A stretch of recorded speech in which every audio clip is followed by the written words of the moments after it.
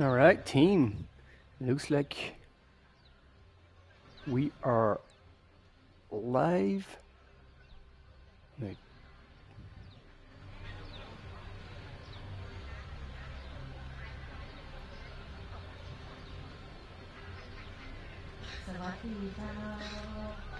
This.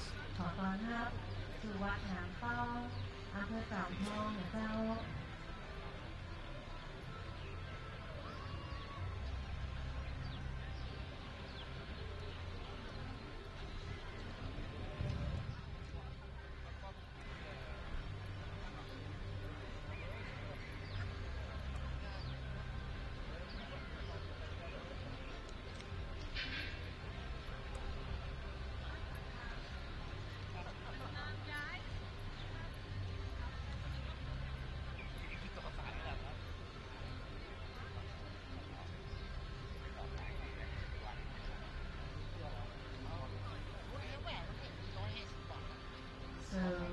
say good morning and welcome all the runners of Trans 160 and to the monastery. We would like to have a relation to be very high respect on the monastery, and whenever you lie down or sit, please do not point your feet to the Buddha image. And a history of Wat Nampang Monastery used to be the abandoned temple, and 20 years ago, the abbot of Nampang Monastery, Pra Bunyarat, was hiking up here and asked the Jong Tong community to stay. He wanted to stay overnight for 2 nights, but apparently Jong Tong community has invited him to stay here to develop this abandoned temple. So he accepted the invitation to stay here and develop this abandoned temple to become the beautiful temple called Nampang Monastery. So from the first day until today, 20 years already, that Papunyarat, the abbot of Nampang Monastery, had... All right, ladies and gentlemen, it is official. We are on for the live coverage of Doi Inthanon once again, the last race of the UTMB World Series. And for the second time, this is going to be one of the 3 majors. So a whole lot of athletes have come to Thailand in Chiang Mai. So this is a whole new course. You see here the finish of the 100-mile last year from South Kashu, and he is back this year, just as much as Jenny Wilkie from Canada. She won last year and is back to defend her title. So this is going to be an exciting race that we will all be following, and I think I'm going to let you actually take a look at this video recap to just get you in the mood, get you started. There we go. Let's rewind and have a closer look at how Doi Inthanon last year took place. And the abbot of Wat Nampang Monastery background used to be a tour guide. He used to be a tour guide before he ordained as a Buddhist monk.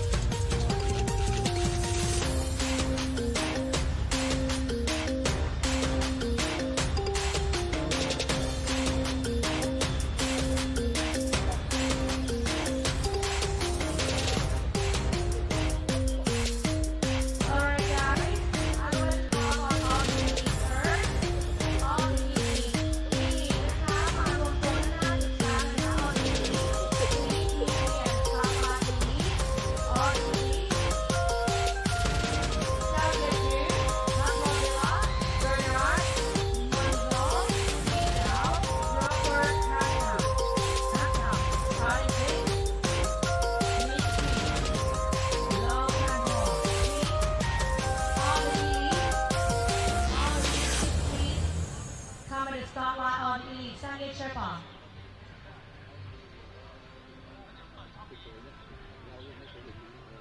Elite, please. Elite มาเลยนะคะน้องโป้งมาเลยนะคะเดี๋ยวรอเข้าเลยนะคะ There we go. If you had not followed, yes, the event from last year, that was actually quite impressive and extremely challenging from a course perspective.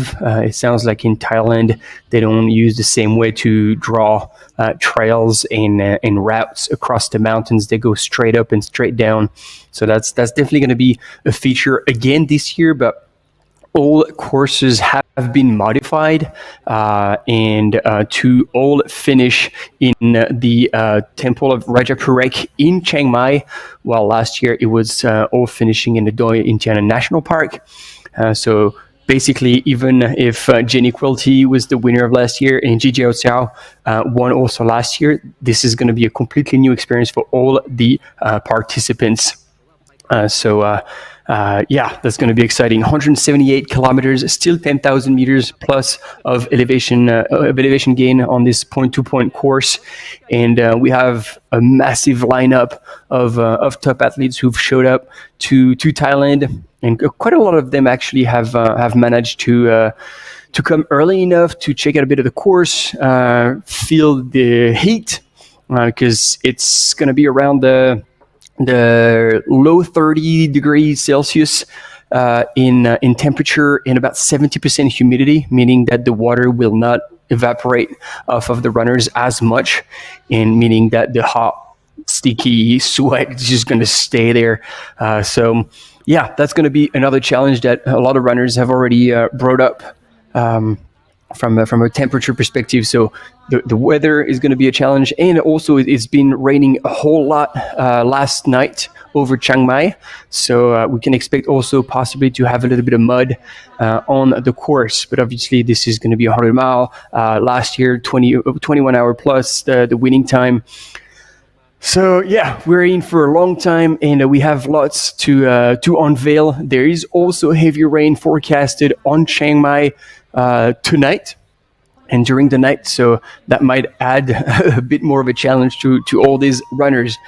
So let's take a look at the course. It starts from Wat Nam Thong and goes into the mountains, into one of the 50 national parks actually around Chiang Mai. So there's a whole lot of them, and basically all the runners will be taking from different like landmarks to landmarks, and to check out all the beauties that the Chiang Mai area has to offer. And I'm going to try and drop a bit of knowledge on you every once in a while. And if you know, have fun facts about Chiang Mai, or about Thailand, or about this course, by all means, please share it as well. But Doi Inthanon, the name of the actual event, is also the name of the mountain, which is the highest mountain in Thailand at 2,656 meters of altitude, and that mountain is actually part of the Himalayas. So there you go. We're not even 10 minutes into the live, and you already know something new. And if you knew that, well done to you. So yeah, you guys are popping into the chat. Go Kelly. Yeah, Kelly Henninger, one of the top contenders today for this 100 mile from the US. She'll be competing against Jenny Quilty from Canada, Aurora Sio from Spain, and Yuanyuan Wu from China. These are the top female contenders for this 100 mile that we expect to be doing very well. People are cheering for Sanjay Sherpa. I mean, who is not? Honestly, we had him on the images just earlier, and as you can see now on the course, the last part, like the first part, is where the big mountains are, the big climbs are, and then as runners will progress towards the finish line and to the Rajapurek Center temple in Chiang Mai, then it will get flatter and flatter and more runnable. So we can expect possibly a negative split on this 100 mile. I don't know if this is even relevant to talk about a negative split, but it will definitely be a more rolling, smoother part in the second half. And as we talked about the female top runners that we expect to do well, in the men's, there's a solid list as well. We got Pablo Villa from Spain, Jiaju Chao, again, who's the last year's winner, Benya Marmisol from France, Robert Hajnal, who we all know, Romania, Arlen Glick. We'll talk more about him later, but there's a lot to be told about this American runner. Liu Kanuha, Chinese runner, Zhuo Ji from China as well, Jinbin Asgrimius, who will be there. He was there last year, and I'm sure he's here to have some fun. That's always his approach, and that way he always does well. So we talked about him, Sanjay Sherpa, and then Chimin and Li Qiao, two other runners from China. Last year, Chinese runners had done extremely well over all distances, so we expect them to come back strong again this year. And yeah, we also have like our US crowd with Big Daddy in the house. Paul, good to see you. We're gonna have a whole lot of good people tuning into the chat. So excited to see you all. And once again, this is by all means a collaborative live coverage. So whatever you want to share, please do it in the live chat on YouTube. If you're hearing me, you probably are already there. And yeah, by all means, get involved. If you know something, if you're cheering a runner, if you're cheering from any place in the world for this UTMB major, please do so.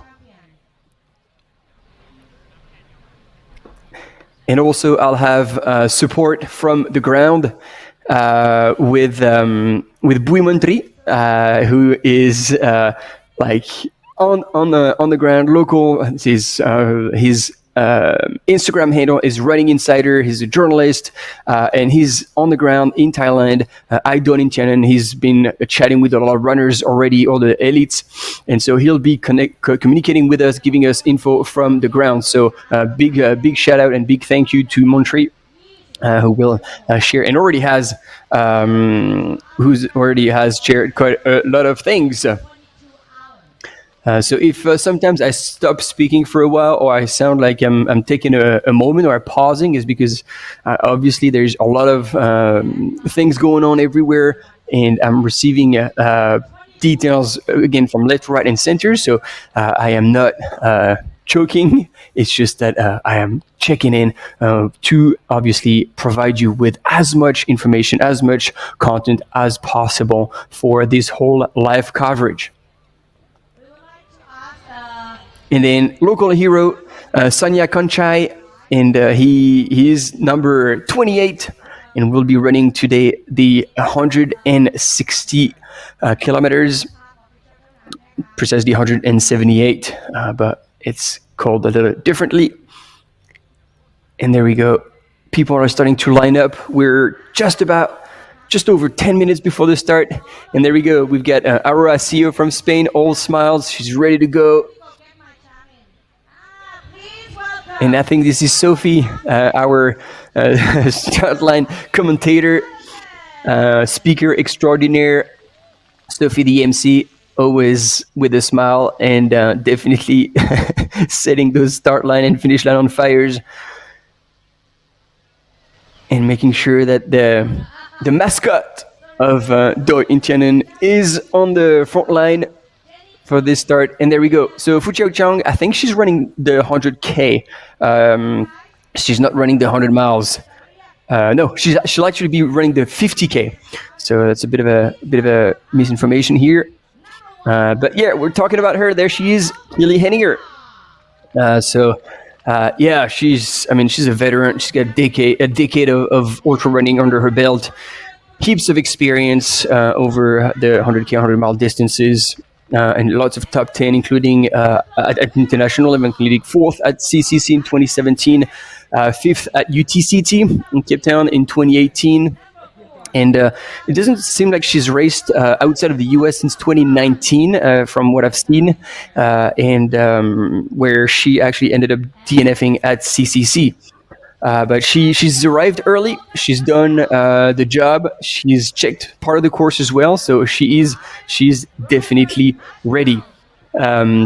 Then Jenny Quilty, obviously winner from last year. So of course we talk about her and the whole team Quilty. If you guys are still in the house, you were pretty awesome last year cheering for Jenny. So hopefully you guys will still be tuning in from Canada and yeah, she obviously won last year, and it was 11th at Western States this year, but DNF'd at UTMBs. It's always a hard double to crack.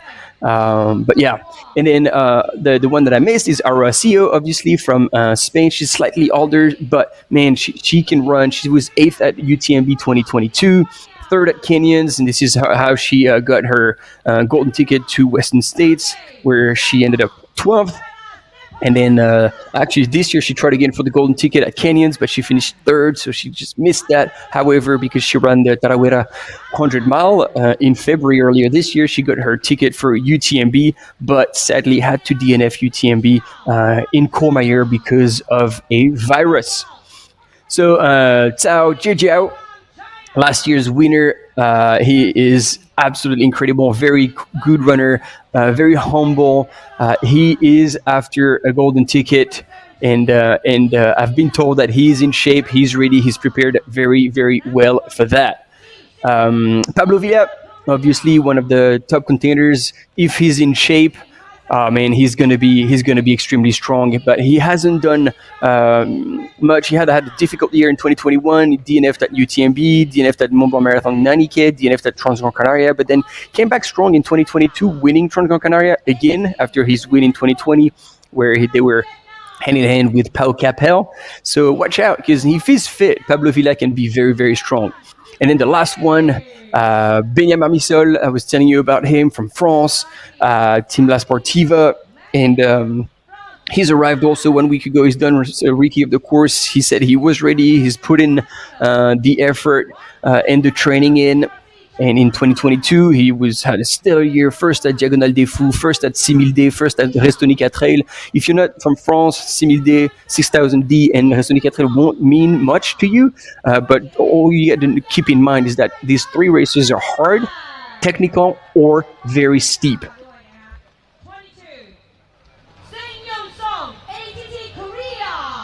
So for this kind of terrain, I really believe that that could suit him. He was sixth at UTMB in 2022, and in 2023, earlier this year, second at Hard Rock in 3 hours 50, just behind another French runner, Aurélien Dunant-Palaz, but he DNF'd at UTMB. So hopefully he'll be fresh to get going. And there we go. We're starting to have our Canadian crowd. Go, Jenny.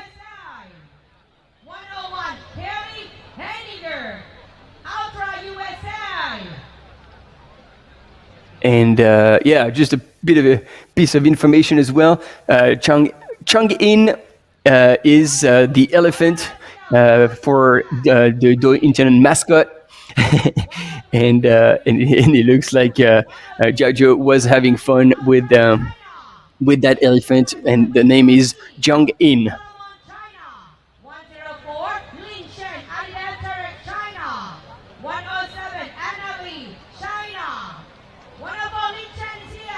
And there we go, as we're 5 minutes from the start. Yeah, Mark Baker, a big shout out to Emma McQueen, runner, Kiwi runner, super strong, a lot of support from New Zealand.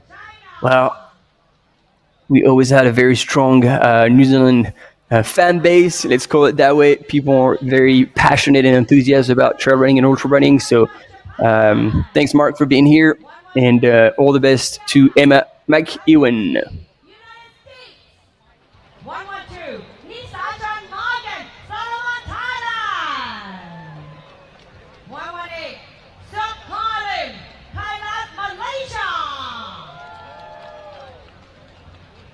And there we go. Sophie is calling the elite athletes one by one onto that start line.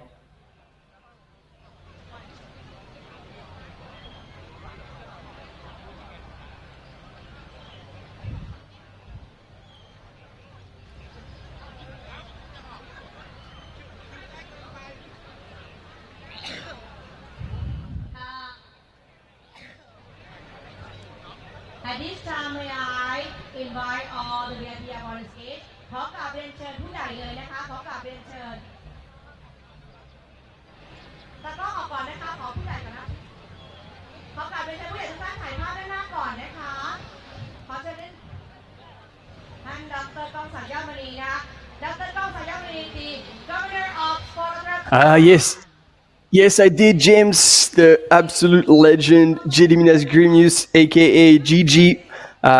I've seen him on the photos. I've heard that he's here to have a good time, to have fun. But I mean, Gigi going out on the 100 miles is even if he's having fun and not trying to push hard to be competitive, he'll do extremely well. We're expecting him to finish in the top 10, just like Sanjay Sherpa. Those are like very safe people to bet on. And there we go. There he is, the smile of Pablo Vida, the Spanish runner, number 2. And if he is ready and if he's fit, as I was telling you, he can be lethal, can be extremely strong here on this 100 mile. Yes, awesome. And then, no, the race does not finish on top of Doi Inthanon. They actually go close to it, but they carry on and they go all the way down to Chiang Mai, to Rajapurek, which is like a huge park, which is actually beautiful. I had the chance to be there last year. And yeah, so that's going to be the same finish line for all the participants. So the start of different races are going to be in different locations, but all races will converge and finish in the Rajapurek park.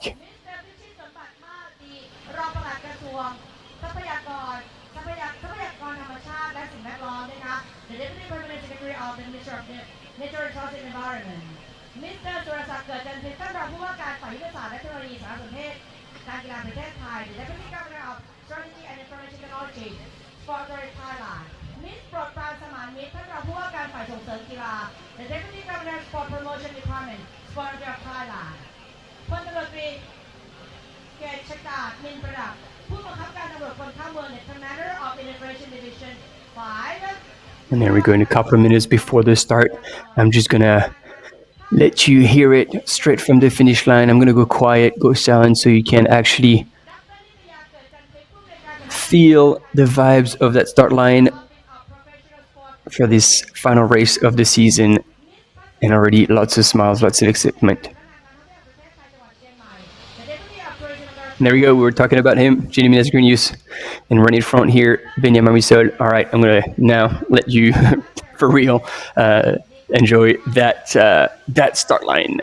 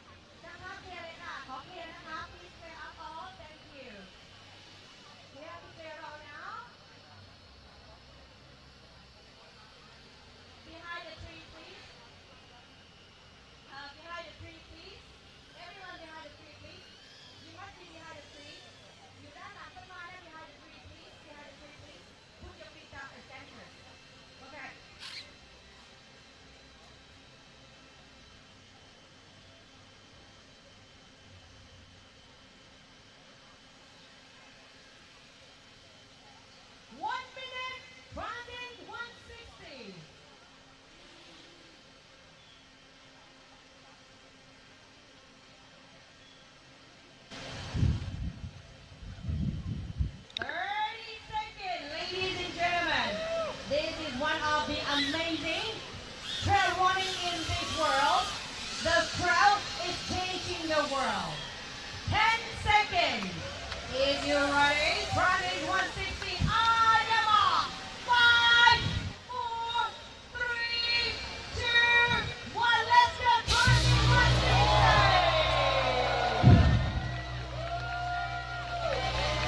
160. And here we go. You hear the gong. that has sent all these runners into hell of a journey. 178k, 10,000 meters of elevation gain and loss.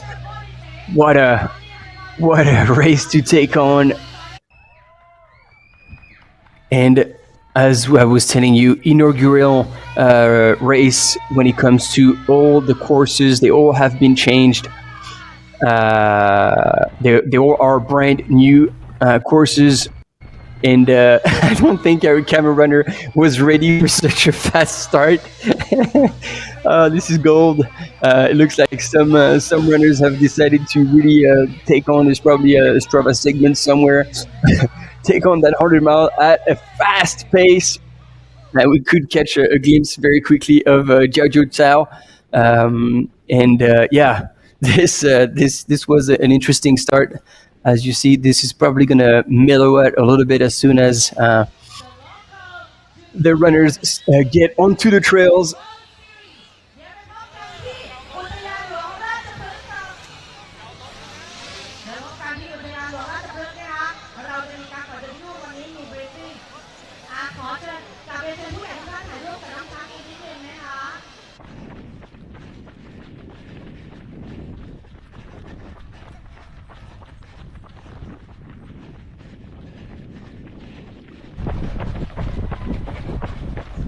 So I don't know who that first runner is, but right behind him, it is indeed representing Hoka, team Zhao Jiaju.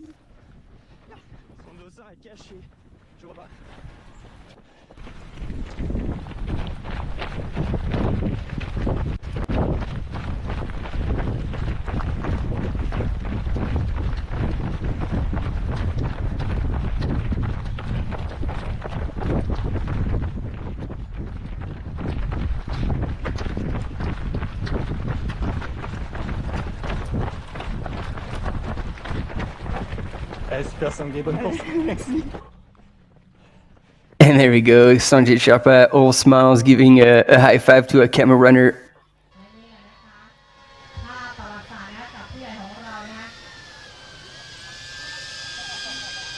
And Giuseppe, this is a very good question. How do you prepare for humidity around 60 and 70%? It's hard to actually train specifically for it. You have protocols for heat, but for humidity, there's nothing that I'm truly aware of besides being in such an environment. If anybody actually has an answer, I know that at World Champs 2022, a lot of athletes have come from all over the world to Thailand to compete, and a lot of people had suffered from that heat and humid atmosphere. So there's no, I don't think there's any secret to it. But definitely getting used to the heat will make a substantial difference and make you feel a bit more comfortable.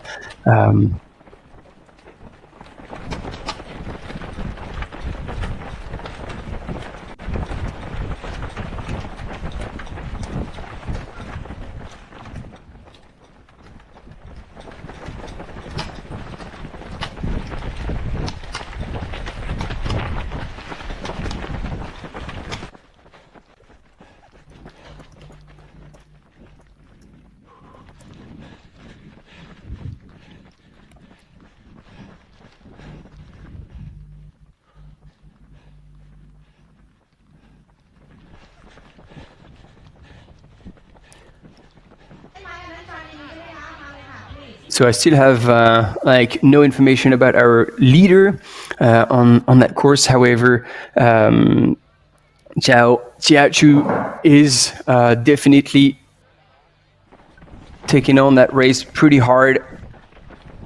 That's his style. That's how he races. He races very, very aggressively, and when things go his way, that's very, very strong performances that he can pull off. However, he also can DNF quite a bit, and that has happened to him. I think this is Pablo Villa now, just getting amongst it. And there we go. They are starting that first climb, as you saw on the course on that segment, and things are gonna probably mellow down a little bit. 829.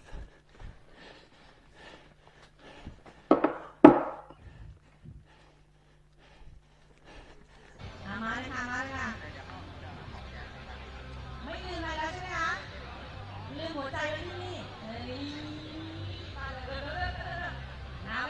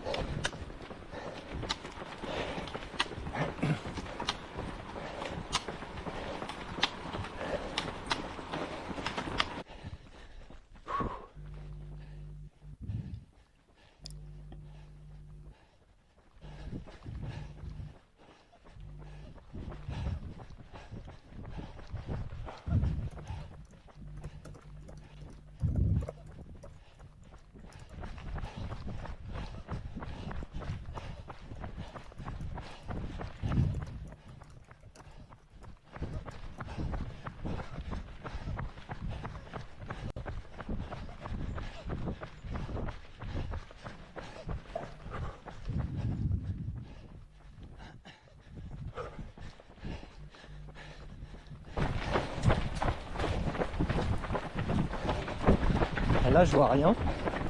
Mais je peux m'arrêter si tu veux.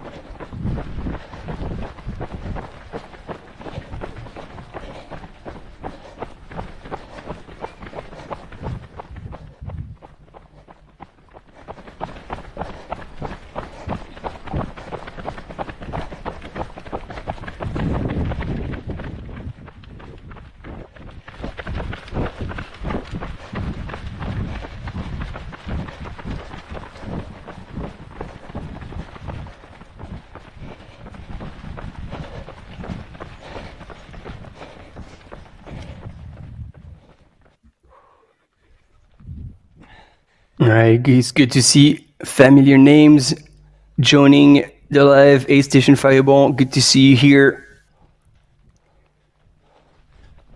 And then, yeah, big shout out to the cameramans. I think they must have been surprised by the pace at which these runners are going in.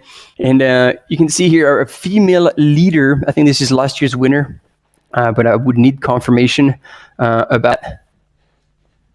And now they've broken into the trails just under 9 minutes into the race. And we'll see how things unfold, and if a group starts to form, or if Cao Jijiao actually starts to pull away right from the beginning. You can see now, finally, he's taking the lead.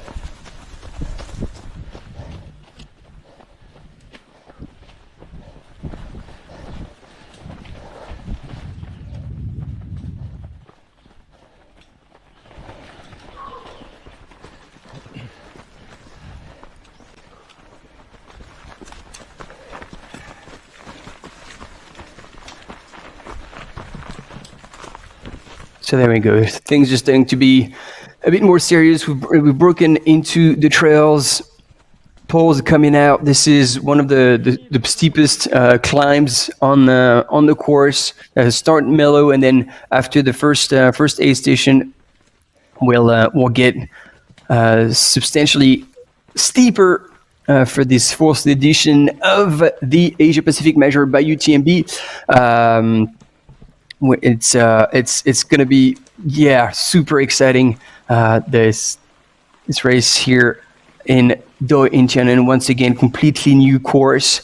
The race organizers have redrawn all the race, but what was featured last year when it came to both the difficulty, the technicality of the trails, as well as how steep the ups and downs were, they have kept it just as hard. And so you can see that long gradual climb getting steeper and steeper from the Mayebnai village. This is the one to the highest point, not the highest point, but one of the high point in the course, and then dropping to do kind of a first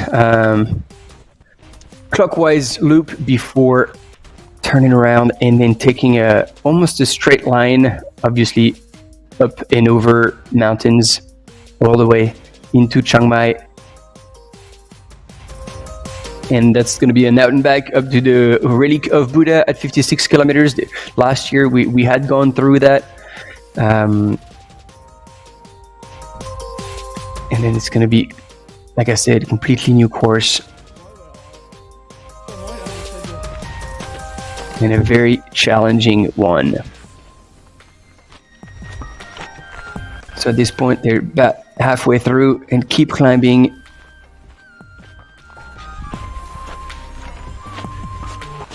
And so as I was telling you, this is the fourth edition of the Doi Inthanon by UTMB, and then this is the second time they are the Asia Pacific major.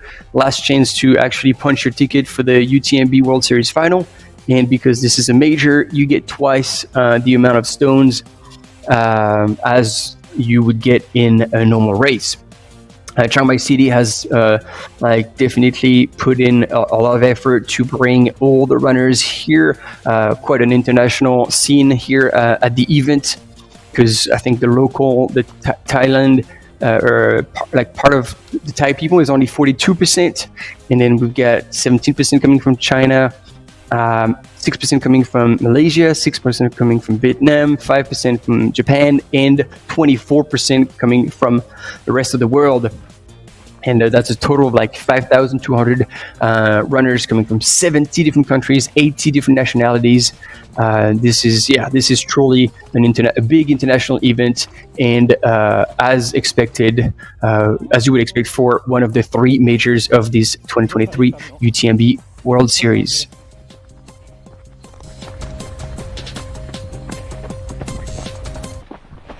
And we're actually with Robert Agenau, another runner we're very familiar with, another strong runner that we also can expect to be in the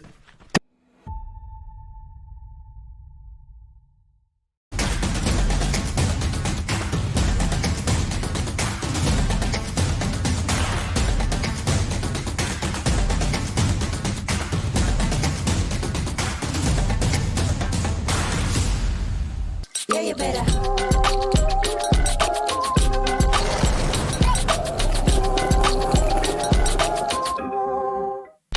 Yeah, you better.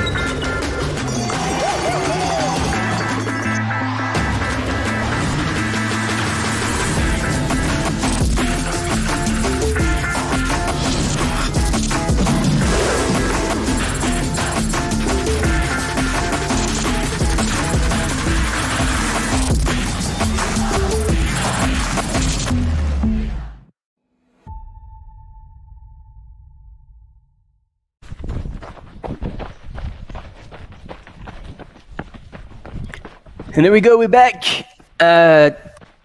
Only a few Ks into 178 kilometers of this first race of the Doi Inthanon by UTMB.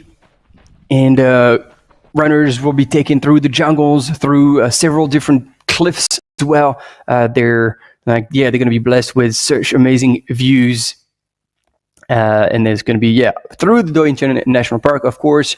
They're going to go through the Upcan National Park as well, if you're familiar with this one. Obviously, the Royal Park Rajapurek in Chiang Mai that will host the finish line of all these races. And this is going to be an incredible weekend indeed.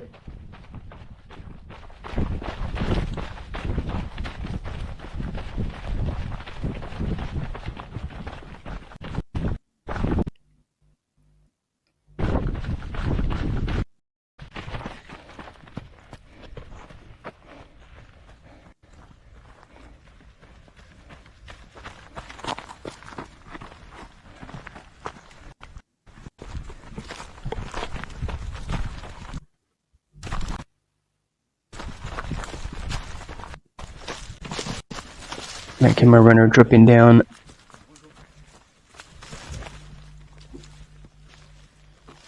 Dossard 103 et Dossard 102 juste derrière.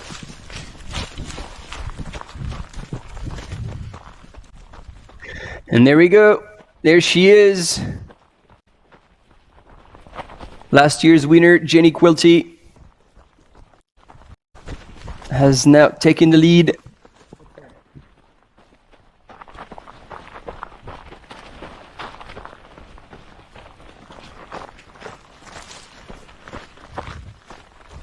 But I think she's together with another female runner that I can't quite see.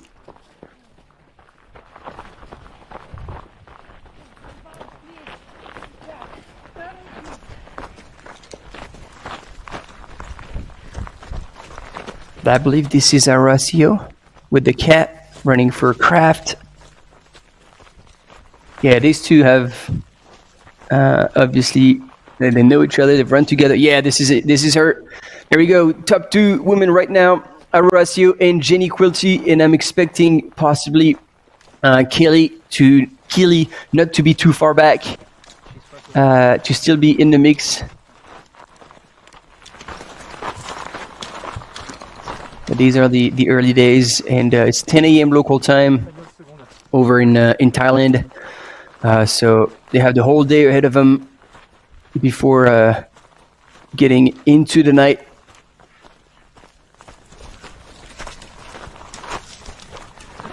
And you can see this is very typical from the trails in Thailand. Is it's like you've got many route options, you get trees in the middle, and those courses have been designed and then for some of parts cut open through the jungle, through the bush. And so that's going to make it even more technical and challenging underfoot, because those won't be butter smooth trails like some of the runners are used to. What I'm happy about, not that I should be happy or unhappy about, but I had heard that there was a lot of rain last night in Chiang Mai, but it looks like the ground is pretty dry, so it should be easy going for all these runners throughout the day. And then we'll be waiting to see later tonight if the heavy rains. There has been a heavy rain warning that has been issued in Chiang Mai, so we'll see if that actually takes place or not. But yeah, things are falling into place here with our female leader, Jenny Quilty, together with Horacio.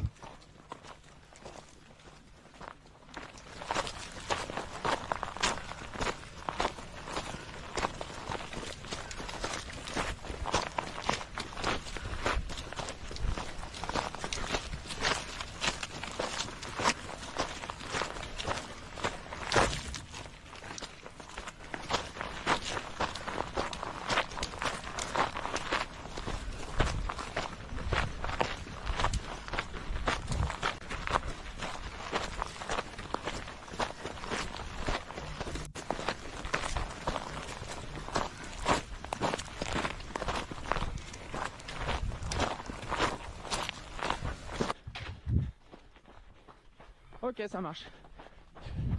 Troisième, c'est celui qui a le dossard. And so last year we had actually Jenny's partner, Matt, who was out there crewing for her and taking photos and possibly even videos. So I don't know if he's over in Thailand as well, and being officer as well as content creator. But I'm sure we'll see at aid stations who's out there supporting Jenny. We had a quick glimpse of possibly a male leader, but we're back with the top female runners right now. So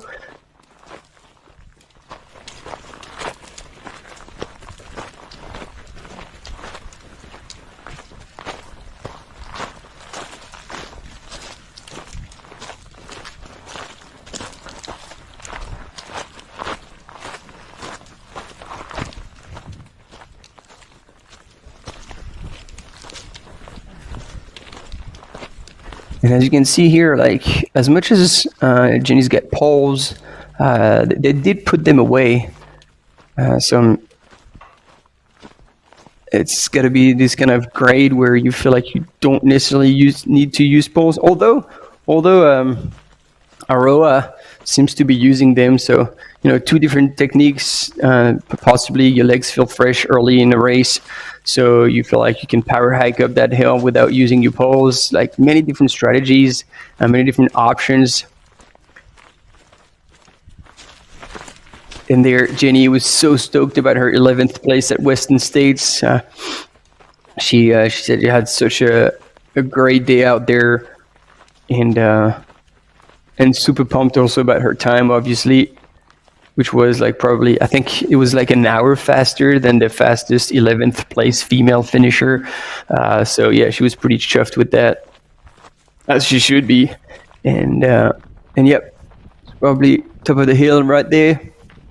Top of one of the many hills right there, actually. Oh, there you go. Team Cruelty is in the house. So yes, Matt is over here. Good. The dream team is together, and that's certainly going to help Jenny, both mentally and then even like physically. You have this present, like you can definitely feel that. When your close ones are out there waiting for you. That's such a positive addition and empowerment to your race. Bernhard, also super good to see you here. Good morning everyone. Good day wherever you're tuning in from. But yeah, it looks like Canada is in the house, and we're in for another great live coverage following Jenny and all the other runners throughout this journey. And once again, an entirely new course for this 4th edition of the Doi Inthanon by UTMB.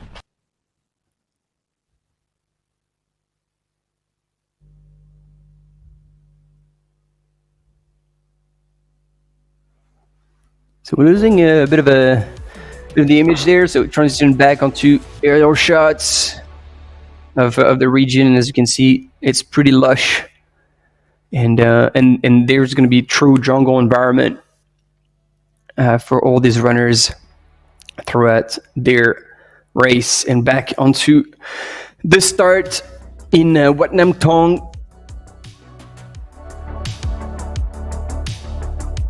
Short-lived. We're back onto the mountains.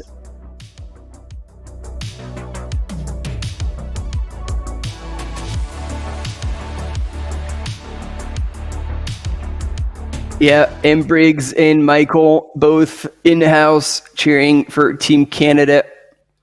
All right, we've been cheering for Team Canada. Who else is in the house? Like, who's following right now, cheering for another country than Canada? All right, let's bring it up here. Let us know where you're cheering from, who you're cheering for. Like, let's get a bit of excitement here. Let's show these runners who you're supporting, because you know what? They're going to be watching this. Once they're done with their journey, they're going to be revisiting that journey, and now is your chance to send your love, send your support in the chat. So yeah, let us know.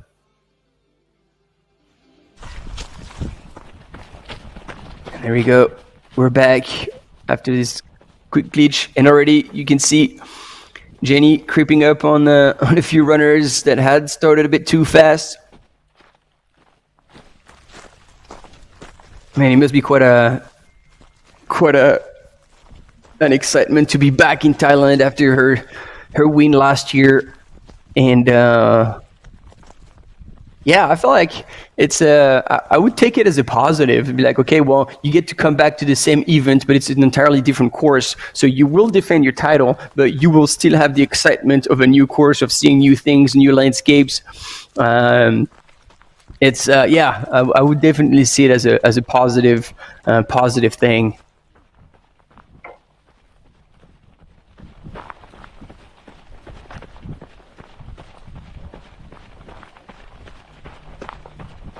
There we go. Obviously, we got Vietnam, Spain. So you'll be cheering for Pablo Villa. Then USA. Oh yeah, Arlen. Yeah, I was telling you earlier that I was going to talk to you a little bit more about Arlen, because he really deserves to be known more. And one of the first thing that I want to tell you guys about him, for those who are not familiar with this guy, is that he doesn't have an Instagram account. How lucky! Like, that guy is actually free from social media. Like, he knows the secret. He knows the secret. Yeah, so he's 29 years old, obviously from United States of America, and this race will be his 21st 100-mile race today. So at 29 years old, so the guy gets busy. And when we talk busy, like this year in 2023, he's run Western States, and he finished 13th. Last year in 2022, he was third at Western States. So this year, ran Western States, then backed it up with Hard Rock, where he finished fifth, just behind Coordinator Walter.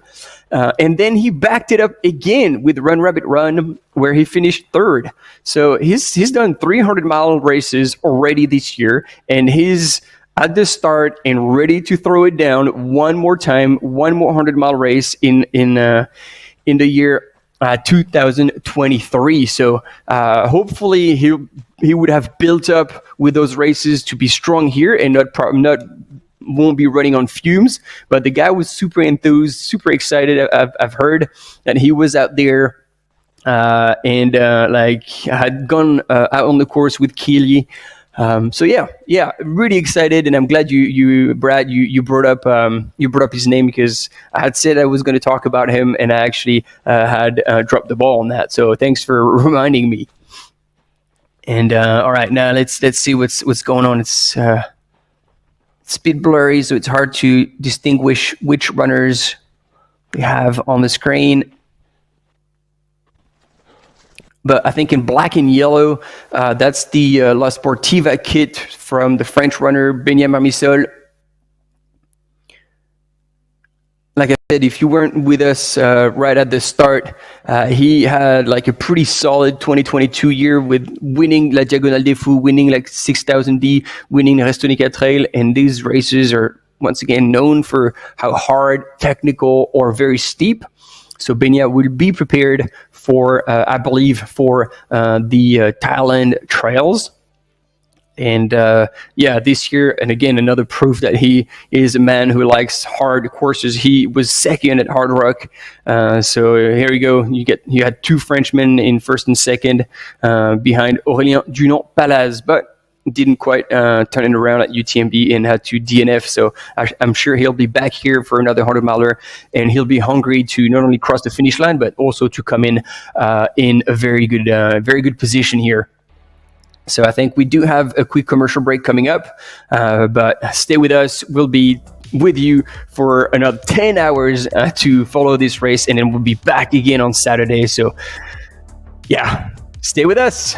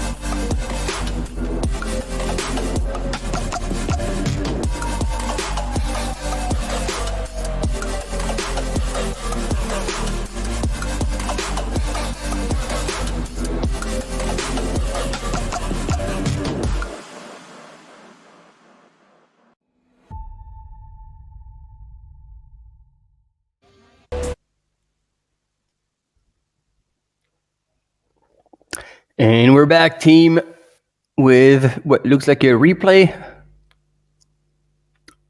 of the start.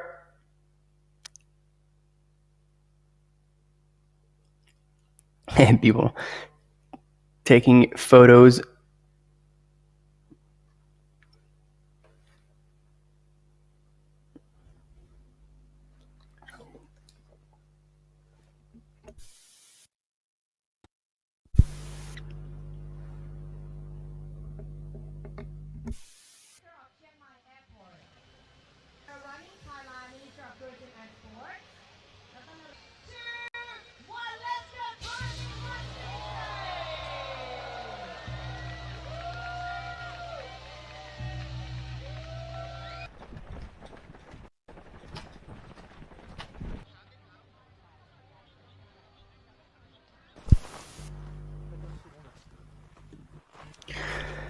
Here we go.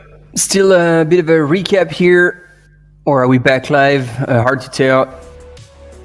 But just so you know, yeah, okay, it was a recap. Apparently in the banana tree plantation, the reception is not the best.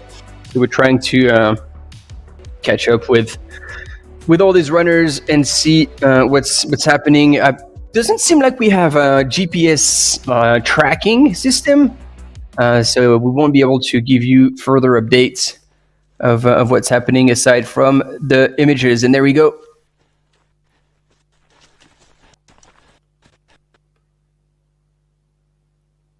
It's a bit, yeah, it's a bit tricky here. But yeah, we do have our 2 female leader.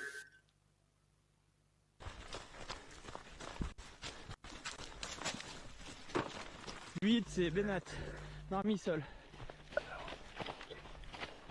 With Aroa and Jenny. 10, c'est le 2, Pablo. And then here you've got the men's with Pablo Villa, Benjamin Marmisol.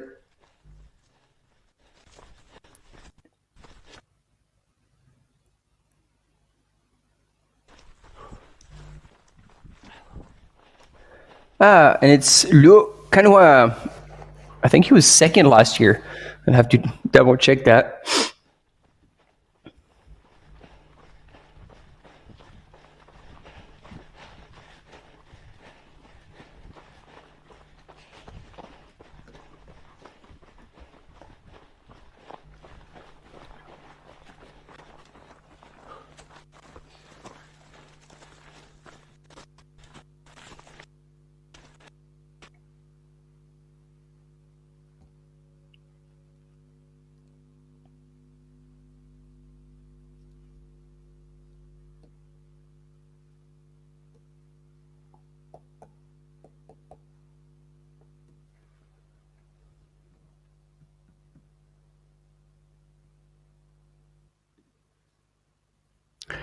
Yeah, it's a bit tricky here. Sorry about that. We're going to try and reconnect as soon as possible with the camera runners. In the meantime, we'll have a bit of a replay of the start as the runner were kind of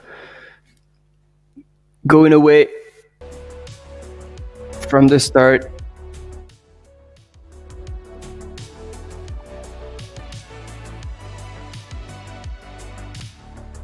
Please bear with us. We'll be back shortly.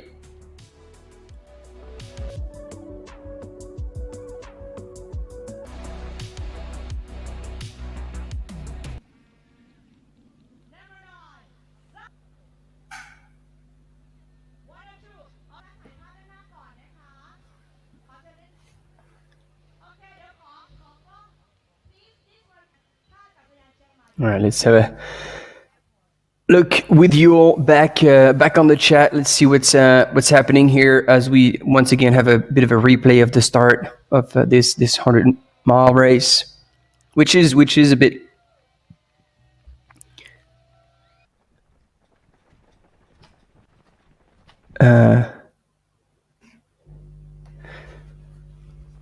whoa, sorry, brain fart here. That's far too early to have this happen to me.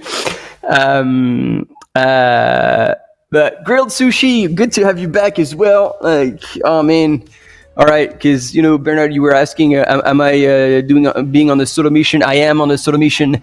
Again, but I have all of you and talking about like people who are faithful to the chat and bringing meaningful information and extra data.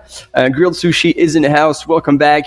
And female leader right now is they're together. Jenny Quilty, last year's winner, and Aroa CEO from Spain. So no surprise here. And we haven't had images of her, but Keely Henninger, I do believe she can't be too far back from these two ladies. And in the men's, we had Pablo Villa. He wasn't on screen, but like I'm pretty sure Jiaju Tsao was there, and Benjamin Misol from France was also in the top runners in the men's field.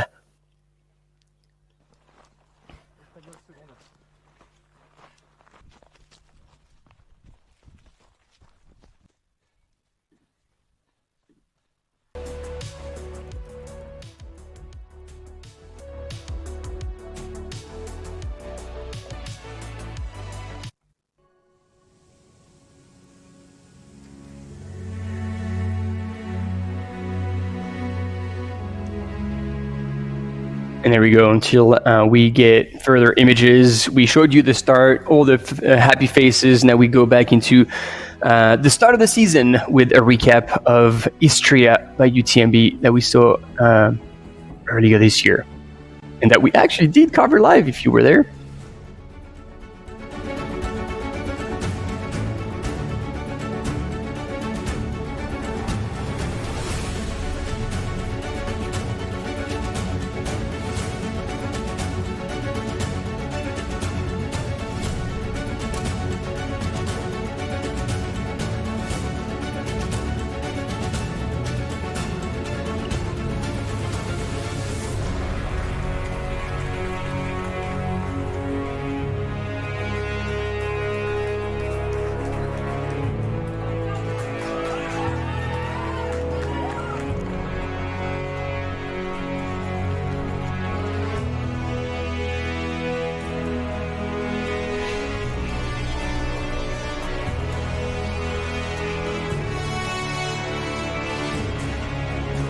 And so indeed, if you were with us, you remember Jim Walmsley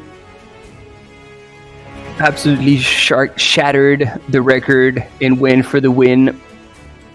First, he was challenged a little bit at the beginning of the race, but eventually pulled away from Arthur Joyeux-Bouillon, another French runner, who ended up finishing second. And so Jim smashed the course record that used to belong to Dylan Bowman. Shout out to Dylan and Free Trail over in the US, probably getting busy somewhere after TRE. And who else was there? Obviously, there we go. That was his finish. But then we had other distances going on, and the duo from ASICS, Shannon Gormund and Anje Vitek, if you remember, man, they had such a solid finish and actually raced hand in hand. And yeah, it looks like we don't have images of those shorter distances. But since we're talking about this, I will just give you also the recap in the women's, where Blandine Dirondelle, the 2022 CCC winner, and multiple trailer world champion, absolutely smashed that race, and she was followed by Anastasiya Erkila and Fabiola Conti. That's what we had seen earlier this year at Istria, and now we're back with a replay of the start. Hopefully we get images soon, so please bear with us.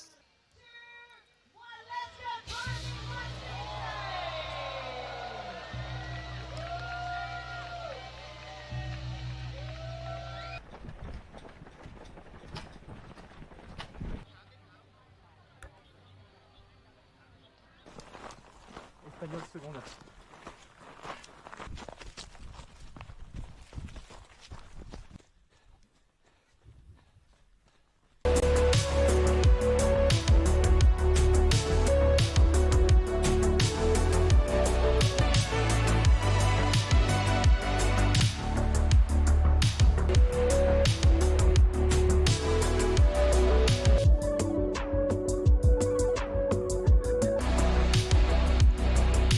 Yeah, so as we're still playing the replay, so Bernard Hilly, she is Hilly Goat as her handle is. Man, we shouldn't know these things. This is really bad. She is running the 100K this weekend, so she'll be there. At least that's what we have. And Gordon. Yeah, these are the things. This is out of my control, so I'm just gonna not try to respond to that. But Gordon, I do miss her as well. But these are the things, and we'll try to keep a very positive, kind, and loving attitude towards this race and all the participants and all the spectators who have come and try to enjoy that and keep those external issues to the side out of respect once again for all these runners and participants and the audience that have clearly nothing to do with that. And there we go. I'm glad we have the images. Actually, we saw Anje Vitek and Sten Ungermund.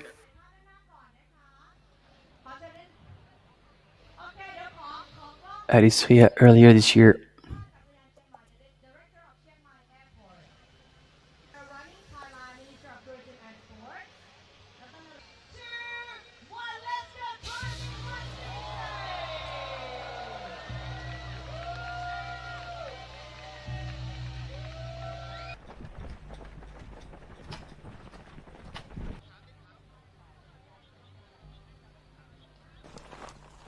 Espagnol seconde. All right, team, we're back. Excited to... Oh, and I got excited. I'm sorry. Yep, this is not back again, so... We'll just have to wait for a little longer.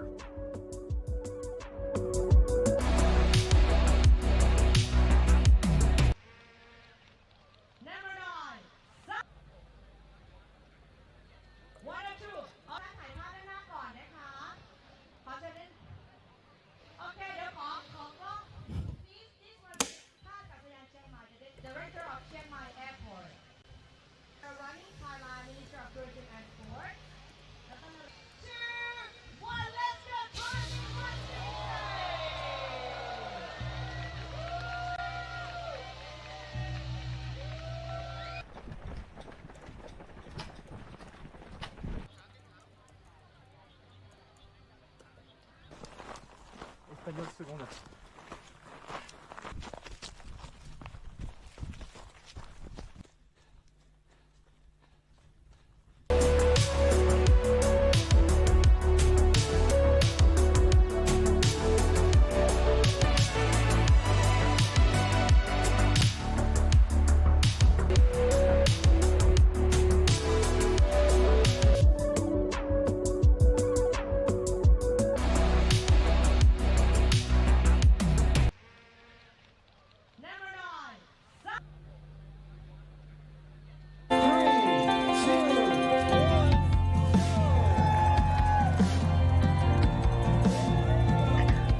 All right. While we're waiting for the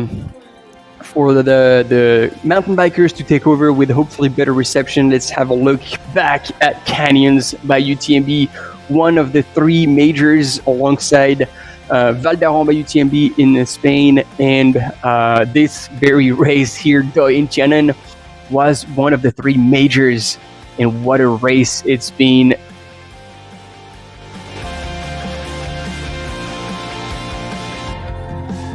There was over 1,900 runners participating in this event. And it was a pretty intense sprint finish in the 100 miles between Mathieu Clément and it was Luo Canhua. And eventually Mathieu Clément claimed the win. Imagine that. And then it was an All-American podium in the women's race with Eliza Clark, Alexi Krillin, and Annie Hughes. for the 100 miles, obviously. And oh, here's Pablo Villa again. Oh, we hadn't seen him for a while. Well, that's going to be a bit of a repeat for a while. I think we could play a game of like who we see next.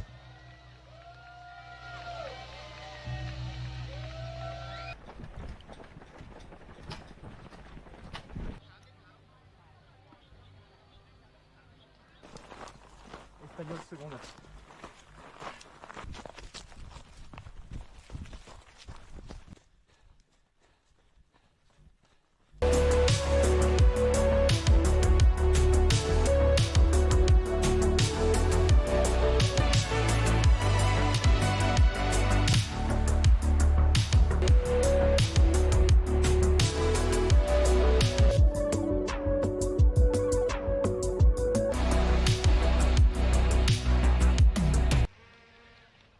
Number 9.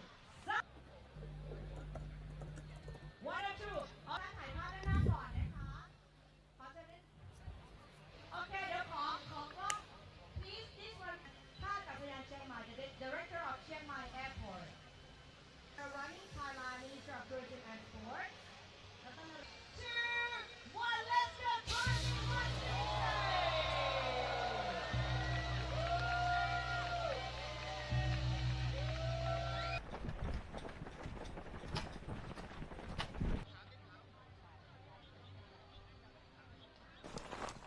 Espagnol seconde.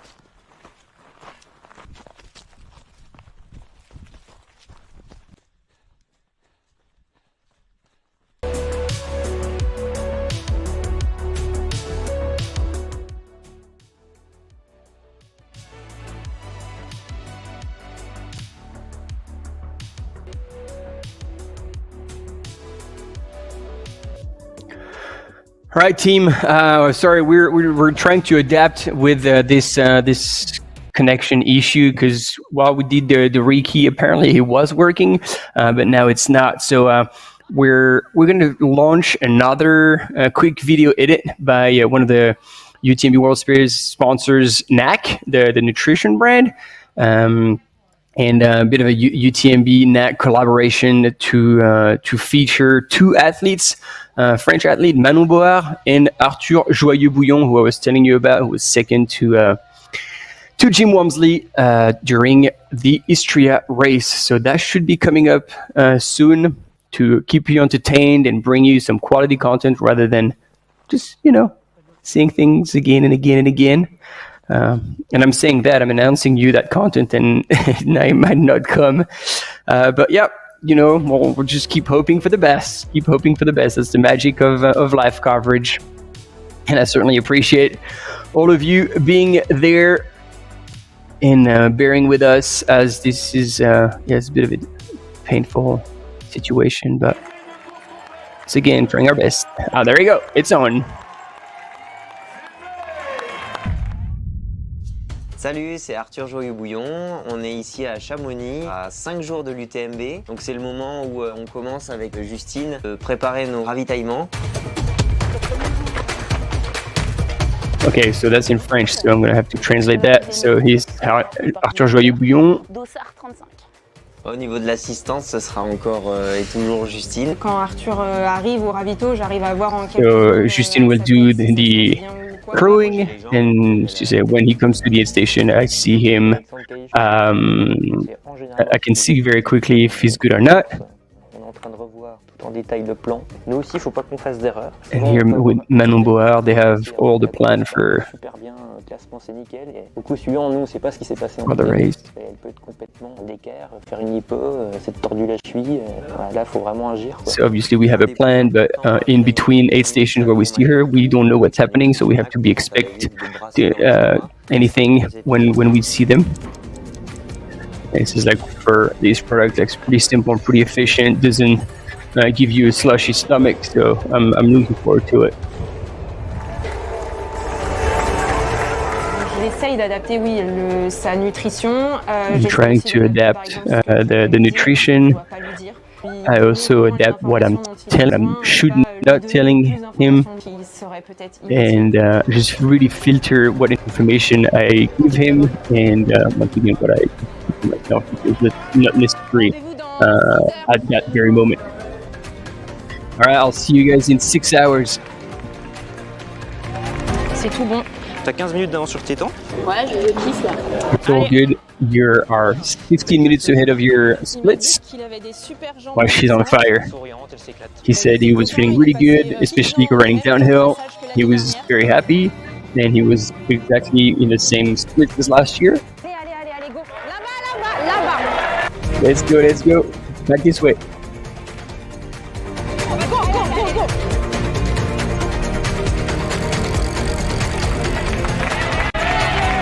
Super ça.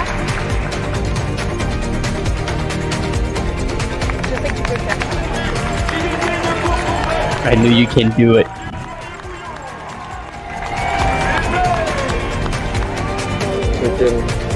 J'ai rendu mon dossard en fait à la folie. Dans la descente avec un petit peu la vitesse, j'ai tapé en fait I had une racine et j'ai to fait drop out in une la chute folie assez impressionnante. J'ai vécu les choses à 200%. because J'ai pris énormément de running plaisir. J'avais running envie de downhill, manger. Les photos se sont my très, très foot bien caught déroulées. the root and I took a tumble and I had to just stop. I was there. I was eating well, drinking well, and so I was really happy with that. But you know, it just had another outcome because of that fall. And there we go. Now it's in English, so I don't need to translate that. Man, that was a struggle. I wasn't expecting this.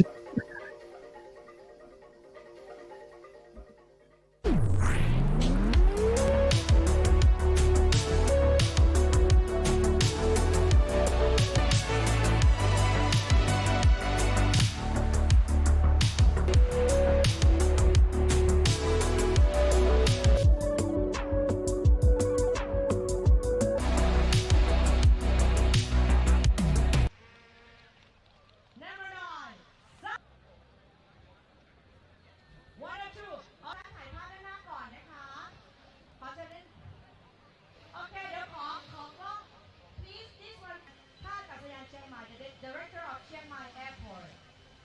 Running Thailand Ministry of Tourism and Sports. 2, 1, let's go!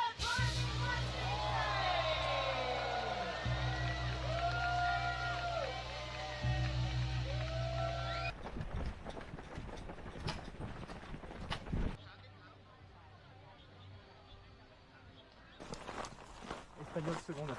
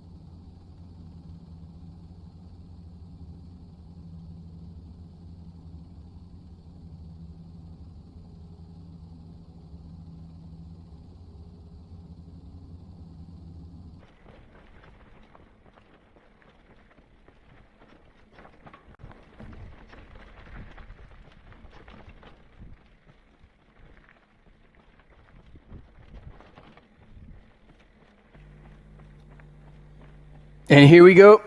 These are familiar images, even though this was on a different type of terrain. But last year's winner is absolutely flying here. And I'm pretty sure a camera runner is delighted to be on the e-mountain bike and not on foot, because the pace right now is absolutely blistering. How long is he going to be able to hold on to that pace? We know he finished in probably what would be a record time in the last kilometer of the race. And we are finally delighted with images, both from aerial shots to give you a bit of an idea of the context and where these runners are going through, as well as from close up with our camera runner, mountain biker, sorry.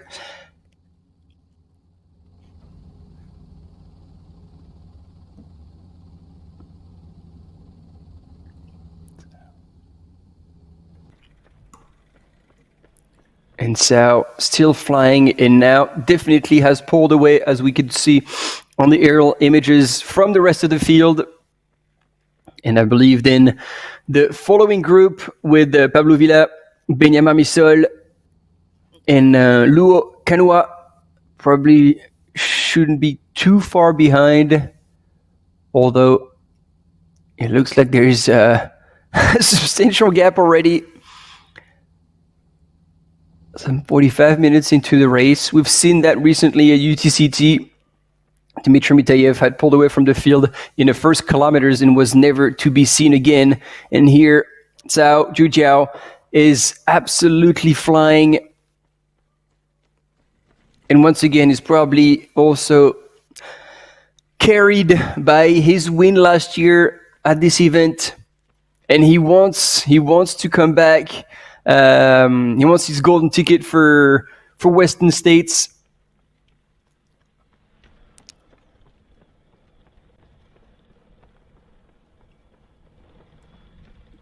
And for this, he needs to be top 2.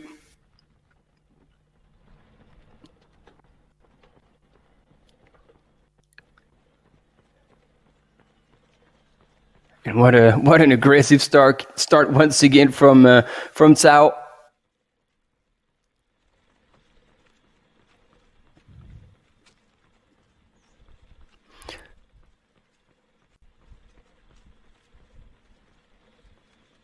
And so I was going to compare with last year, but it just doesn't really make any sense, because of course, like I said, it's completely different.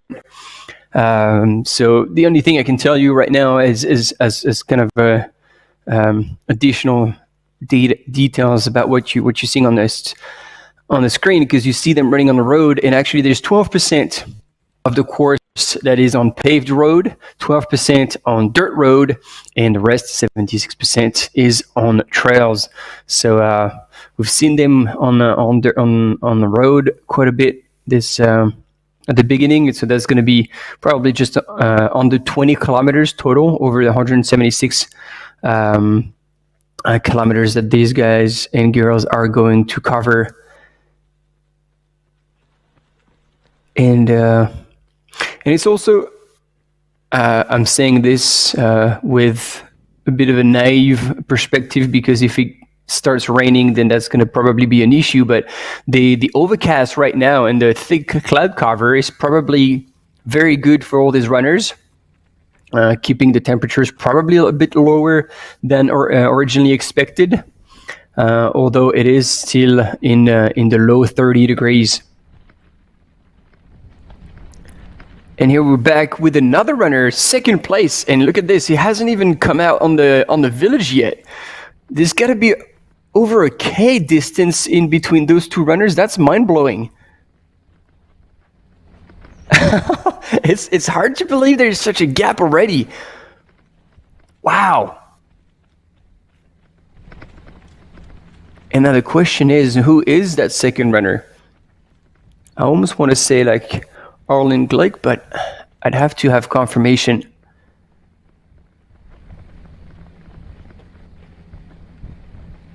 from the field if possible.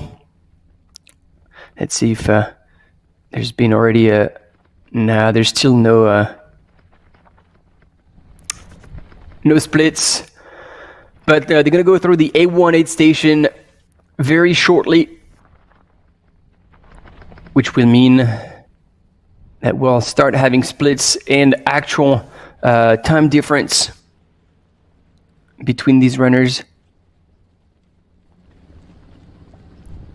And it's going to be 14 Ks into the race and already 940 meters climbed.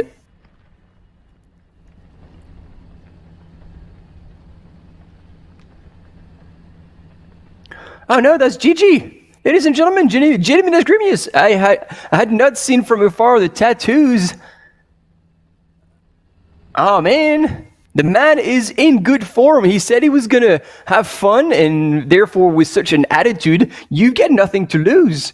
And wow, Jimmy Nesgrimius from Lithuania, ladies and gentlemen, the man, the legend, the good person, the good human. Like, I mean, this guy is an example in so many ways. And if you had the chance to meet him just even once, you will remember how, like, his kind face and his just very, very positive attitude towards life, towards racing in general. Yeah, a very good ambassador for our sports, that's for sure. And right now, standing in second position. Well done. I mean, he had experience in Chiang Mai, in Thailand. Like, he was there last year, and so he knows what to expect. So, yeah, let's see how things go. Last year, he broke a pole, and that ended up being a bit of a handicap for him, obviously. And we're back with Cao, who's charging up that hill, head down.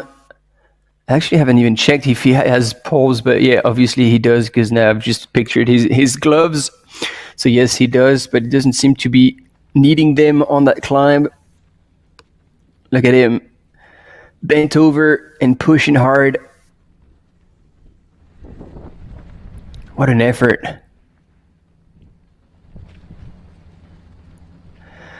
Well, dear friends, if there's a time for gambles and predictions, like, you can put the names down. Do you believe? Let's not put the names down. Let's just go for a yes or no. Do you believe that Cao Jiaju will keep the lead from wire to wire in this 100-mile race? All right, let's hear it from you guys.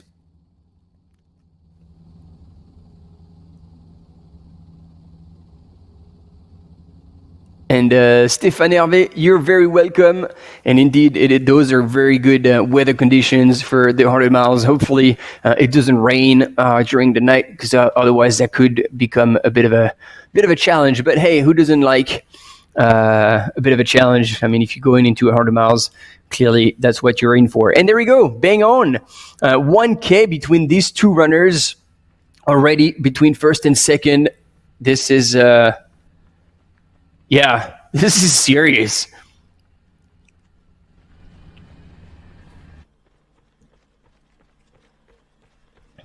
So we'll see at some point. I don't know if we'll have another camera runner for the third man, or if our other camera runner is waiting for our female leader.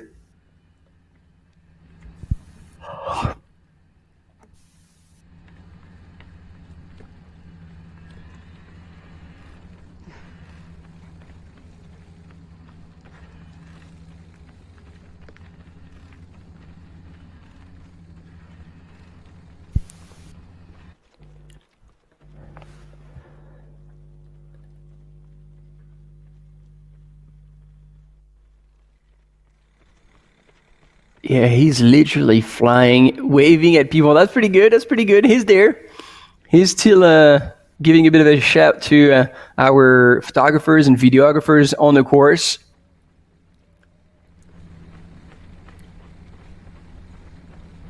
And that fourth edition of Doi Inthanon is starting hot. with with Zhao Jiatsu once again leading the field with an impressive pace.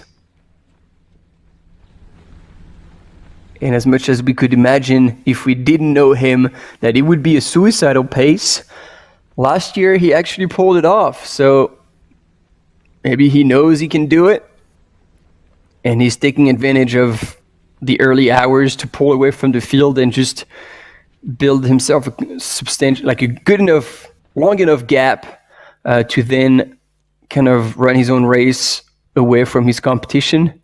Because he said, like, if he was in for a golden ticket, it means that he's really in for the place and not so much the time.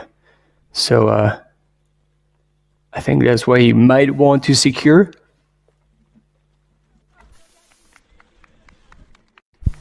But once again, it doesn't look like he's pacing himself too much either. There you go, A1 aid station, sorry. It's 14 Ks into the race. And so the athletes will have access to their crew at aid station A4, A6, A8, A12, and A16, respectively 45K into the race, 65K, 81K, 121K, and somehow 168Ks into the race. So some just a few kilometers, essentially like 10 kilometers before the finish. So that's an interesting decision from the race directors, maybe just to give them a final kick to get them going for the last section of this race. So there we go. That was a quick transition, efficient as well. And our mountain biker is not dropping off because, as you could see on the course profile, the next section is one of the steepest. And this is where poles are going to come out. And here, JD Minasgrenius looking over his shoulder, trying to get a gauge of who is following behind and how much time he's got on third place.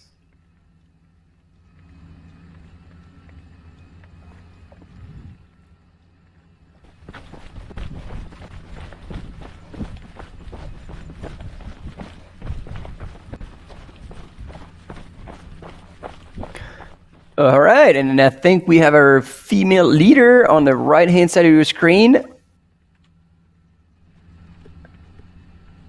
Or we had. I think we're kind of going back and forth here. Still probably in an area that's losing reception. As Jeremy Nasgreen is still climbing, making his way up, looking over his shoulders again. And I don't know, he's looking very strong, very powerful. There's still a lot of spring in his legs. Obviously, that's early days, but sometimes you show up at the start of a 100-mile ready, and this is just not the right day. Nothing clicks. You feel heavy. So it's good to see Jeremy Nasgreen in good form, and have the confidence to be currently running in second place.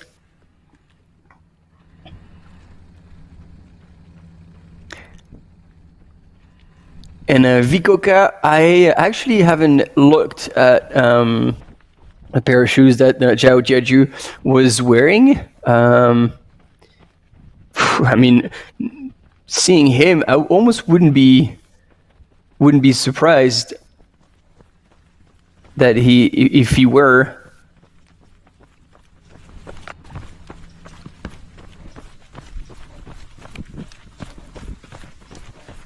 That's the kind of data I'd like to have.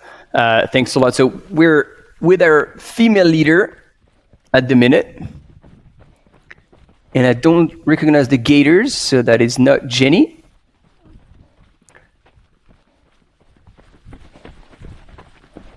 And I think Aurora had a white top. So that's got to be Keely. That's got to be Keely Henninger, ladies and gentlemen. She, I was expecting her not to be too far back, and now it looks like she's now taking the lead in the women's category. I'm sure you guys will. Yeah, there you go. Yep, you had seen her as well. And then that's what I love about the chat. Like Sachio, yes, you're right. Gigi had 40 minutes lead over Jiaju, but Jiaju ended up taking him over and actually pulling away pretty significantly. So thanks for reminding us that. I mean, I was there and I did come in that race, but this is an information I did not remember. So thanks for bringing it up, and now we can share it with everyone. Thanks for getting involved in the chat and adding that layer of information that makes this coverage so much better.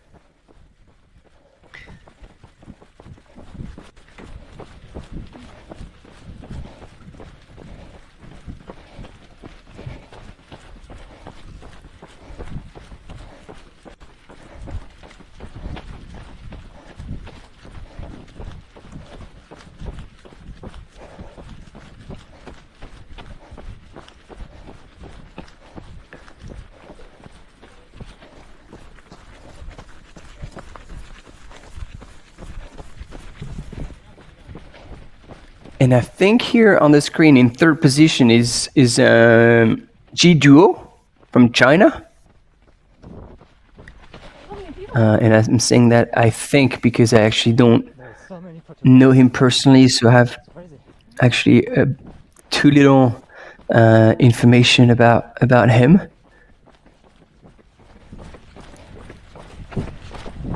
But we've got Keely, who had taken her time early on, probably wasn't too far back, and she had checked out parts of the course, got there early enough to have a quick look at what it was like, what was coming for her.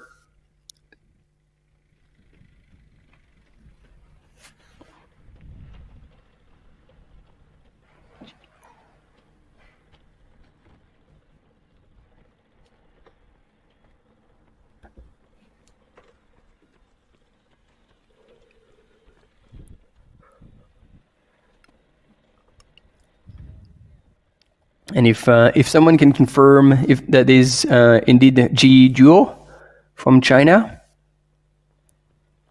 that'd be great. So then we can confirm that once and for all.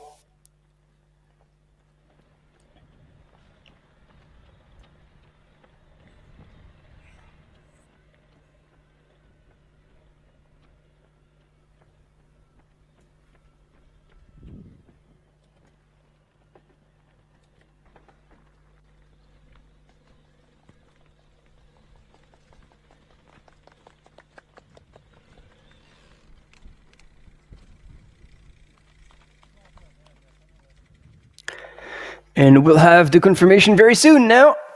He'll go through the aid station.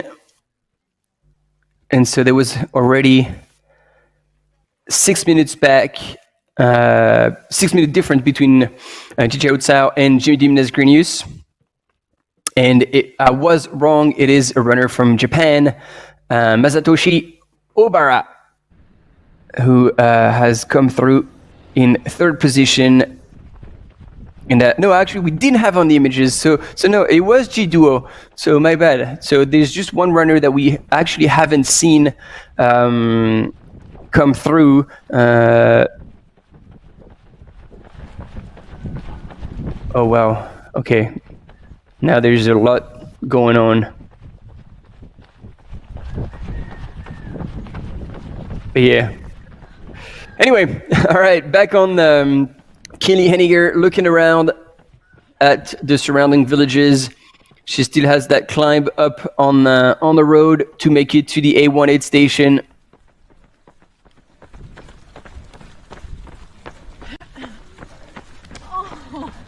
Oh my God! Crazy. Oh, oh, the baby. Oh my God. I don't know what it was on the side. But like, I don't know if they were dogs or something, but she was pretty excited about the little animals that were on the side of the road as she was going by. And actually, Keely was not leading. It looks as though we caught up with our first female runner, who's got a very good ultra shuffle, as we call it. Knees are barely being lifted, and she's making also very good use of poles, which I would say is very smart right from the start. If you can save energy that way, that is definitely that will pay off in the later hours of the race. And it looks like we have a quick commercial break. We will be back with you shortly, so stay with us. Oui, je t'entends.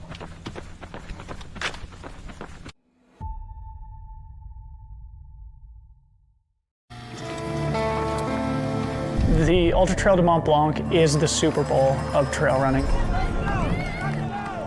I've had 4 attempts at getting to run UTMB. I mean, 4th place without a doubt feels unfulfilling. And failure is okay. The current fall is just one moment. The places where you really grow are the ones that keep kicking you in the teeth.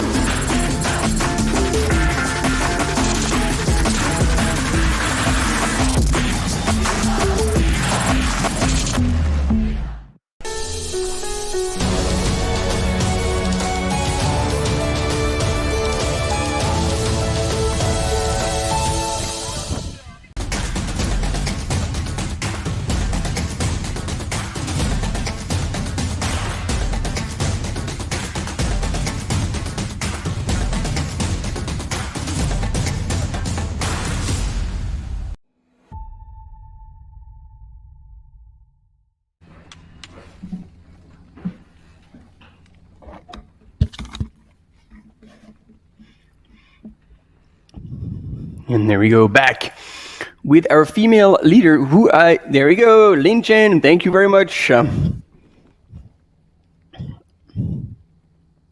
That's the woman I was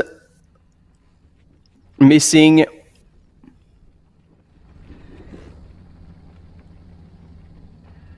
So if anybody in the chat knows a bit more about Lin Chen, by all means, let us know. I will obviously try to find more details about her. She's part of the Adidas Terex team. Thank you.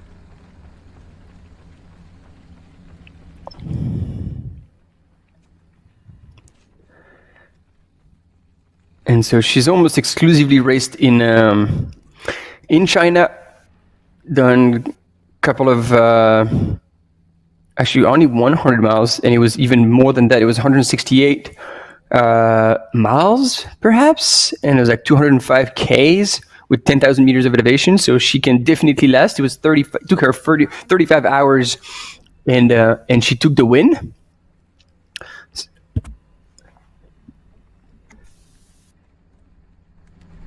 So definitely a good indication here that she can run long, as per her stride as well. It shows that, you know, that ultra shuffle, you completely like you optimize your stride to not waste any energy to lift your knees too high or like put too much spring in your legs, as well as with this kind of like usage of the poles, you manage to once again save the energy that you're spending with your legs. But what I was trying to say, and I'm finally gonna be able to say it, is it reduces the impact. The lower your stride, the less muscle damage you're making over time. So it's interesting. It's almost a similar the distance between first and second in the men's as in the women's, between Lin Chen and Kili Henniger, and as well as we saw between Zhao Jijiao and Jimenez Grenius.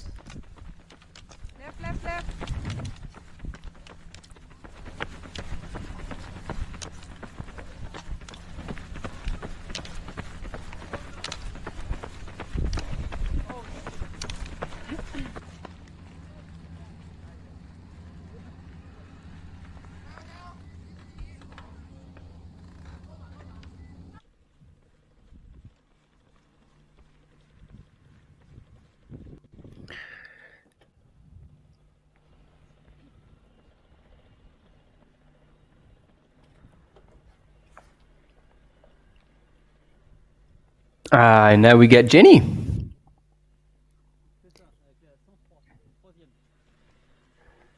Jenny Quilty, all smiles on her way up.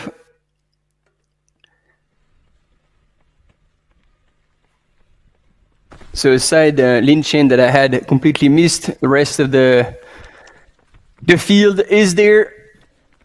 The usual suspects. So we're just missing Aroa CEO. Hopefully she's not too far back. We do want a good fight between all these female athletes as well as in the men's. We want the race to stay interesting until the end. Not that it wouldn't be interesting, but obviously we like a bit of like a good race scenario. Back and forth.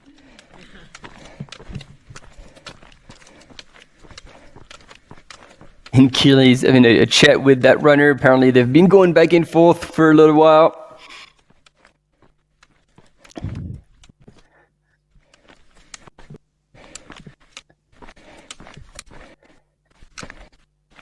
And yeah, for one, I am pleased to see those big clouds in the sky.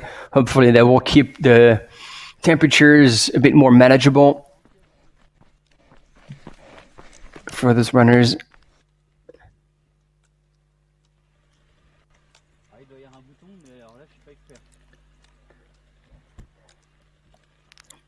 And here, Team Quilty back in the house.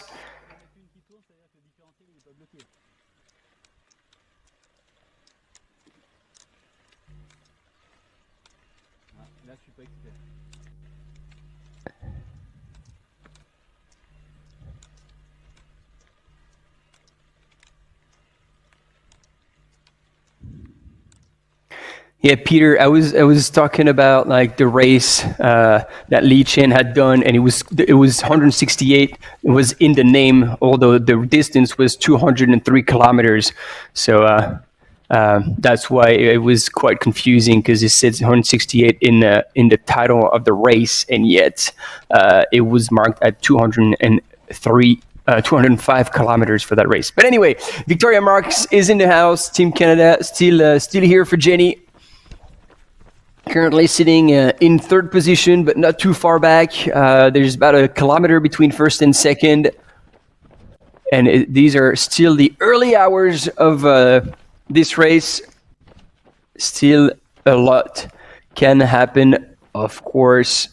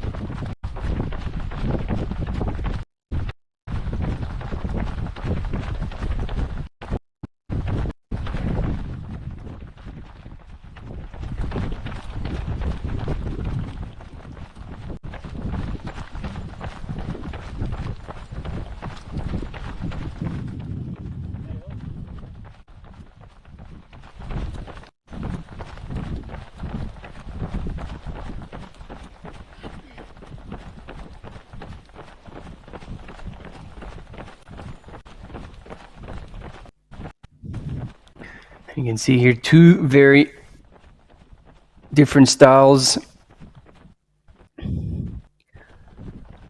with these runners. Probably a young runner who's making his debut with and running alongside Kelly. Well, Jenny has now tipped over, and we'll get the chance to open the stride a little bit before taking that left-hand turn into the first aid station, 14 Ks into the race.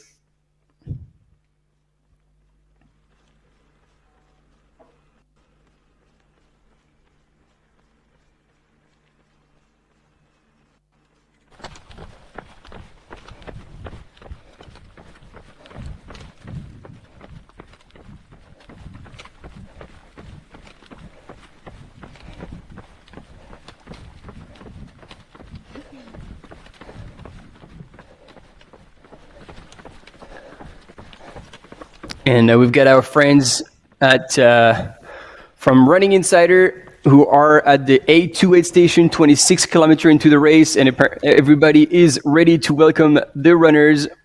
So we'll catch up with them as we get into this. So Kelly is getting into the aid station in second place, so we'll have the proper split. But just before that, a quick commercial break.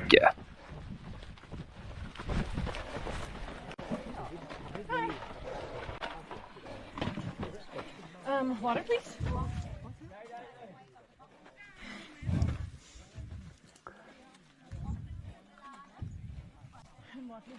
I'm glad we didn't go on to a commercial break, because it's always good to see how athletes go through aid stations, especially when we have the images. So it looks like there's a whole lot of watermelon available. Always good.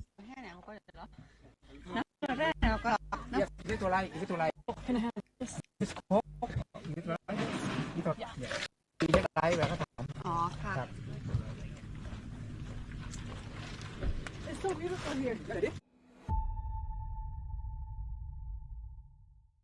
Yeah, you better.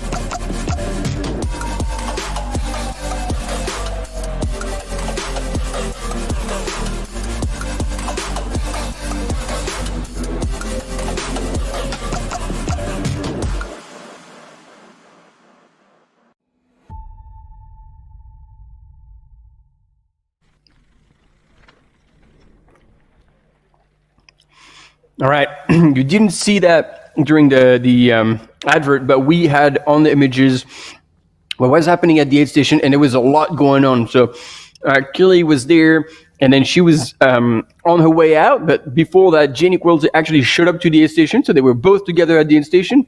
Kelly has then left the aid station. Jenny was still there, like getting rid of like the empty gels and all that stuff, replenishing with water. And at that point, Aroa CEO had walked into the aid station. So here, I think we have a replay here of Kelly actually coming into the aid station, and maybe we'll have more images of Jenny and Aroa, who was in fourth position, and I think she might even have left in third position, just ahead of Jenny at this first aid station, 14Ks into the race.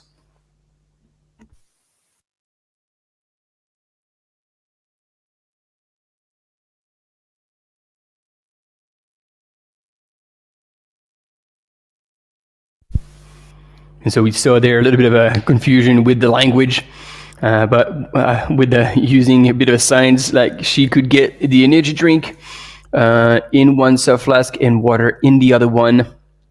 And off she was. And there you see it, Jenny coming out there in the distance. So both women were at the aid station together.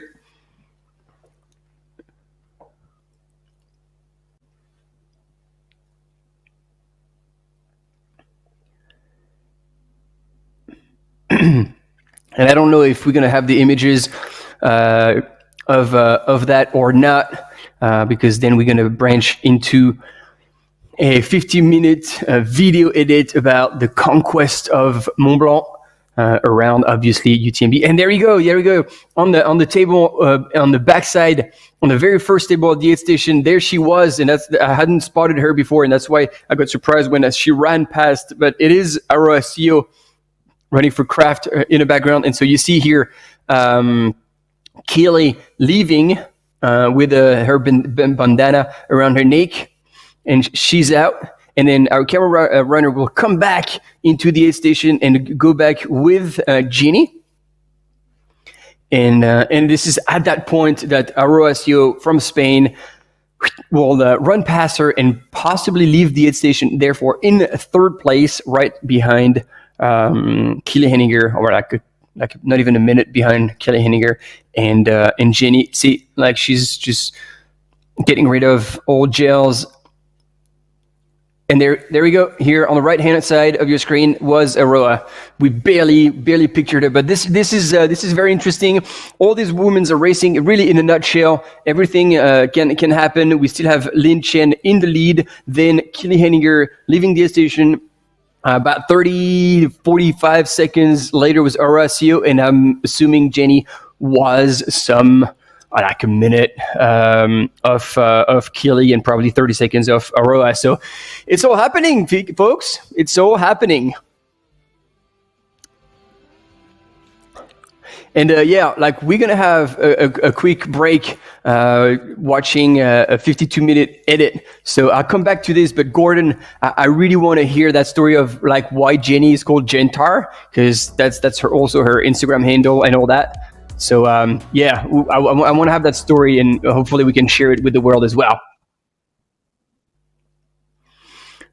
So in the meantime, before we branch into that video edit, so we'll be back with the runners around the kilometers 23, so shortly before the A2 aid station that I was telling you about, and we have our team there in place, ready to roll. So here you still have the aerial shots of our men's leader, Cao Jiaju, as he came through that little village in first place, and that was the downhill coming into the little village before they would hit the concrete road.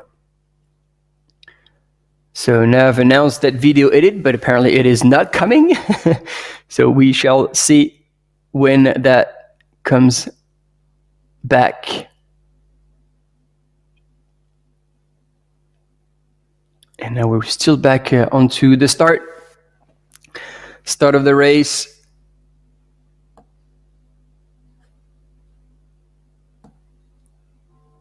Which is quite an epic one for these 300 runners who started the Trans Int 160. Wat Nam Tong, precisely. It started at 10 a.m. local time.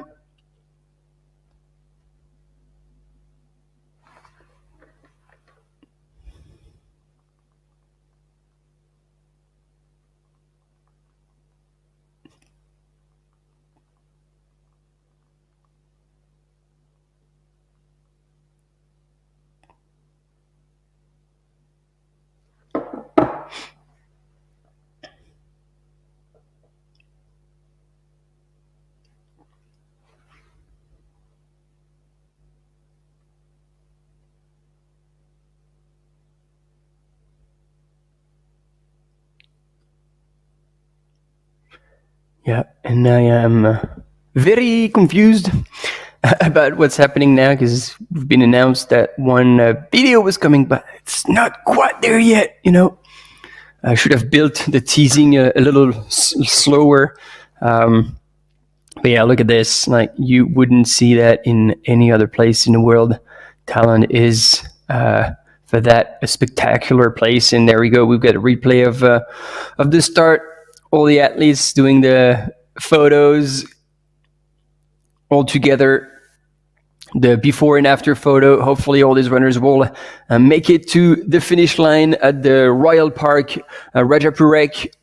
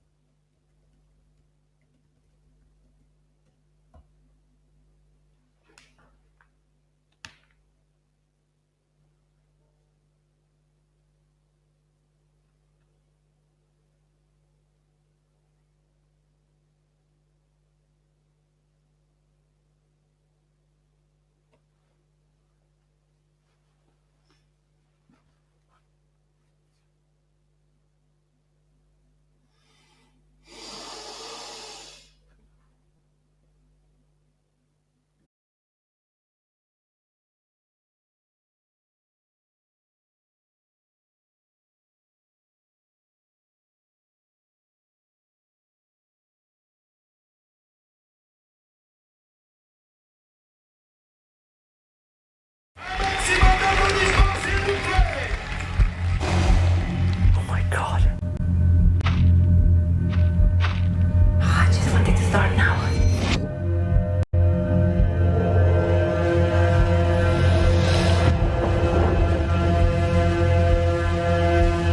What am I doing here? Why do I do this to myself?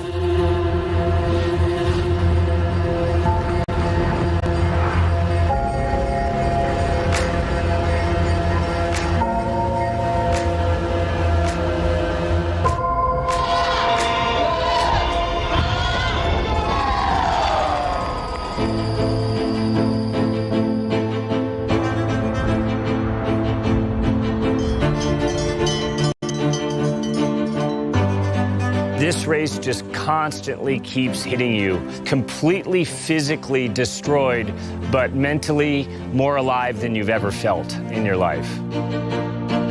This race is so hard. Le Mont Blanc, c'est le toit de l'Europe. C'est aussi le symbole de cette course, l'Ultra Trail du Mont Blanc. Il va nous dominer. It's special for sure. It's a very big race.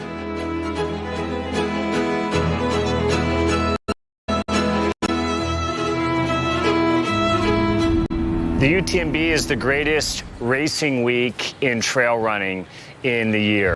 And it culminates with 3 finals races, with the Queen race really being the complete circle of Mont Blanc, the rooftop of Europe.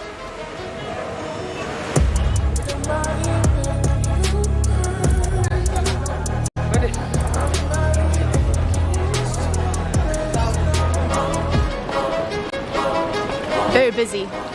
Feels like Chamonix fever. All the runners are here. You can feel it. UTMB is in the air already. My name is Tony McCann. I am a professional trail runner and I am from Cape Town, South Africa. 7 days to go. 7-day countdown, 1 week. I'm excited that it's here. I'm nervous, obviously. It's exciting. I'm ready for the atmosphere and the event and for everyone to come. And can you imagine just the street lined with so many people? Toni McCain, who's recently relocated to Europe, she's on the Terex team, and this has really become a second family to her. She's a rising talent in the trail running scene right now. I love running. It's obviously takes up a lot of time. I've chosen this profession where I get to spend a lot of time in the mountains, which for me feels like a dream. Bastien is probably my biggest supporter. He's not the reason I moved to France, but he's definitely a reason I want to stay. I feel very lucky to have him in my life. He's been with me through some challenging moments this year and has been very supportive through it all. Cafe? Preparations for OCC this year have been less than ideal. And then I transitioned into the running season and was feeling great and obviously had a good race at Transvolcania. So it was all doing good, but unfortunately I did come away from that race with an injury. Quite painful. The cycling also resulted in a broken collarbone. So I ended up having to sit on an indoor trainer. The specific training for OCC has definitely been lacking this year. So in some ways I feel quite underprepared. Merci. Merci pour ton aide.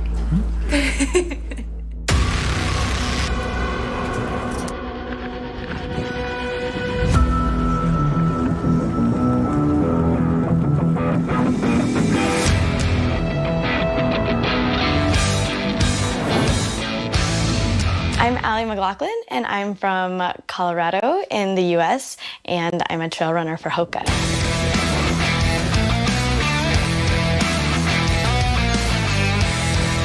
Allie McLaughlin is a terrific athlete, incredibly talented trail runner. She is an uphill specialist. She's won the Pikes Peak. She was at the World Championships this year representing the USA. She's just a great personality. Trail running is my main sport, but I do a lot as hobbies, and I wouldn't necessarily call them sports. I see sports as like being competitive, and so the activities I do, I'd say more like are art or fringe activities, we call them sometimes.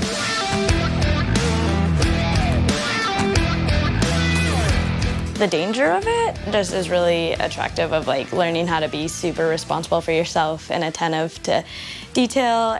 And so it's just like that accomplishment of getting over something that's scary and getting better at it, and it's pretty fun in the process.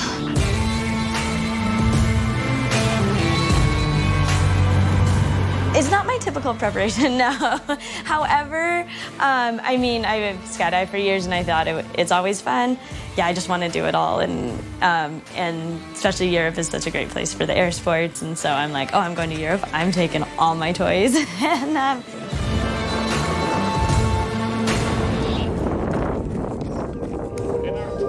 the OCC stands for Oceania, Champelac, Chamonix. It's got 3,500 meters of climbing. It's a tough race, probably the toughest 55-kilometer race in the world.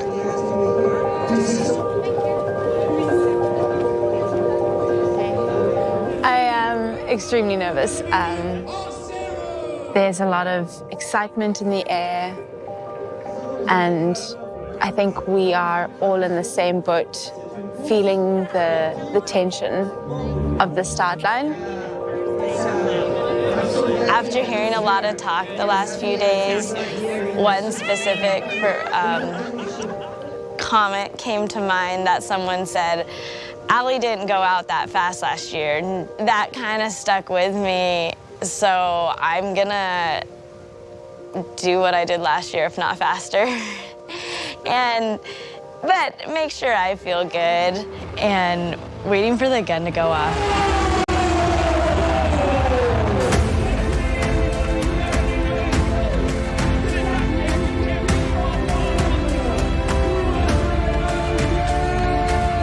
The start line at OCC is always wild. It is so fast, and the road is so narrow, so everyone is trying to hustle and push for position, and you don't want to get caught in the back because it's really hard to claw your way back if you get caught behind people. Well, the race starts with a massive climb up to Champex-Lac, and then there's a small flat section. It climbs up the legendary climb of the Bovine, which is a rhythm-breaking climb. And the course recently changed. It dives down into the small little village of Triant, and then it climbs out of Triant, climbs over the Col de Baume with a spectacular view of the Mont Blanc, and then it descends down into Argentière, and climbs across above the hillside, the mountainside, and dives back down at Flégère into Chamonix. A very, very difficult race. I can see Ali ahead of me, and I can see her charging. But there's a group of us, and we're all kind of running together and sticking at the same pace. And I remember thinking that this was comfortable, and that I could hold this, and feeling like my breathing is in check, and listening to the breathing of the girls around me, and noticing a few who weren't breathing super comfortably.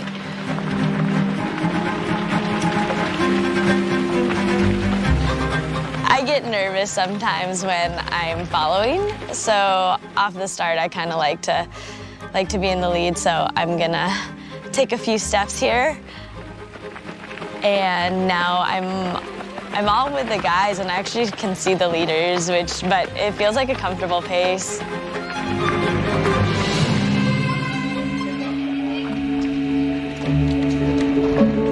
We are in Murin. This is my third time here, but first time as a base jumper. The reason I heard about it 6 or 7 years ago was it's a big base jumping spot. And a lot of friends come here from the US to base jump, so I hear about it all the time, and so to finally be back this year as a base jumper finally is really special. It's a base jump off a paraglider, so James is gonna take me up tandem. It's about finesse. So we'll see how we do.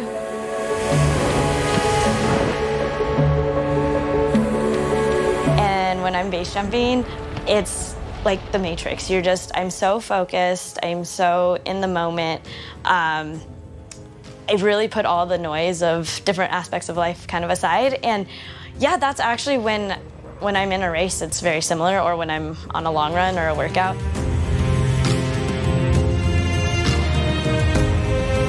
I do think it helps with nerves at the start of the race. Like a base jump is a lot scarier in my mind. It takes a toll, and there's stuff called adrenal fatigue, and I'm not quite there, but I think there's been times it's like, oh wow, I have been jumping a lot. I think I'm gonna definitely have to learn how to balance it all. Hey, what are you guys doing here?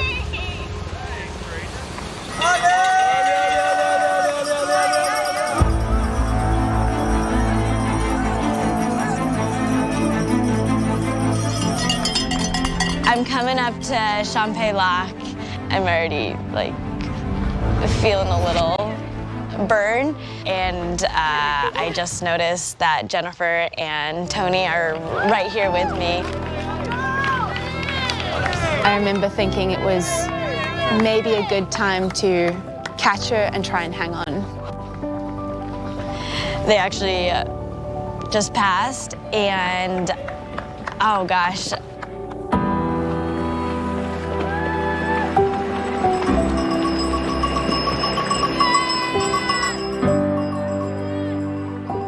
We're doing really well until we hear some pounding footsteps coming up behind us, and Meow Yao flies past us. She is flying.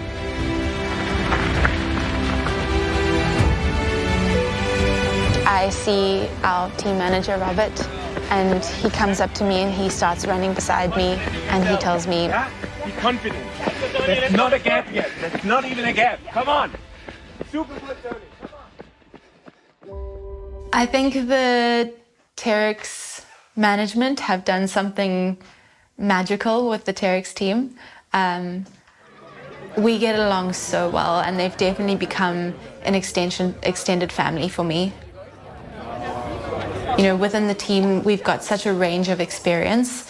And I definitely think I was one of the least experienced in the team, which is why having someone like Peter, all of these athletes have such amazing experience and have so many more years in the sport than I do. So to get to spend a good amount of time with them, you learn so much.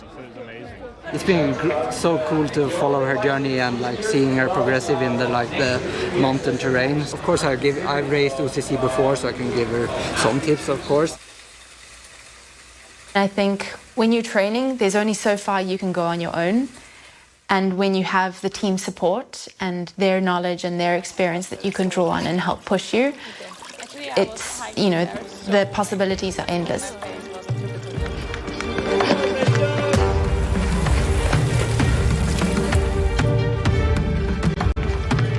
If I can keep with her, I can pass her later on. I know I can. And it was that positive reinforcement in my head throughout the race, I know I can. I'm feeling good, my legs are feeling good, I'm not feeling tired. These climbs are still feeling easy. You're fueling well. You can do this, you're confident, be brave. Yeah, it was those voices running through my head that kept me going that day.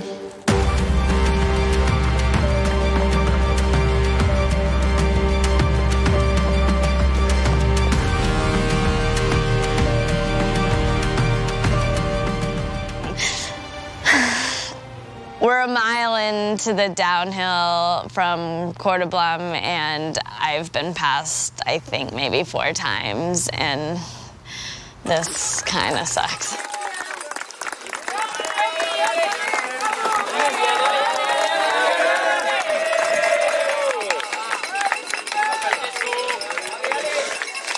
So on the climb up to Col de Blanc, I can see that I'm making ground on her, and I can see that I'm moving better than her. I didn't push super hard. I just kept going at the pace that I was going at, knowing that if I didn't catch her on the climb, I'd be able to pass her on the descent. And halfway up the climb, just before we reached the contour up to Col de Blanc, I passed her. So I was like, I'm good. I've got this. So I pushed a little, and I didn't see her again. 7 minutes until you are safe. No worry, just relax and be smart, okay? It's your day. The descent from Fougères, I was calm. I knew no one was chasing me, no one was right behind me, so I could... The trick to descending is to not be tense.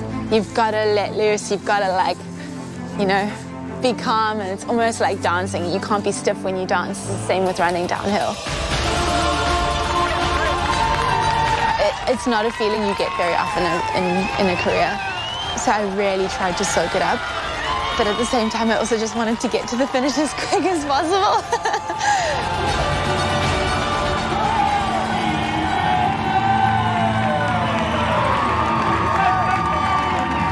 It's a surreal experience. I don't think I'm ever going to have anything come close to that unless I win here again.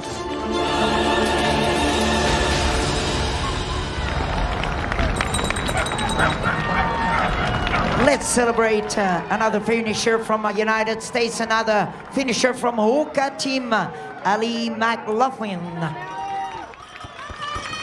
I have a lot of friends cheering, and I want to smile for them, but I'm also heartbroken. So I don't have regrets particularly, but I question, am I trying to do too much? Between just traveling, partying, base jumping, paragliding. But bottom line, I'm not changing a thing.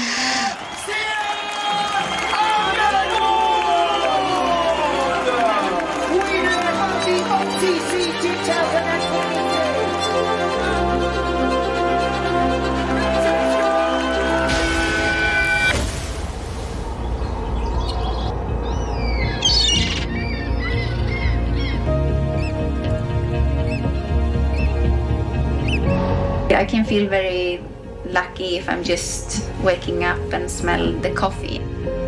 It doesn't need to be grandiose to be something that matters.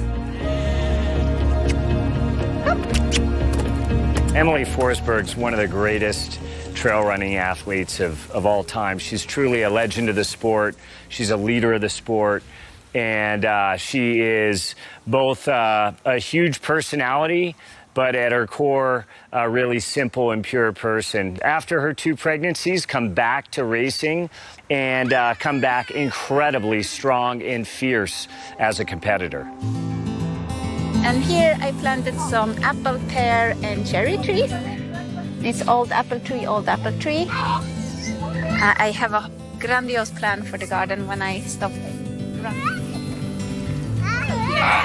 The farm, it's a lot of work, and I love being like a farmer. If I didn't get tired from the work outside, I would do it all the hours I'm not running.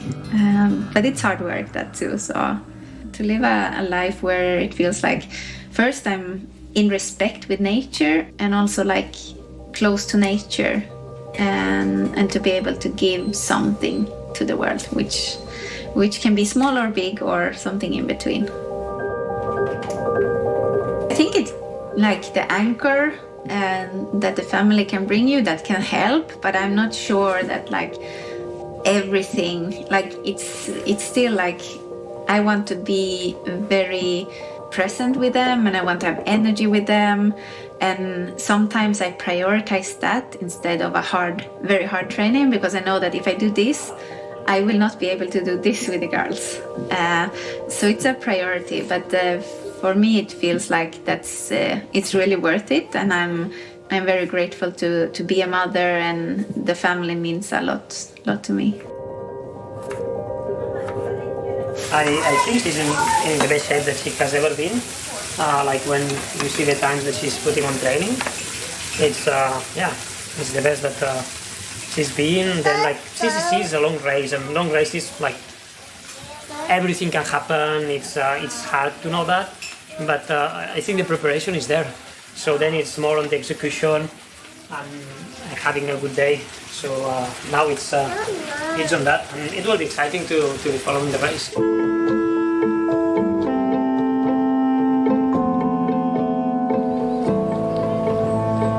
Kommer du ihåg, John? My name is Jonathan Alban. I'm from the UK, but I live here in Norway, and I'm a trail runner. Where's it down? But it's hard to get downhill because it's so runnable. Yeah, it is runnable there, and then when you do this contouring. Emily is, I guess, a friend. She's married to Killian. They both live just 20 minutes away. So we've done a lot of training together. We've been on some trips together. I can learn from Emily, and I'm guessing there's some stuff Emily can learn from me. I raced CCC last year. She has raced previously, but I think she stopped a little bit early. So, I don't know, we're going to make a little bit of a team, and then we'll be both heading down to Chamonix to see if we can both do the best race possible. Have you done Mefjället?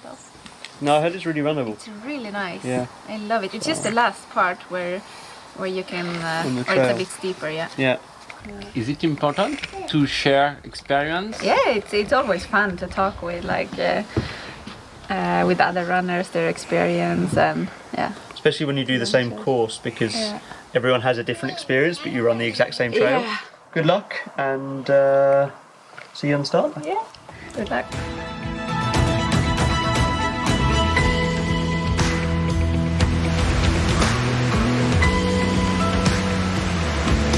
So Jonathan Alban is an incredibly talented trail runner. He's an OCC champion. He was second place last year at CCC, and just an incredibly meticulous and strategic trail runner. He leaves nothing to chance in his preparation, and so we would expect him to have a terrific race this year at the CCC.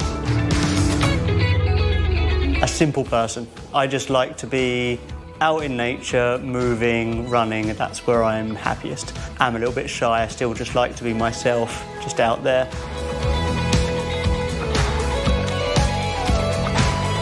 I wouldn't say I control everything. I certainly don't control the weather. A lot of my training isn't very specific, but I really have to try and make some workouts extremely specific. For CCC, it's probably the longest race I'll do this year, so I have to do some longer activities. And that's really important, not just to build yourself up physically, but also to test things like nutrition strategies, because nutrition is such a massive part of ultra running. So actually that's probably the thing that I'm weakest with. So just being able to go out long enough so you can sort of like really get into that state where your stomach isn't very happy anymore, and see what foods work and see how you can overcome that discomfort is really important. So this is how many hours I've used the machine since I got it. And then this is the altitude. Take it down. It's really hard to train for the exact climate that I'm going to be racing in a few weeks' time. Also the altitude. I live at sea level. We're going to be racing up to maybe 2,000 meters or so. So that's something that it's really hard to train for. That's why I have the altitude tent, to try and have a little bit of adaptation so I can sleep in that. I think I can win. I think I should be able to win. And I think I've always tried to tell myself, why shouldn't I be able to win? Because if you think you can win, then normally it's a lot easier to win.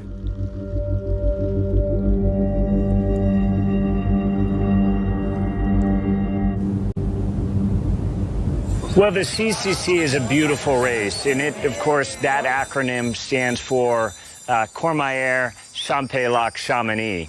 And the race essentially is a half circle of the UTMB course. This really is a 100K race with 6,100 meters of climbing. I'm definitely not a people person, and usually on start lines I end up tucked away in the corner, just sort of like trying to stay as relaxed as possible.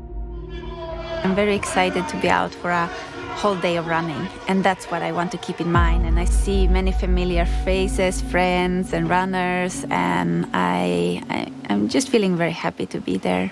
I'm not stressed because my main objective was to finish and have a good day out there. So I just wanted to embrace all the moments in the long day ahead.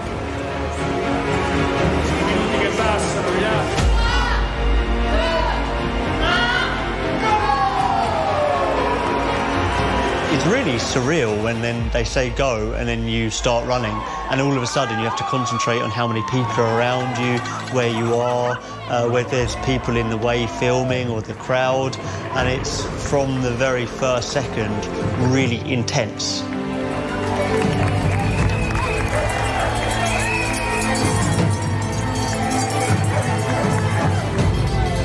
The difficulty of the CCC is just the enormous amount of climbing in the race. One is the Grand Col Ferret, but it's a big climb. It's the high point of the race. It's the crossing between Italy and Switzerland. The area of the race that's always a real difficulty is the Bovine climb, just after Champex-Lac. You've got a lot of kilometers in vertical in your legs, and that's usually where there's a definitive move that's made in the race. I wouldn't say I had a strategy for the start, but I knew I couldn't start too hard.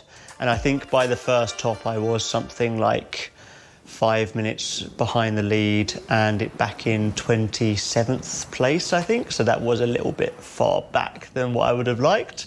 But there's no panicking. I mean, you just have to run your race, hope things will come back to you, manage yourself, and just see what happens. I'm in the first climb, and I'm feeling really good and under control, and I know I'm a strong climber, so I wanted to be close to the top there with the top woman, but I didn't think that I would be the first one.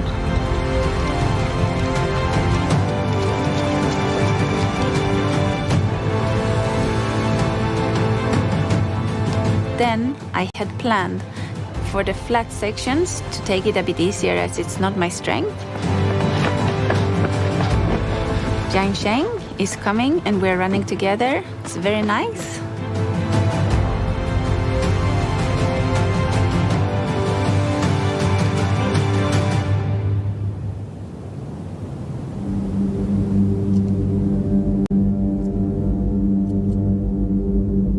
At the moment, I don't have like a race that I want to win. I just know that how I want to perform on it, and I want to do it like well. So that's where I am at the moment.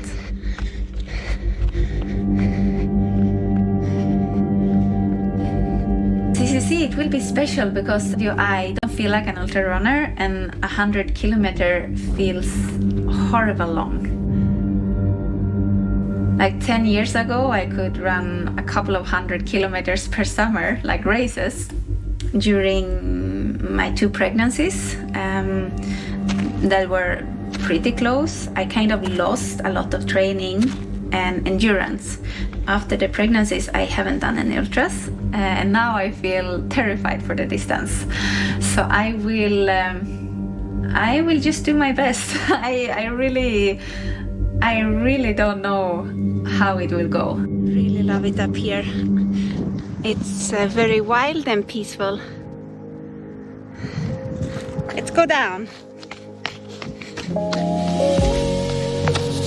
I want to finish the race. Of course. Now, of course, I would like to fight for a good position, but it's hard to know where I'm at that 12-13 hours race when I haven't done it for 6 years.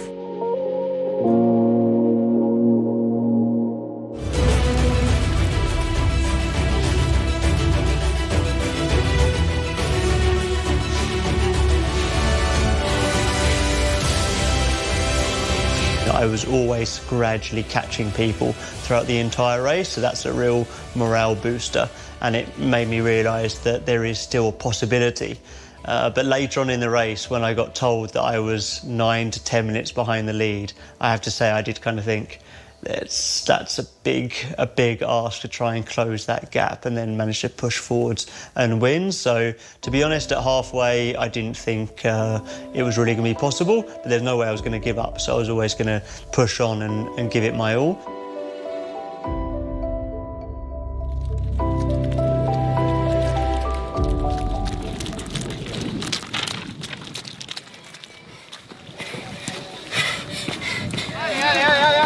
After 4 or 5 hours, I started to feel a pain, which I have had before in the foot, and it just increased. So the hardest part was to try to let those thoughts go and just keep going.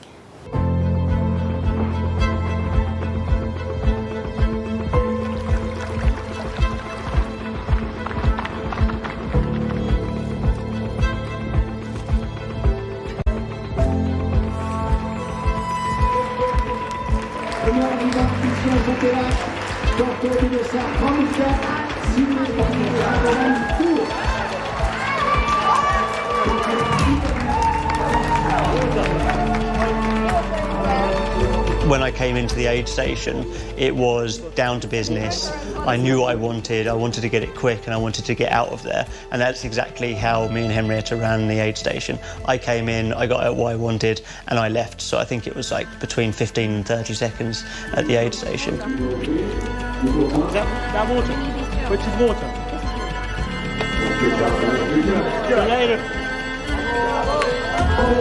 He seemed like he was on a mission, to be honest. He wanted to get quickly in and out. He didn't seem like he wanted to sit down, although I told him to sit down. So he was just like, ding, ding. So, yeah, he's on a mission.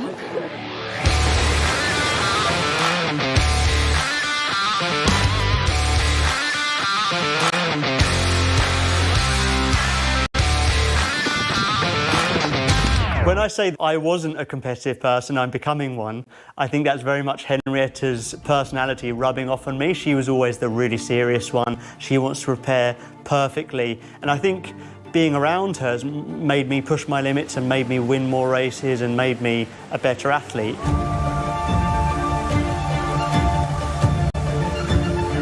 The main reason I did come to Norway was because of Henrietta. She was the love of my life. I mean, as soon as we met, it's kind of things just clicked, and we've been together a long time now. And when she said, I want to move back home to Norway, do you want to come? I immediately said yes, because obviously I was going to follow her wherever she went in the world. Not a lot of trail runners seem to know about the boiling trick. It's like an old school Norwegian. Henrietta is very much my coach in lots of different ways.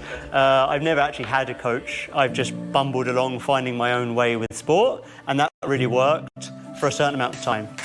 It was from that point that I had to start making my own philosophies for training and coaching myself, and having Henrietta as a sounding board to give me tips or to have a look from the outside was invaluable, and she is a big part as to why I have been successful as an athlete.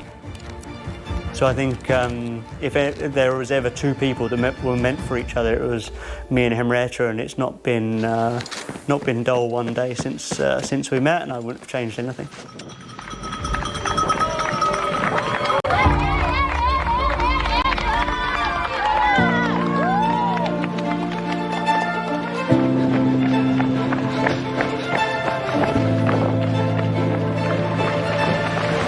I'm coming into Champeg and I see Mireia from my team there, and I'm going to take a lot of water on me.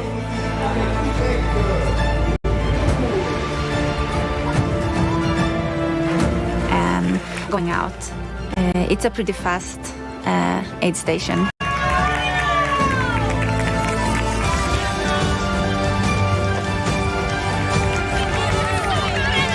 I knew that Emily Hogwood was behind me, so I thought that we could run a bit together.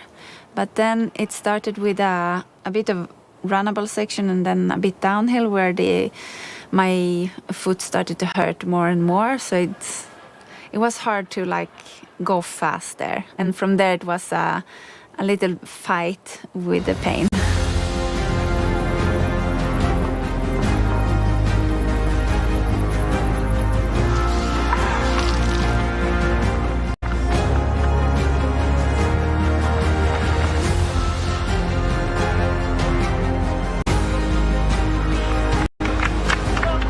Just about see the leader.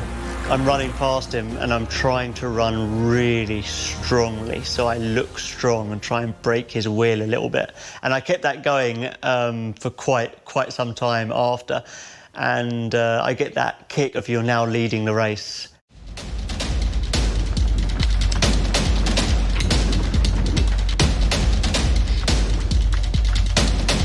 So I've come into the Valocine aid station. I've got 500 milligrams of boiled Coke, which was the plan, and I'm putting 500 milligrams of water into my race vest, which jumped out of my race vest before I've left. So I've left the aid station with 500 ml less water than I wanted to. Yeah, it's really high risk. I knew there was a river that I could fill up in, so I'm running along up the climb. I'm coming towards the river. I'm thinking, okay, thank God, I can finally fill up and get some water. The river is bone dry. Great job, John. And now it's really red alert. This could end drastically.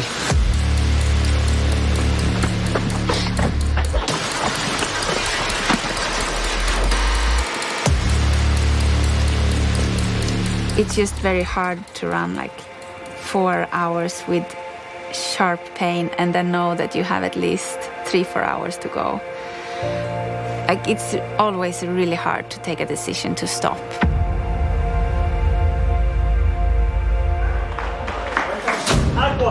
Aqua.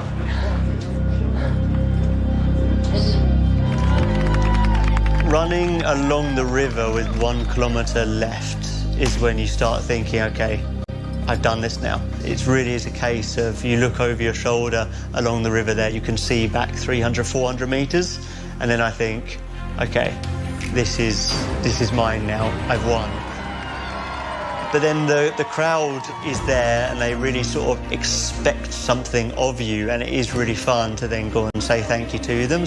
And the win isn't just for me, it's for her as well. So it was cool that she was at the finish line. It was fun that I saw her along the course. It's actually the first time that she's crewed me properly in a race like that because she wasn't racing herself. So to share that with her is quite special.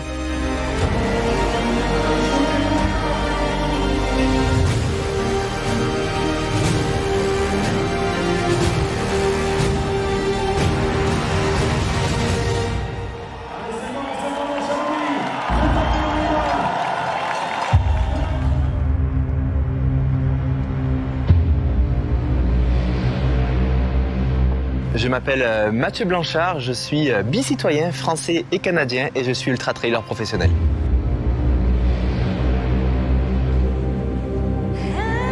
Mathieu Blanchard is a real incredible emerging ultra runner. He's really only been ultra and trail running and racing for the past 5 years. And he's a really solid athlete. Like if you look at him, he's not a really thin athlete. He's got strong, muscular. He's a fast runner at the marathon distance, but he also is an incredibly talented and tenacious runner for that 100-mile plus distance. He was third in the UTMB in 2021. He was second last year in the UTMB, just 15 minutes behind Kilian Jornet. This could be his year at UTMB.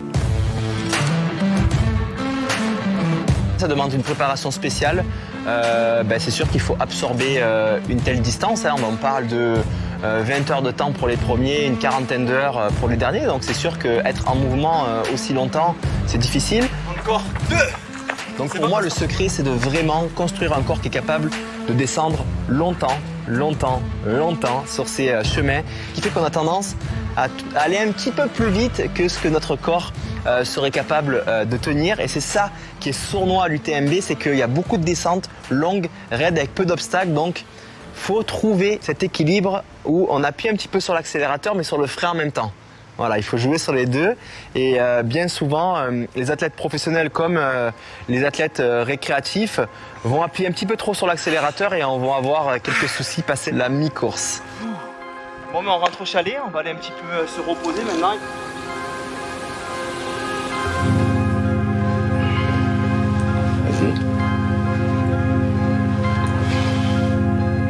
On est sur de la mécanique de précision là. On est sur de la mécanique de précision, ouais. On va utiliser des chaînes musculaires au niveau des jambes de manière, on va dire, appropriée et différente. Donc l'idée, c'est d'arriver à stimuler, à étirer, etc., à travailler sur le corps. Et puis après, c'est pour ça que j'utilise des patchs.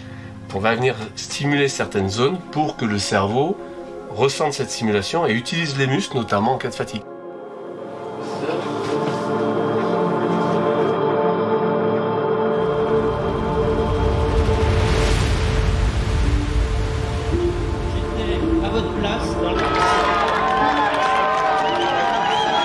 Ligne de départ, on passe la barrière. Plus possible de faire marche arrière puisque la barrière se ferme derrière nous et il y a déjà énormément de monde, de public installé là, prêt à encourager toutes ces guerrières et ces guerriers prêts à affronter cet énorme défi.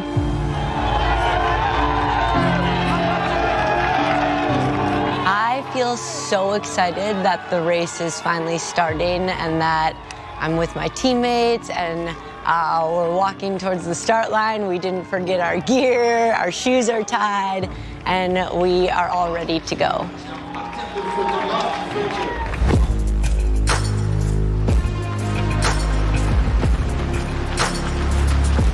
My name is Courtney Dualter. I live in Colorado, and I like running really, really far.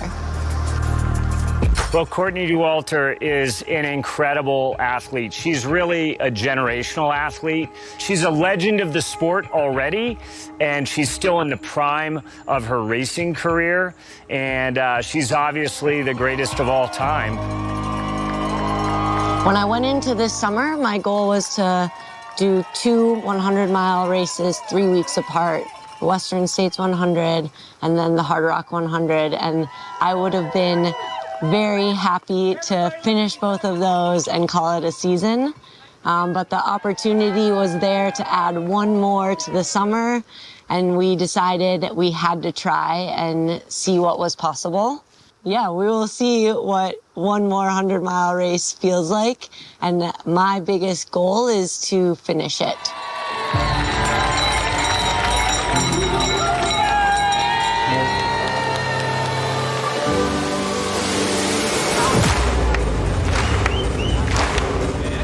It is so loud at the start line. People are cheering and going crazy, and it's filling the air with electricity, which I feel it on my insides, building as just excitement and ready to go. Like, let's do this thing.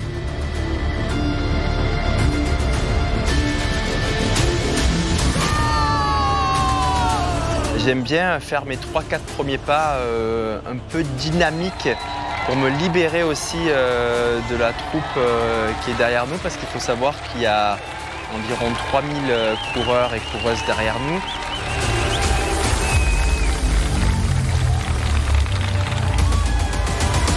The UTMB is the ultimate finale race of the UTMB week.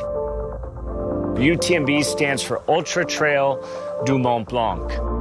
The race has 170 kilometers of racing, over 10,000 meters of elevation gain, and there are about 10 big climbs of 1,000 meters.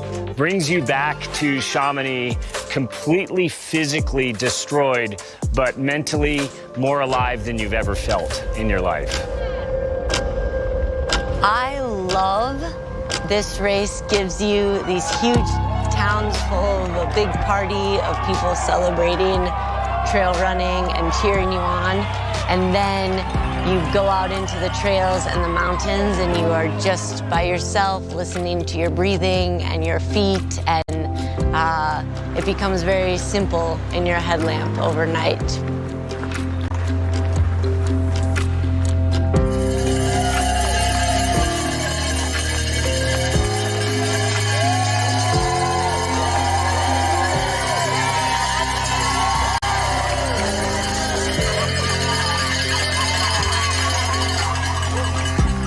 Aujourd'hui, je trouve ça dommage de perdre trop de temps ou de pas maximiser, en tout cas de pas optimiser les ravitaillements, parce que c'est hyper difficile de faire une attaque dans une montée, de gratter 2 minutes à notre concurrent, et c'est hyper facile de les perdre ces 2 minutes dans le ravitaillement si c'est mal fait.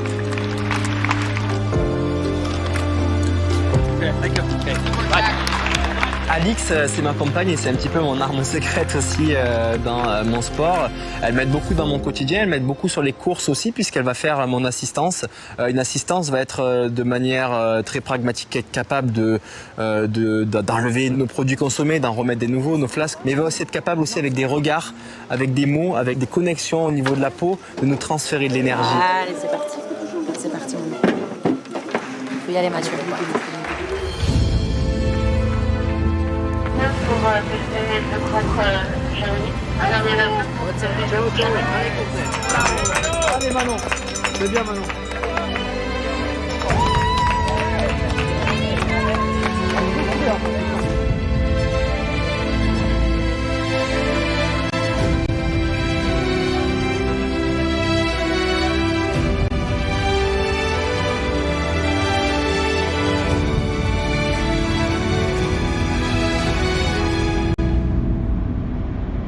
As I'm climbing Grand Col Ferret, my legs are feeling really tired already, which makes me a little nervous because there's still a long race to go.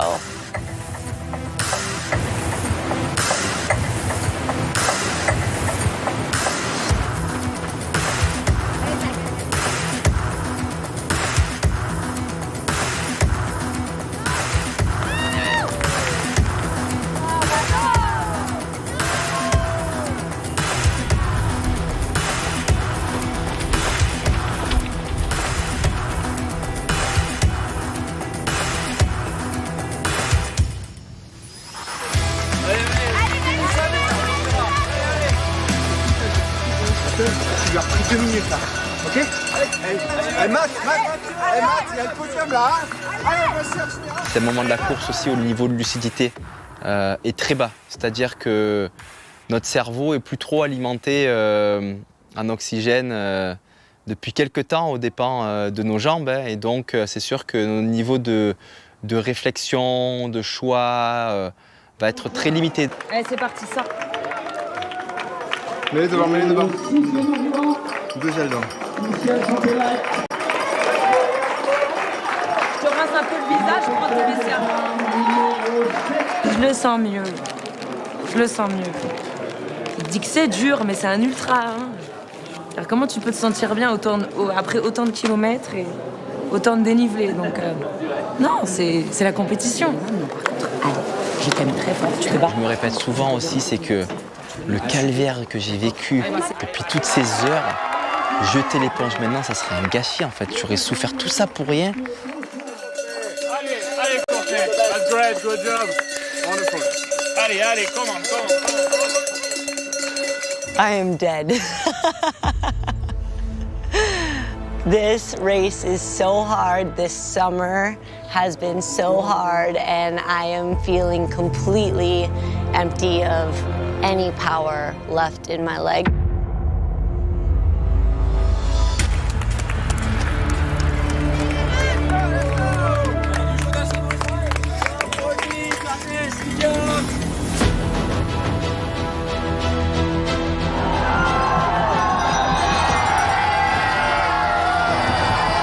When I arrive into Forclaz, it is the biggest and craziest crowd I've ever seen at a running event. This is insane. I can't believe all of these people are out here cheering.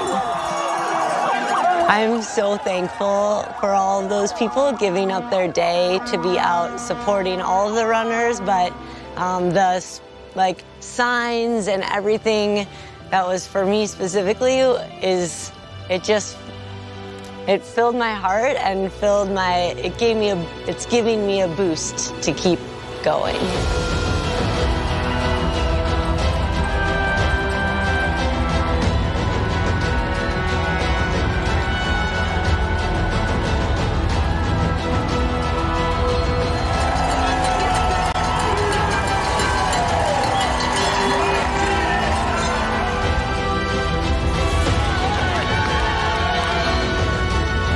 À ce moment-là, je ne regarde même pas ma montre. Je n'ai aucune idée du temps que j'ai fait, 20h, 21h, 22h, 23h, peu importe. J'ai vécu une sacrée course. Et donc, plutôt que de sprinter cette année, j'ai décidé de prendre mon temps, de taper dans les mains, de regarder les gens dans les yeux, de dire merci. Les larmes représentent surtout de la délivrance et montrent aussi la souffrance que j'ai eue pour rejoindre cette ligne d'arrivée. Il y a une part de joie aussi dans ces larmes, de voir mes proches qui sont là. Voilà, c'est un moment fort entre nous aussi.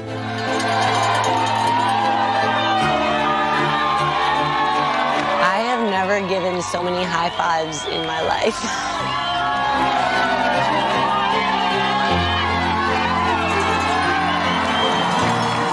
As I'm crossing the line, I have an overwhelming feeling of disbelief. I cannot believe that I made it here and the summer is done and we completed our challenge. And immediately I am looking for Kevin and my family and just wanting to hug everybody.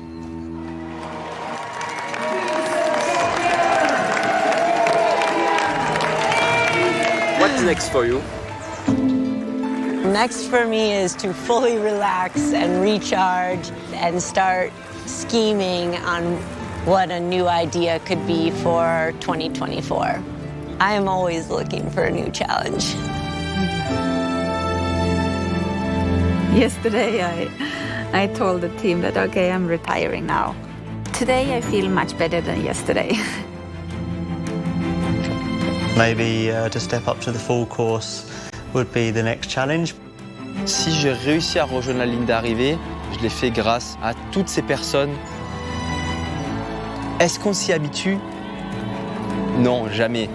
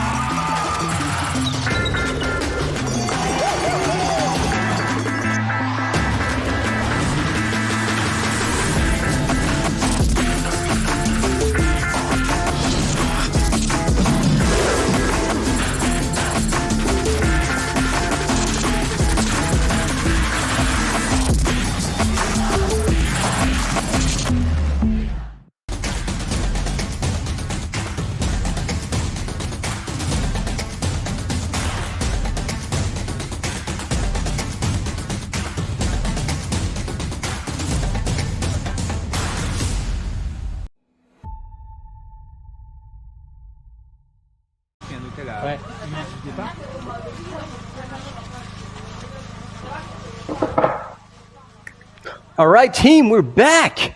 We're back at the second aid station. As I was telling you, just as we left the first aid station at 14 kilometers into the race, and this is now 26 Ks into the race, it started raining, and I was also told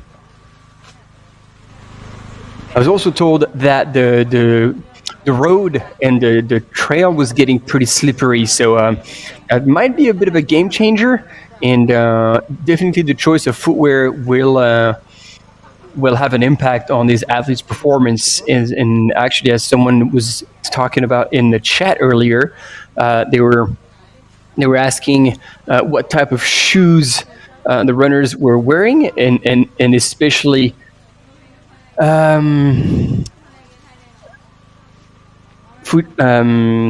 Tao's shoes. So if they were road shoes, and so if that's the case, that might be a bit tricky for him, and it might get a bit of a slippery situation. But we'll see how it goes, and if he's still in the lead, coming into that second aid station, that A2 aid station. Once again, 26 kilometers into the race, and they should be here very, very shortly. Now.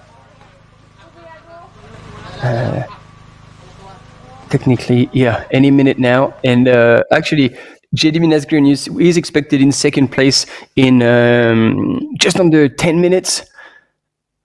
So we'll see how it goes, but it's good that the rain didn't affect reception. Sometimes it does, but it looks like we still have images of the aid station. So we're good. All eyes on the first runners coming in here. So we are expecting once again Cao Jiaju to be coming in.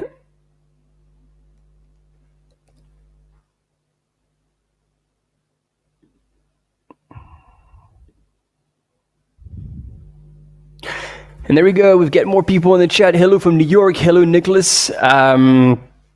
And then hi from Ohio, Karen. Geoffrey also joined us from Malaysia. And Christian is cheering for Robert Agenau, I'm assuming.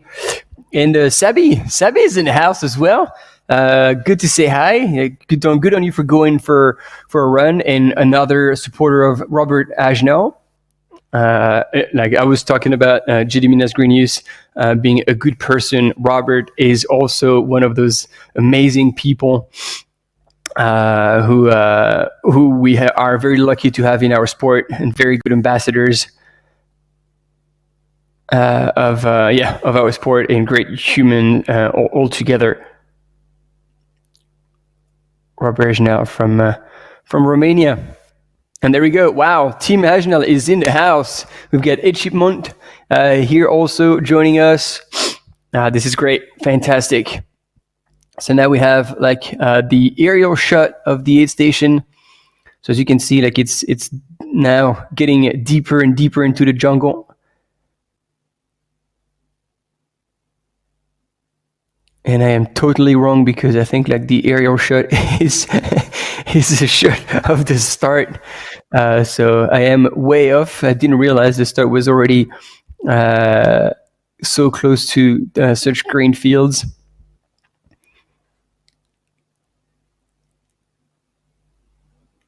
And I don't know if on the right-hand side the image is frozen, or if we're going to have something coming up, but we will know very shortly.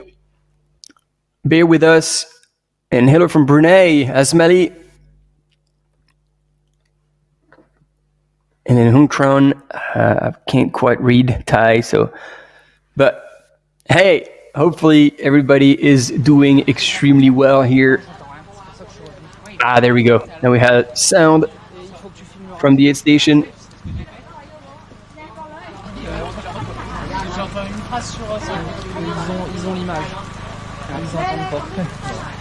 Okay, so this is our team having a bit of a chat, coordinating with the studios back over in France. Like this is quite an international affair here. Race in Thailand. I'm commenting from a remote place as well, and the team back in the studios are in France. So for them, it is actually now 7 a.m. Yeah, 7 a.m. Et ouais, l'année dernière, c'était le matin quand on est allé les chercher au petit matin, mais là la course elle avait complètement changé, c'était tous les mêmes devant. Ah oui? Ouais. Mais parce que la nuit, à mon avis, la nuit est hyper dure, enfin, dans l'humidité, seule, dans la jungle. Mais parce que pourtant ça a l'air d'être bien balisé. Hein. Ah ouais, c'est super bien balisé. Donc c'est pour ça que je suis pour se paumer, tu vois. Bon. On va voir parce qu'il y avait. C'était que le début, là. Il a même là, quand il est arrivé, là il y a du chemin quoi. On aurait peut-être dû prendre la veste. Hein. Moi c'est pas pour moi que je voulais prendre la veste, c'était plus pour le système derrière. Ouais. Vous avez des batteries derrière et avec un. Ouais, est-ce qu'on mettrait pas un plastique quand même sur le sac? Ou autour. De toute façon, hein, on va se l'écailler dans la voiture. Par contre, là, tu vas patiner. Oh. Ah, en vrai, moi déjà, pour savoir campier, c'était bien. Oui, mais là, t'as vu, ah ouais, non, mais attends, c'est de la glaise, là. Tu vas voir la terre rouge, là. C'est la terre rouge, hein. C'est des toboggans, les descentes. Mais il n'y a pas de pierre, tu vois, pour... Il va se lâcher, Hugo, sur les commentaires. Il tombe pas.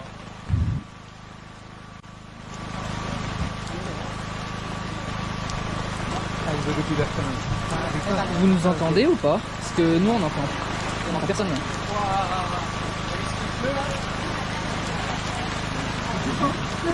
Et là, non. C'est ma source là, tu veux que je filme le ravito?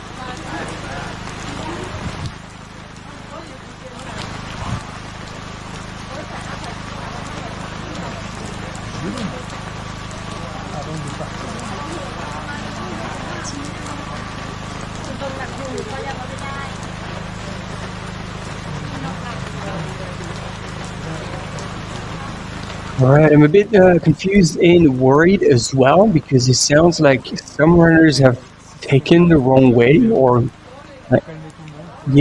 apparently they're a bunch of us a bunch of them all together,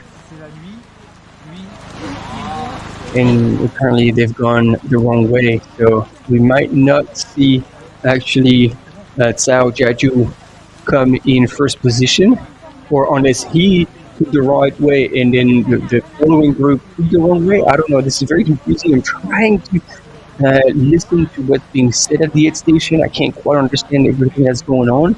So I'm going to try to ask the studios if they've gotten feedback from our camera runners team on the ground.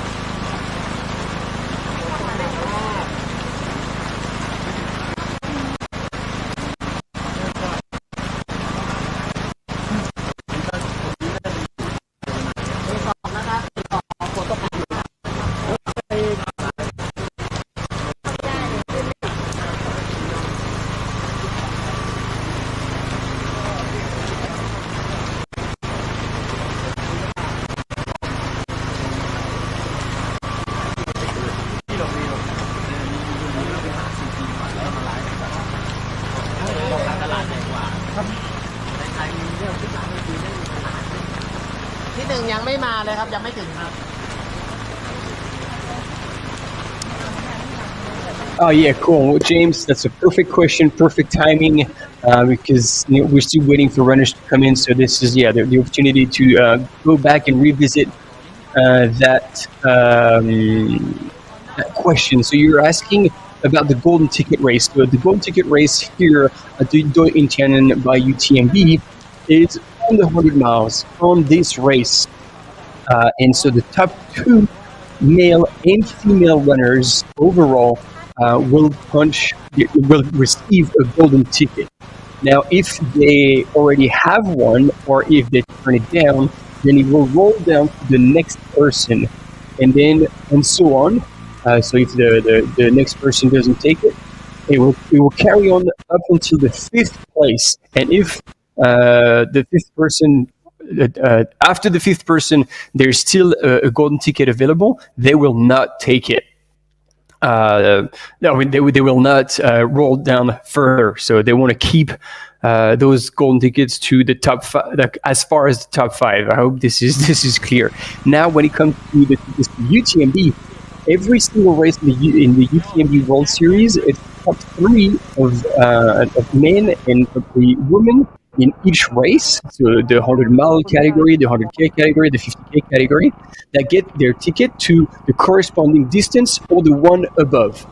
For example, here in this event in Doi Inthanon, no, not Doi Inthanon, this is the official one. But if they run a 50K distance, they will get their ticket for the UTMB final, the OCC, or possibly could ask to be bumped up and punch a ticket to CCC, the 100K. Now, there's 3 majors in the UTMB World Series.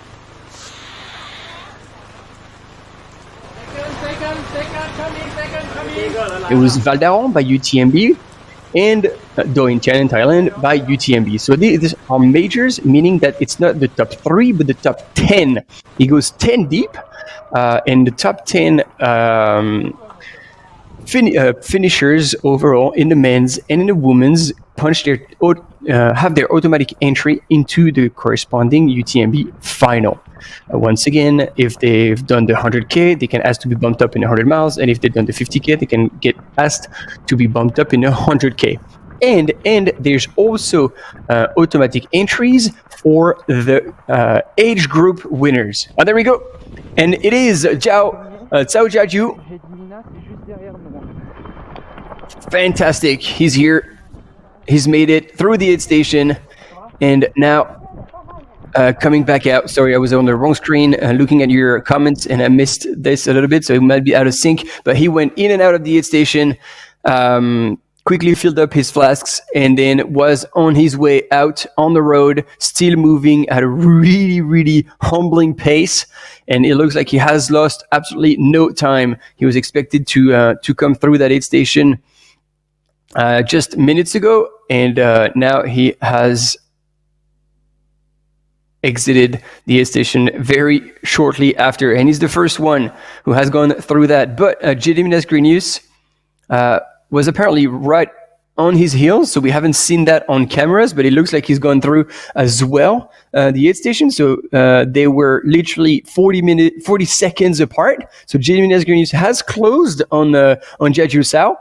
So that's interesting. That's a very good race fact to take into account, whether Cao Jiaju has fallen back or Gediminas Grinius has gone pedal to the metal. Perhaps also Cao Jiaju has taken a wrong turn at some point and lost some time. But after 14 kilometers, he had 1 kilometer over Gediminas Grinius. And at this station, 26K into the race, well, there was only 40 seconds separating the two gentlemen. So quite a bit of a change here in the race scenario, and apparently the third runner as well, Ji Duo from China, has gone through as well, another 20 seconds back from Gediminas Grinius. Woo! We have an exciting race going on, ladies and gentlemen. So Cao Jiaju in first place, some 35 seconds back is Gediminas Grinius, and another 22 seconds back is Jiu, another Chinese runner, also representing Hoka. So these are your top 3 at the A28 station. And we're waiting to see more runners come in. But this is already a pretty exciting news.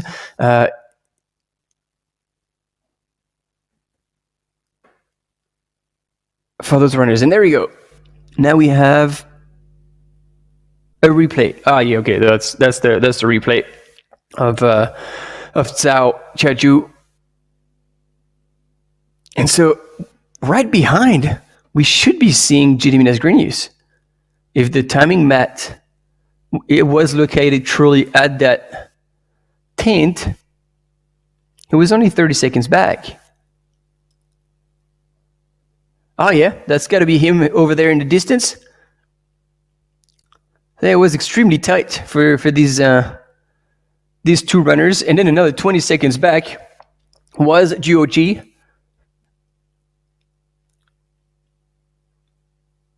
Yeah, the race is on. So yeah, our camera runner went out of the aid station, followed Cao, but yeah, Jimmy Nasgrenius was at that aid station right at this very moment.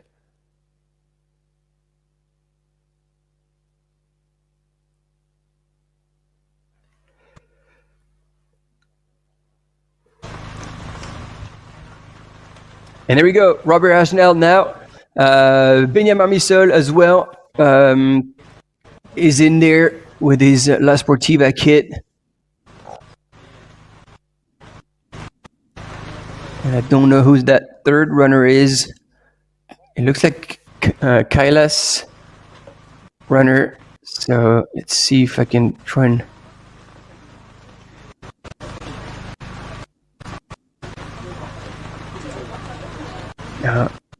I can't tell who that is.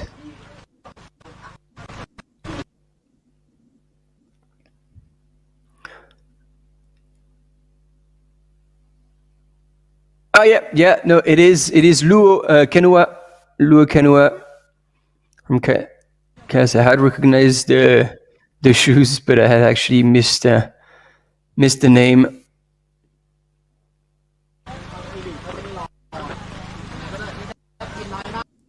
And he had finished second last year to Cao Jiaju. So certainly a runner to expect to do well.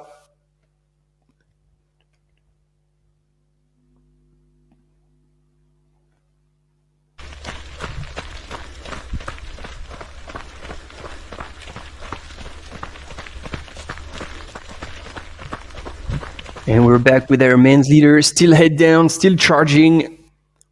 3 hours elapsed, just over 3 hours.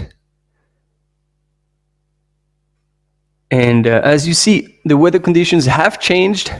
And as much as it doesn't seem to affect the runners too much in the sense that the temperatures are still high, so it's not going to be too much of a problem. They're just going to be moving with wet clothes on, which if you are an experienced ultra runner or if you've ever been in this situation, you know that this is when you have to pay attention to chafing.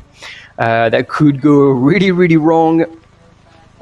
So usually you get the chance at aid station to use like lubricant, Vaseline, or all sorts of different things to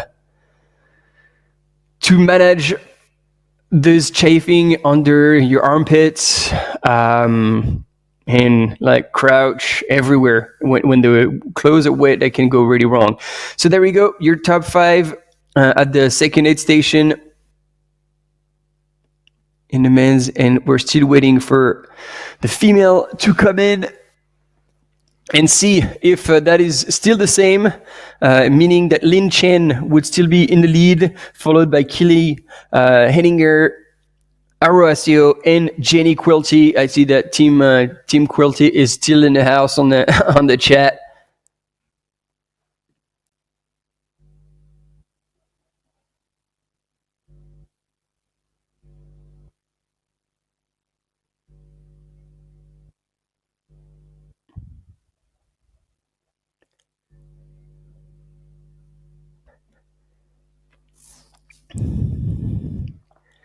And we're back with the aerial shots of the jungle.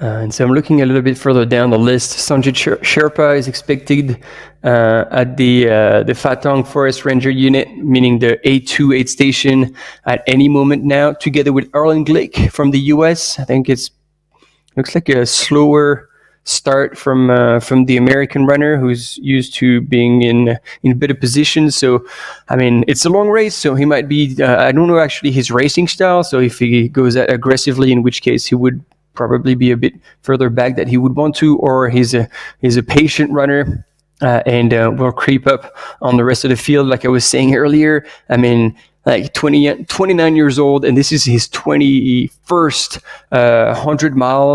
100-mile race that he's towing the line. And so, and he's already done 3 this year: Western States, Hard Rock, and Rabbit Run. So, I mean, he's talking about possibly also feeling a little bit the weight of 3-milers in the same year, and obviously starting the 4th one today. So we'll see how things goes. But yeah, like if we go a little bit further than the actual top 5 that we showed you on the screen earlier, we've got Cao Jiaju in first, Jimenez Grenius in second, Zhuo Ji in third, Benjamin Misol and Luo Canoa kind of together with Robert Angel as well. They were together at the aid station. I did not see him, but I'm glad to see him move up. Pablo Villa, Adidas Terex.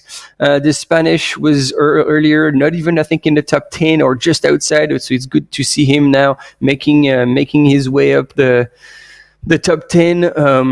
Wang Chigu from China, and then Sanjay Sherpa has now gone through A2 as well, and together with Nguyen Hong and Masatoshi Obara from Japan. And Arlen Glick still expected to go through the A2 aid station, so hopefully he's all right, currently sitting in 12th position. Now let's look at the women's, although they won't have gone through just yet, but at least I can tell you what to expect. And indeed, if this is, I'm going to repeat myself, but like that's the name of the game so far until we have further images. It's Chen Ling, who left the A1 at the May Abeb Nai village in first position, and she's expected to come to the A2 aid station in 7 minutes. Then another in 21 minutes is Kiri Henninger, who had left the first aid station in second place. Aroasio left right behind her, and she's expected in like 2 minutes behind Kiri. And another minute behind Aroa and 3 minutes behind Kiri would be Jenny Quilty. And then it's another 4 minutes. We would have Wu Yangyuan from Team Ultra.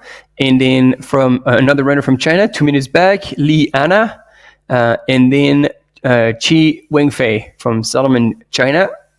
Then there's a bit of a gap.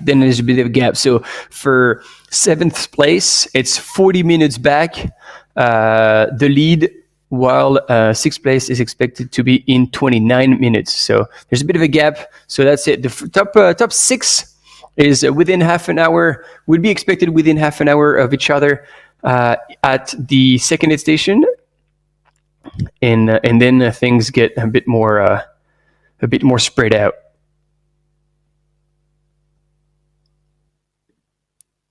So second aid station is 24 Ks into the race, and they would have climbed 1,240 meters of gain, descended 590 meters, and we're expecting, yes, the first runners.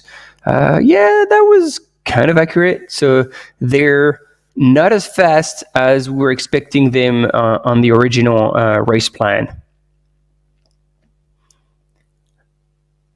So as much as it is a fun situation for us to watch from afar, we'll have a quick edit about Snowdonia by UTMB the recap of that race that took place earlier this year.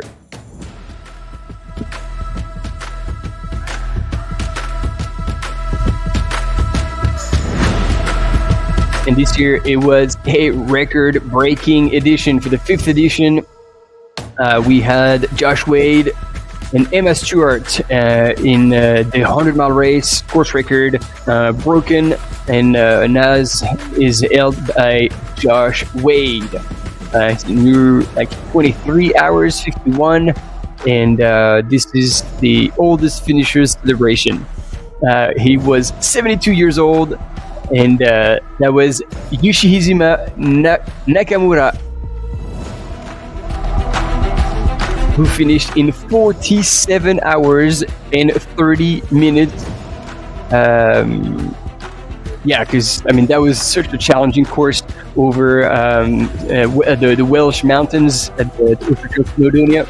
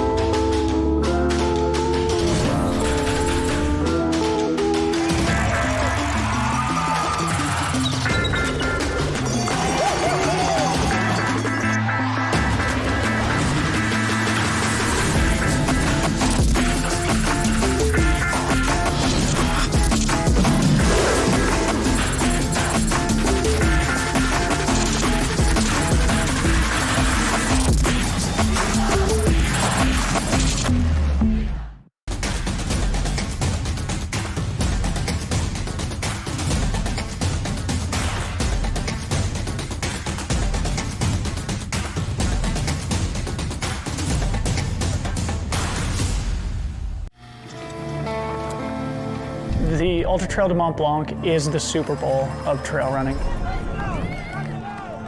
I've had 4 attempts at getting to run UTMB. I mean, 4th place without a doubt feels unfulfilling. And failure is okay. The current fall is just one moment. The places where you really grow are the ones that keep kicking you in the teeth. We know you are ready for new journey and get new experiences. Open up the sea, climbing to the mountain. Wherever provinces you go, all of hotels in Thailand are welcome you. Please assure in every communication by AIS. The fastest and strongest network with the largest amount of spectrum and will be widest coverage in Thailand. You can assure that enjoying new experiences in Thailand is safe by AIS 5G, #1 the fastest network in Thailand.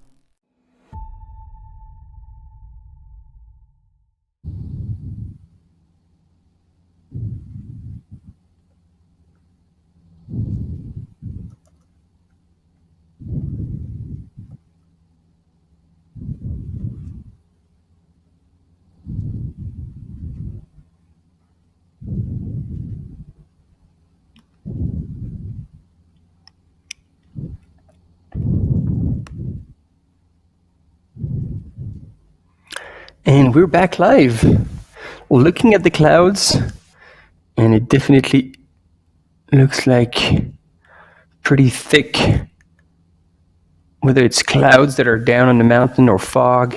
And I don't know if they're trying to show us the rain that you can actually guess if you're like staring at that tree trunk. Oh, and there we go. Here is Zhao Jiaju.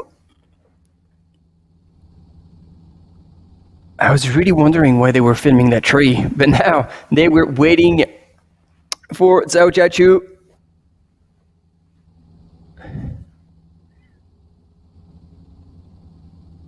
Wow.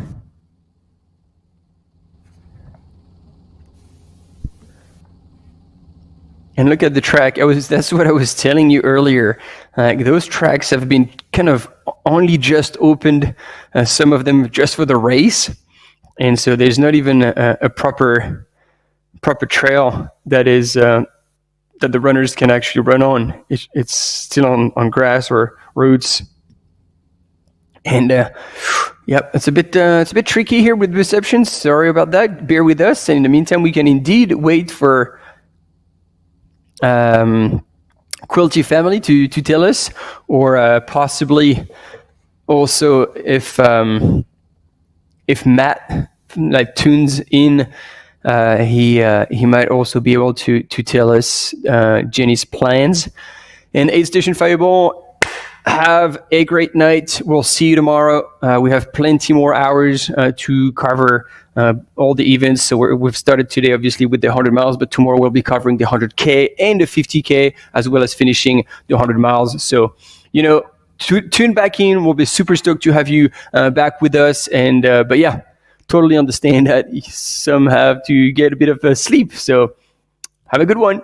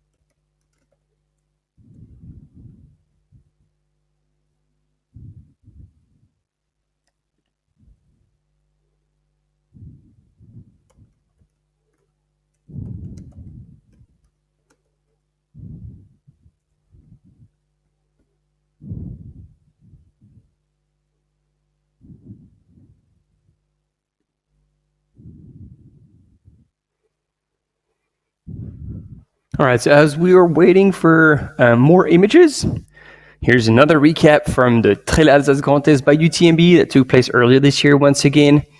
And we did cover live. So that's probably going to come up at any moment now.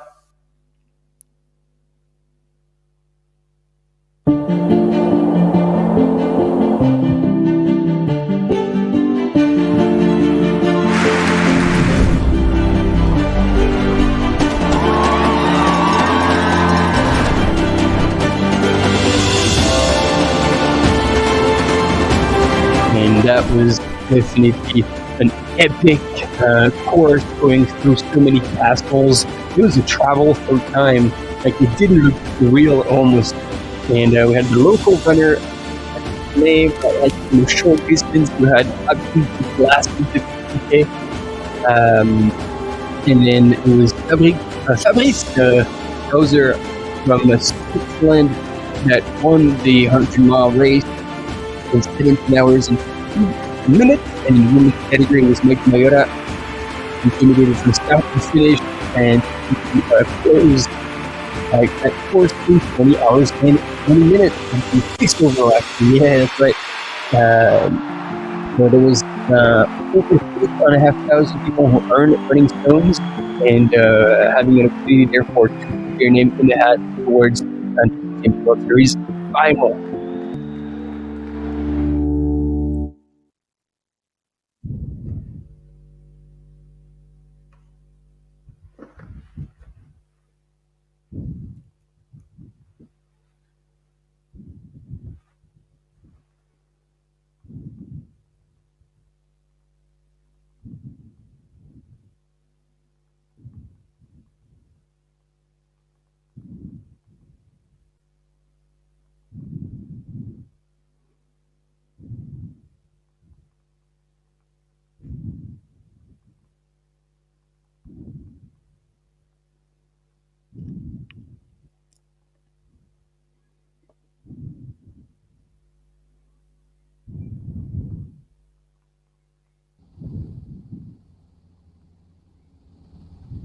All right. We're back, people. And we have the followers, I think Robert Agenal right in front with his just give us a taste and then just take it back. Okay, well, so I still have like this visual imprinted in my retina. So Robert Agenal was in first with the sleeveless tank and his compressed board pack. And behind him, I'm going to make a wild guess here. But I think there was Benyat Marmisol in the mix with possibly Luo Kanua as well. So that would have been 4th, 5th, and 6th place runner kind of all together in that group. But once again, wild guess. There we go. We have them. So there was Benyat Marmisol for sure, Robert Agenal, and then runner from China. Yeah, I think I had it right. Damn. Yep, and so that was just a very quick glimpse that we could catch. Our reception is apparently still not that great at the moment. Sorry about that. Please bear with us. Trying to do our best here. Probably the rain didn't help. And yet Lorraine is also cheering for Robert Agenal. And I mean, he's such a good human. There's so many people who are cheering for him, rightfully so.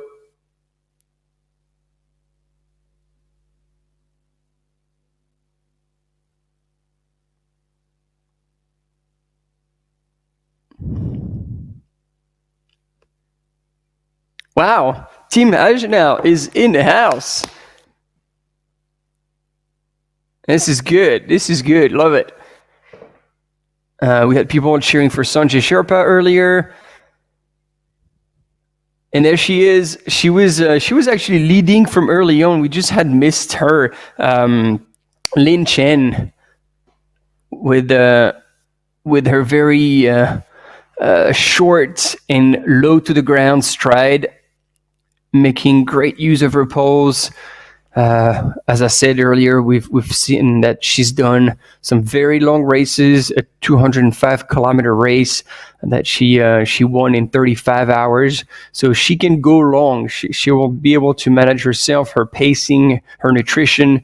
So that's going to be an exciting challenge for the rest of the usual suspects in the women's field: Kelly Henninger, Aurora Sio, and Jenny Quilty, last year's winner in 100 miles. And then here on your images, Chao Jiaju followed very closely later on by Gediminas Grinius. And this is Joji coming into the first aid station. And there she is, Lin Chen, representing Team Adidas Terex, and she was followed by Kelly Henninger here on your screen, Jenny Quilty, and right behind that we just saw very briefly was Aurora Sio, who left the aid station actually just ahead of Jenny Quilty. And that's it, back to the start.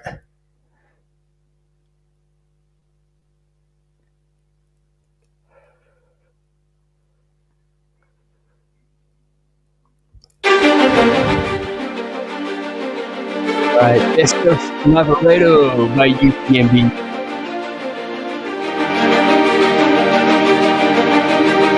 And I mean, Lavaredo is known for the teammate.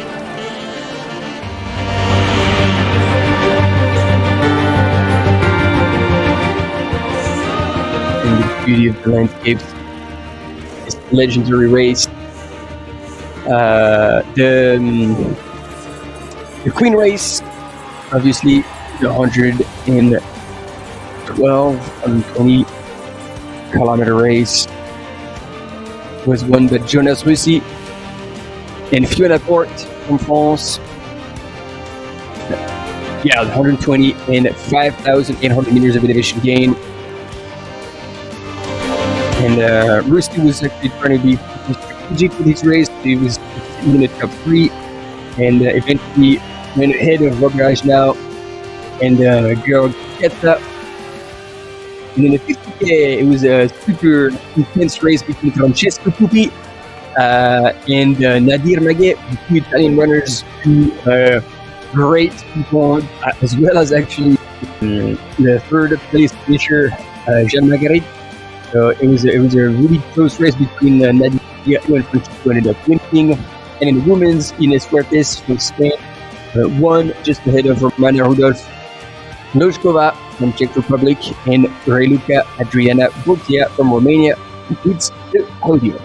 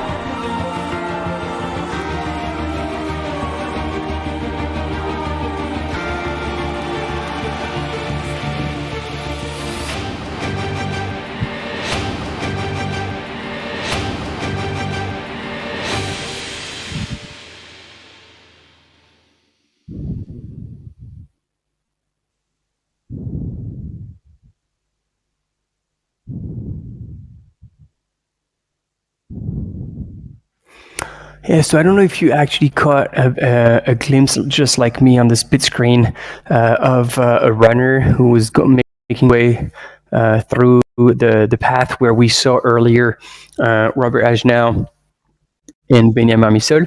It was Pablo Villa. Pablo Villa was there, so I'm gone through. He was in 7th place at the time, and so now we're seeing more in more areas. Pablo Villa and runner 297.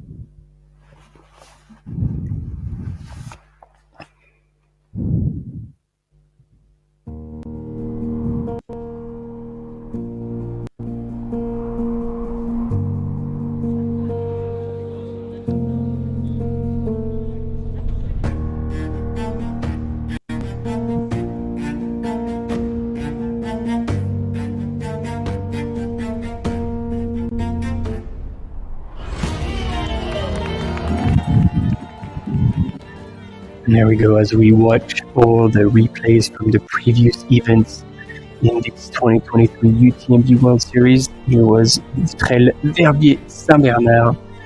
They had just under 4,000 runners representing 76 different nations at the start line of the Cross Alpine 140 kilometers. And the actual Trail Verbier-Saint-Bernard is the oldest Swiss ultra trail races known for it, and it is famous for its alpine terrain, how technical it is, how aerial it is, and obviously you can definitely see that on the images.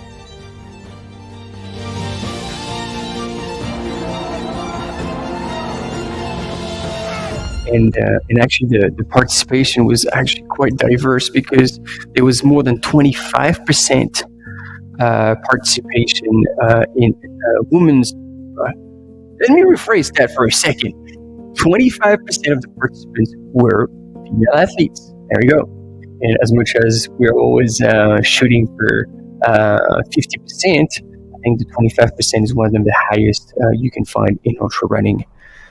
So far, and I'm saying, and I'm excluding Australia and New Zealand because down there they actually have managed to get about a 50% participation, at least at Tarawera in New Zealand, as well as UTA, Ultra Trail Australia, as well as Ultra Trail Kosciuszko, actually, that is taking place this very weekend at the same time as Doi Inthanon. So these two races took place. They are taking place at the same time, and Ultra Trail Kosciuszko started actually yesterday with the shorter races, and then the 100 miles is taking place as we speak. So there's quite a lot going on to wrap up this 2023 World Series season. And as we're still hoping to get images from the field, we'll definitely keep you updated with what's going on.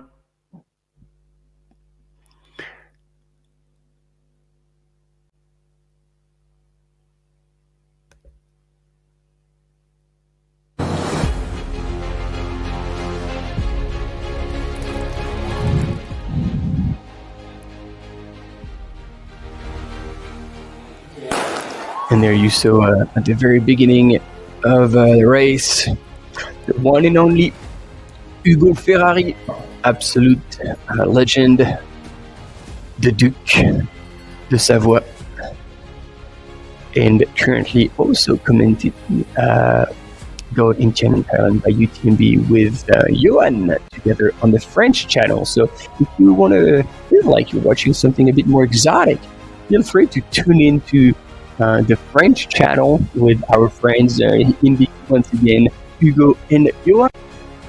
And I'm sure you will be transported to the land of cheese, frog legs, and snails, as well as UTMB Mont-Blanc final as well, Chamonix.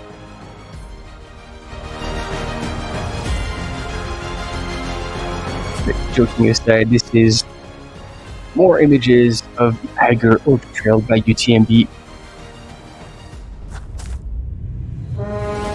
Eiger Ultra Trail, who had also a high number of participants, 4,200, and coming from 85 different countries. Heines Limberger, very famous in ultra running, and Katarina Artmuth won the E101 in pretty hot conditions. And Katarina Artmuth went on to finish second, if you remember, at the UTMB final earlier this year at the end of August. Peter Engdahl won the 50K, and he's completely destroyed the field in his fashion. This led to another sweep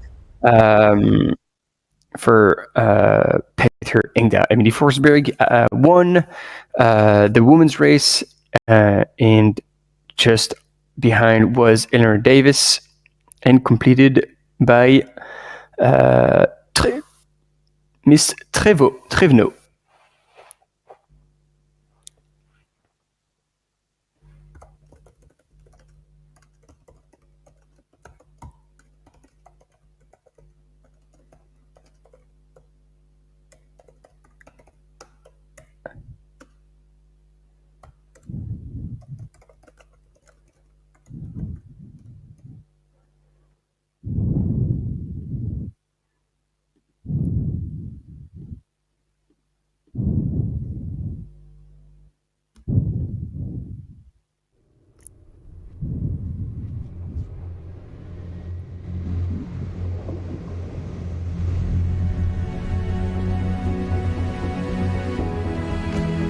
And after watching all these recaps, now let's look back at the finals. OCC, CCC, UTMB 2023. And if you stayed with us to watch the 52 minutes, we've had an in-depth recap with all these champions, how their races went.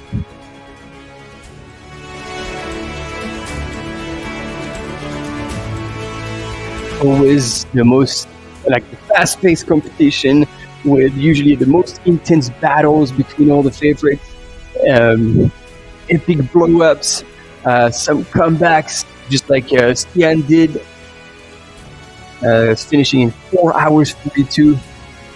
And then, Francesco Pupi with the fastest climb up to La Flégère, secured a second place, and in third place, Antonio Martinez was very, very hot on his heels, coming into Chamonix. And in the women's category, obviously, Tony McCann in a time of 5 hours and 18 minutes was followed closely by Katie Scheid. Katie Scheid, who scored another second place after finishing second at Western States and winning UTMB the year prior.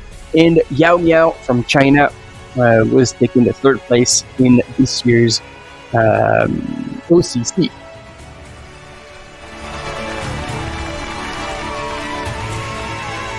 Tony McCann, who was definitely on a roll after being injured at the beginning of the season, being forced to spend a lot of time on the bike, and start her season actually quite late. Did wrap it up this past weekend at UTCT, taking another super solid win.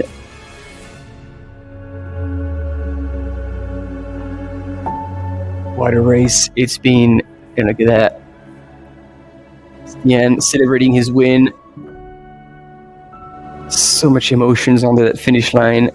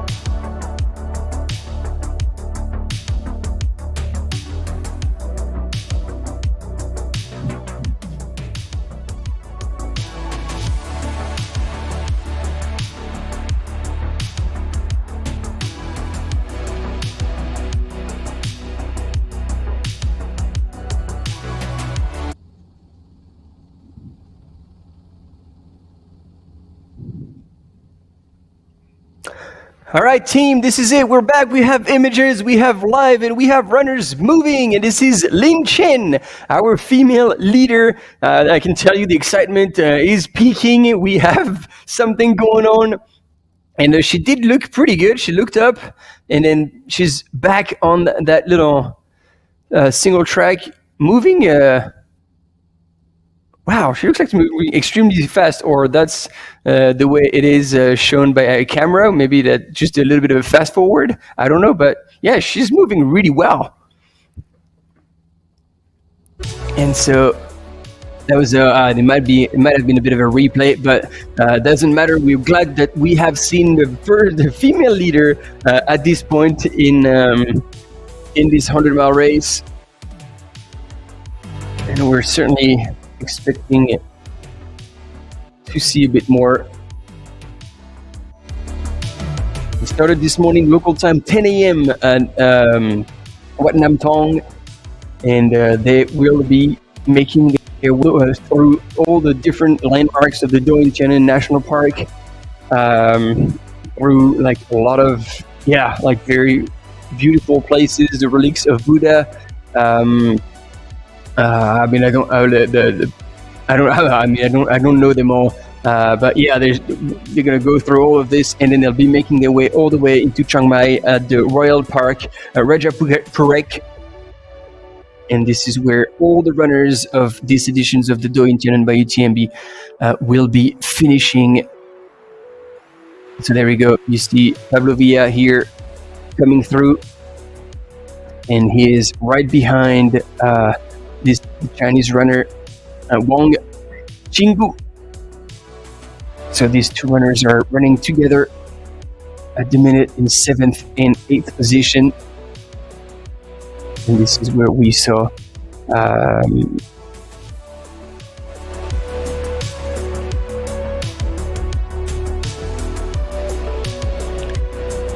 Lin Shen come through.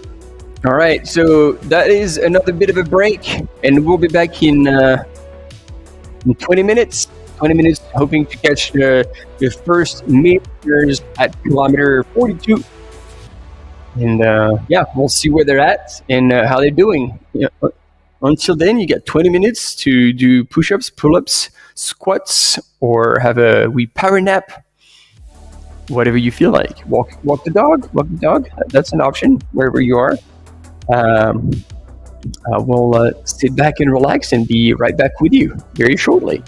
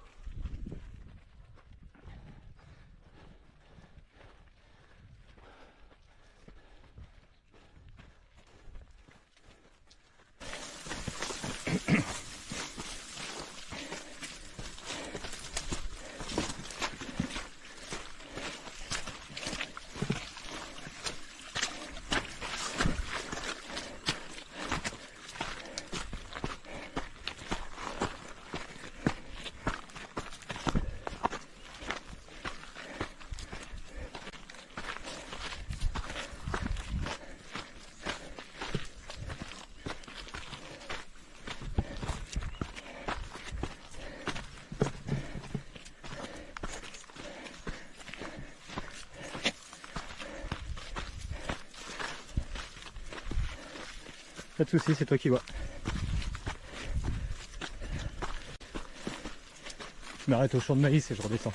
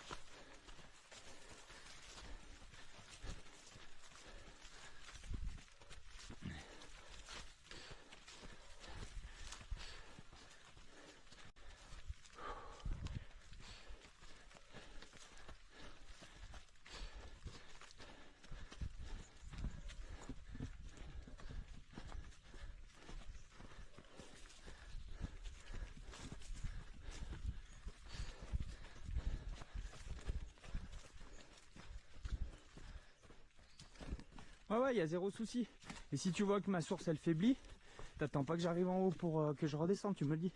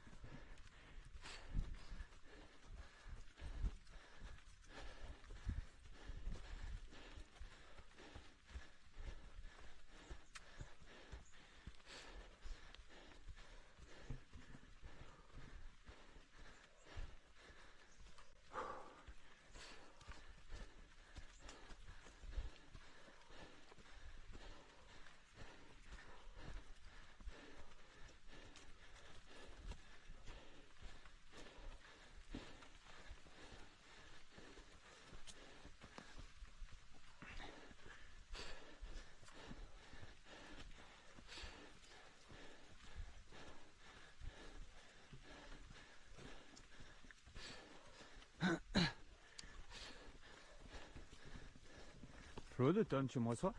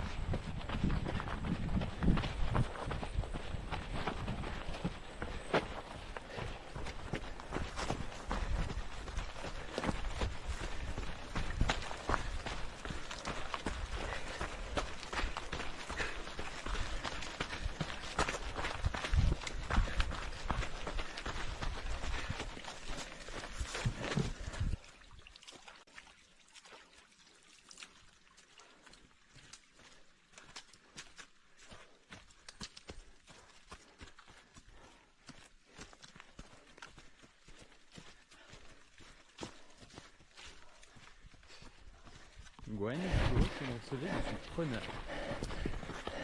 Ouais, c'est ça.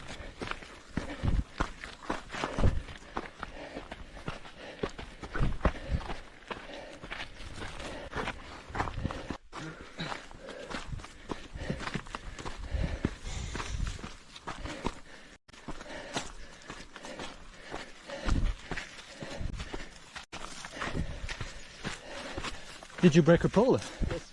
Oh, shit. They have a separate one. Come. Relay station. No problem. C'est ça, il a pété un bâton.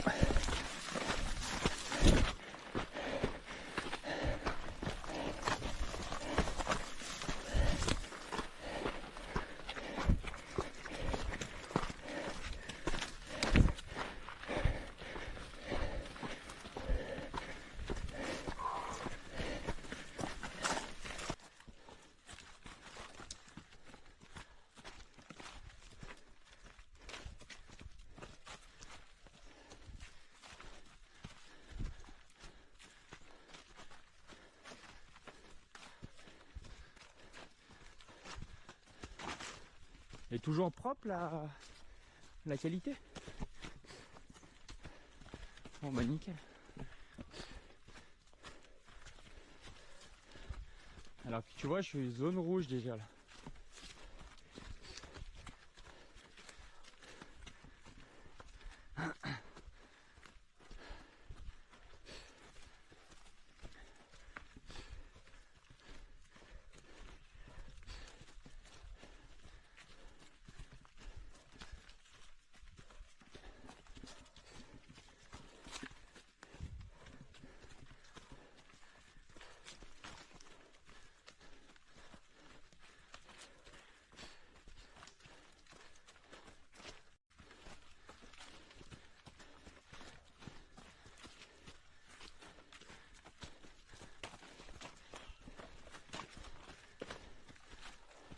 Gwen de Tam.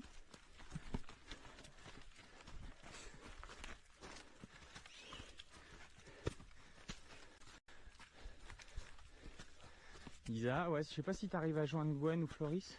C'était pour savoir à quel kilométrage j'en suis. Pour informer Arthur qu'il soit bien prêt.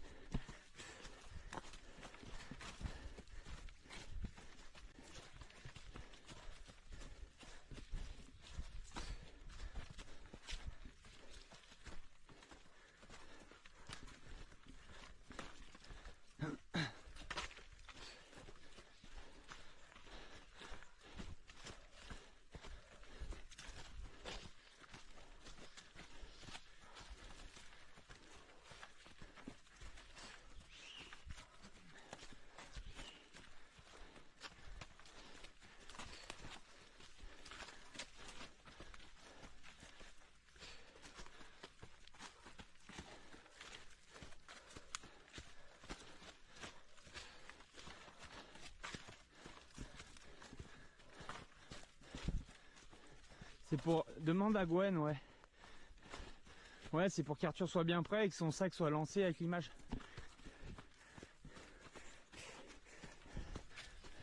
Ah parfait, je savais pas si vous aviez l'image, c'était par prévention. Et moi c'est toujours propre.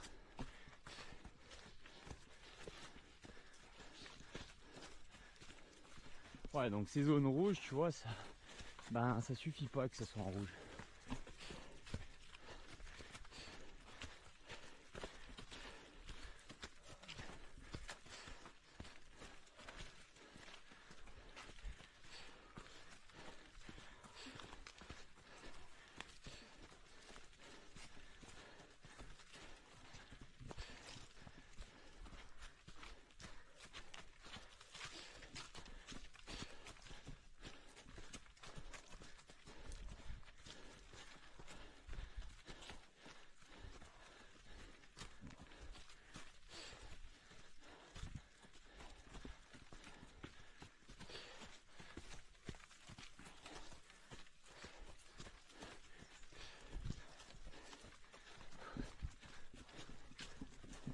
Baptiste il fait une randonnée pédestre.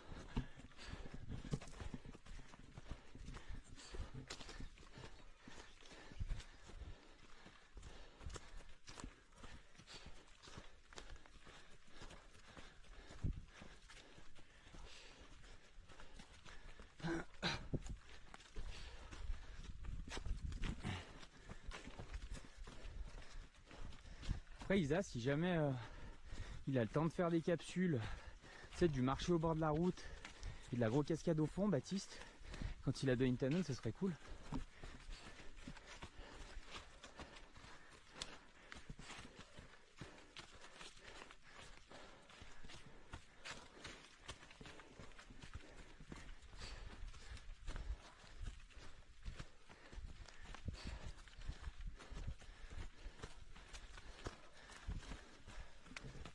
Ok.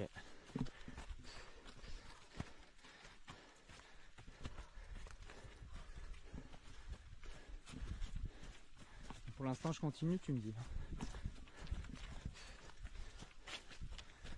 Vraiment tout au début du chemin. Ouais, mais tout au début du chemin, on n'avait pas d'intercom. Vraiment avant de basculer sur la route. Il n'y est pas tout à fait encore.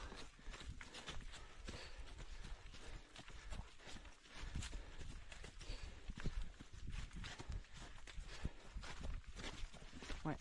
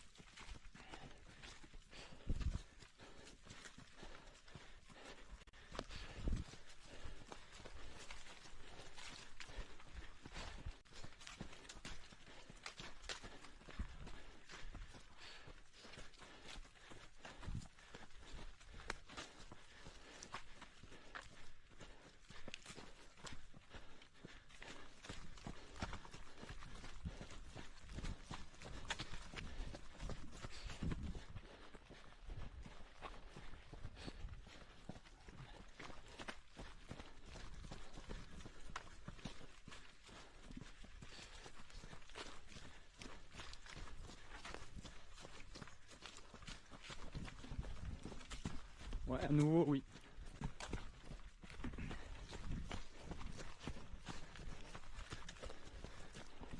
On va bientôt sortir à la route.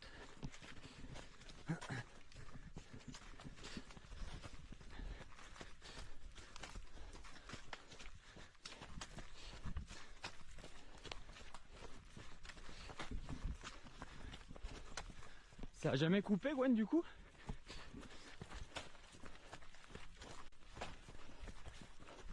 Ouais, ça a pas trop coupé finalement là.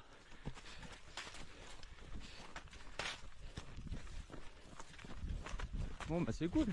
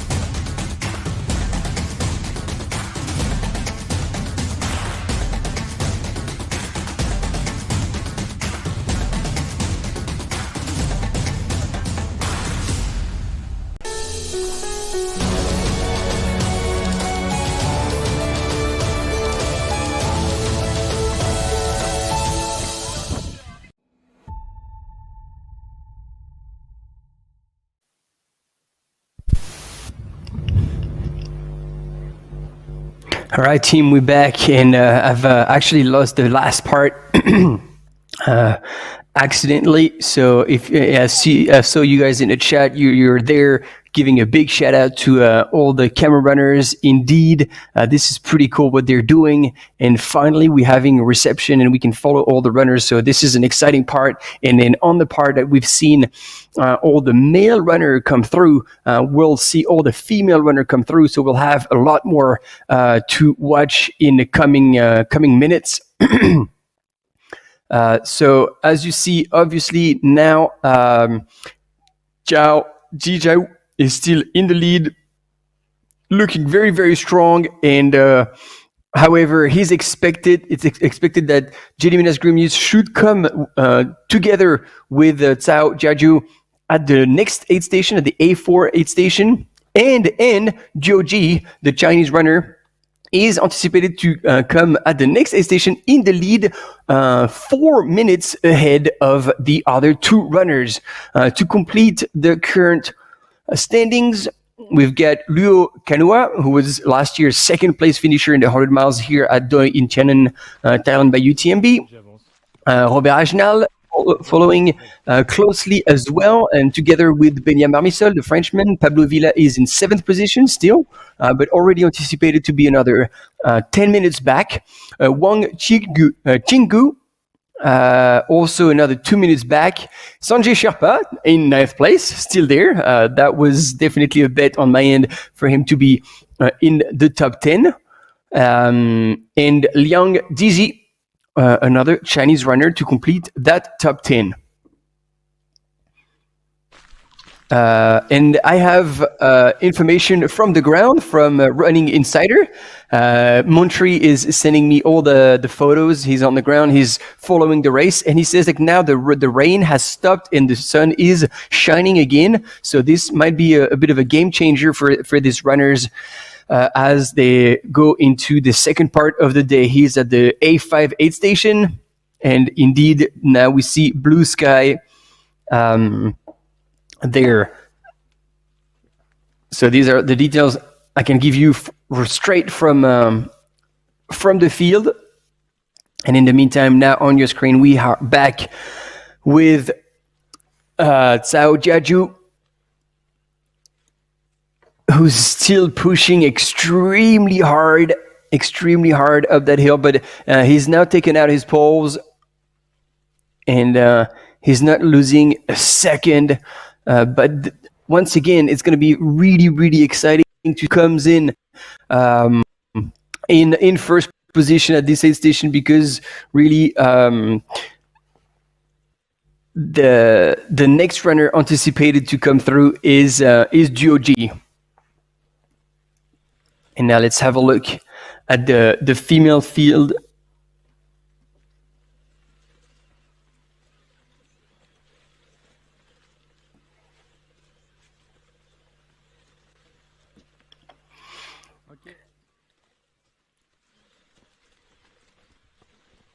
And Chen Lin came through the A3 aid station at 2:42 p.m. Wow, she was already 20 minutes ahead of Kili Henninger.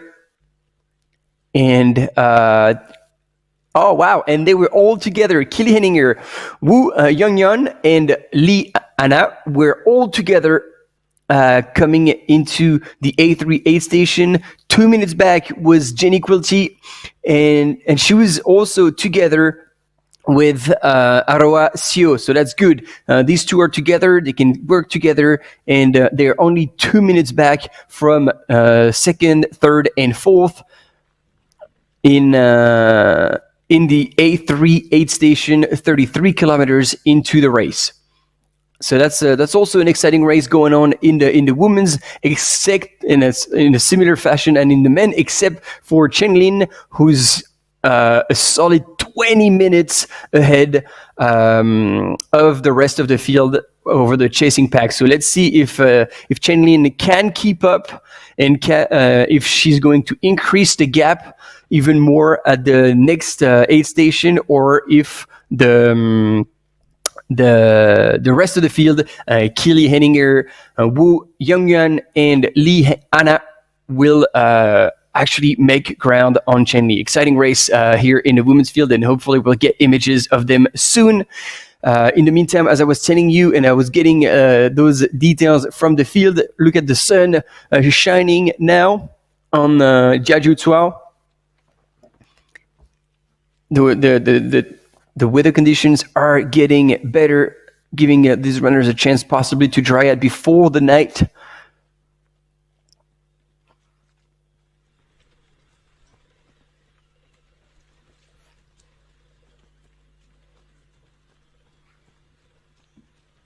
And I had images of Gediminas Grenius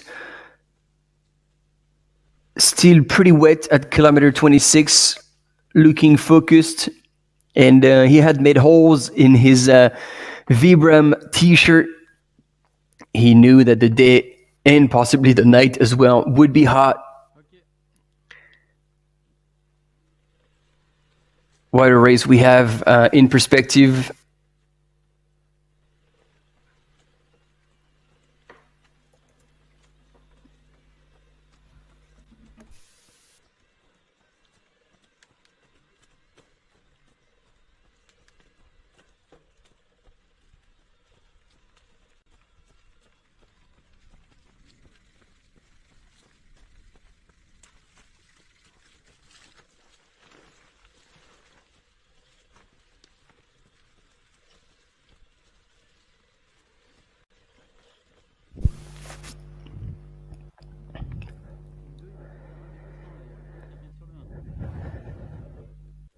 So checking in with you all in the chat.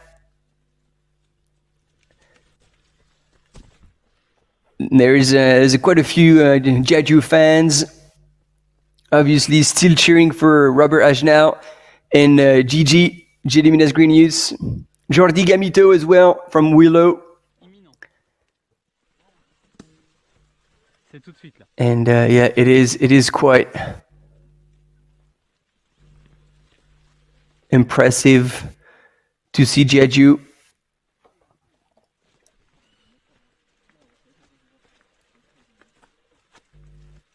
running so strong.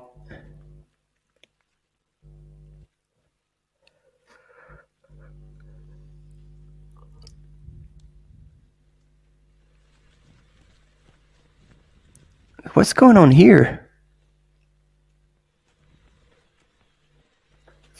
All right, so Jeju is in second position. This is possibly something I had missed before, so my apologies if not. And if we had not seen these on the images, then this is why Jeju was anticipated to be coming into the next aid station in second place. It was because Ji-Duo was indeed in front of Jeju, and that's probably why Jeju was also pushing so hard, because he wanted to close the gap and keep Ji-Duo at bay. So now the question is he going to pass him? Is he going to sit with him for a while and get himself together? 5 hours, 20 elapsed, so probably like barely 25%, 25% of the course, or a fourth of the course covered from a timing perspective. So still another 15 hours plus of racing for the men's.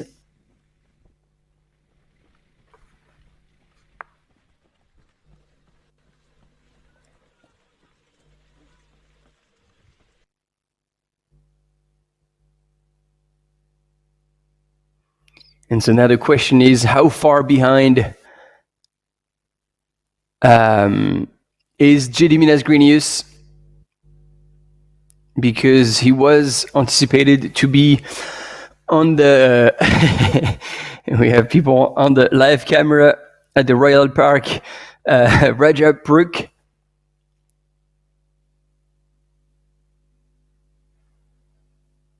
I think we're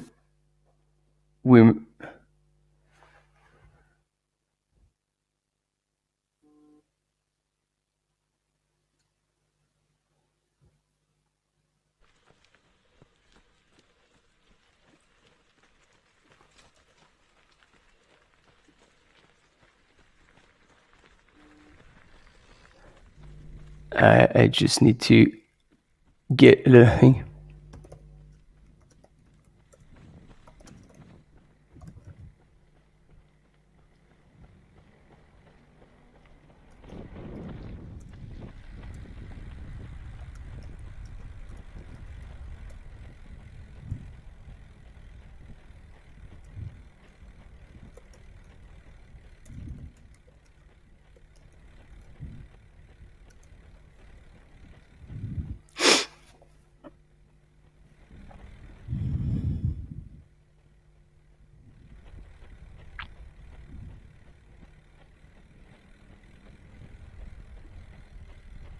All right, so now they're moving really strong on the road.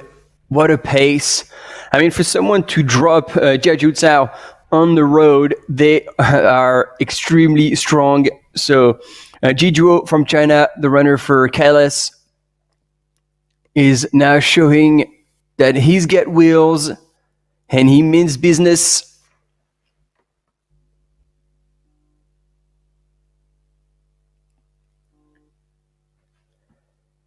And in the meantime, I'm receiving all the details from the crew at the A5A station. Oh, and there we go. The female leader, Lin Chen.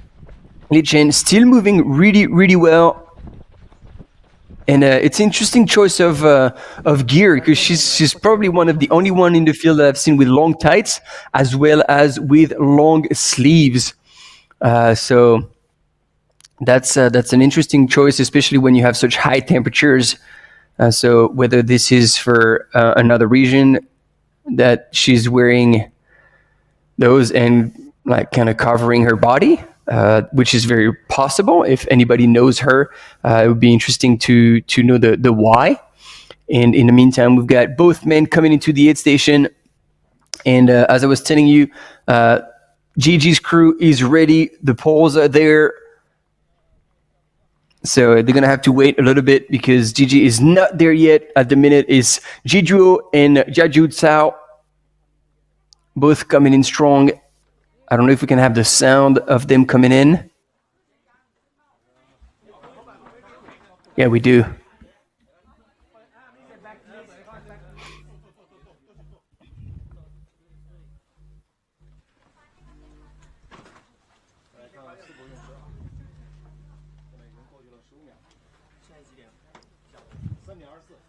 Interesting. So they're even sharing the exact same table.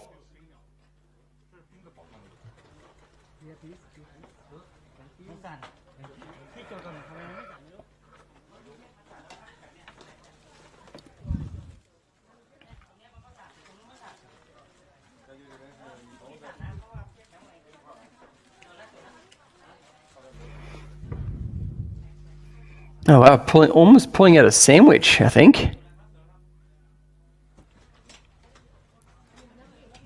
So that is the first aid station where athletes have access to their crew. So that's why they're taking the time to like eat solid food and kind of replenish, taking the time also to sit down.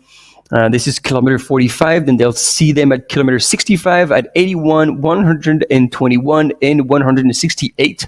So the last time they're going to get to see their crew is going to be 10 kilometers from the finish.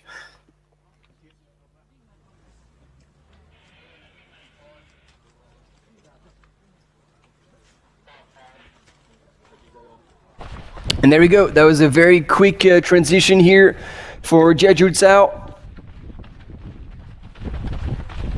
And he will leave the aid station in first position, while Jijuo is still sitting at the aid station. And it's always a tricky thing when you're neck to neck with another competitor. Do you take more time at the aid station doing everything you had planned, or do you abort and run out to make sure you stick with that competitor? Also interesting to see, as much as it was raining earlier. Now the sun is out, and Jiaju Zhao has left the aid station. Look at this; you can see it around his neck with a nice bandana to keep him cool. So the temperatures are still hot enough to justify those runners to still use ice to cool down their bodies.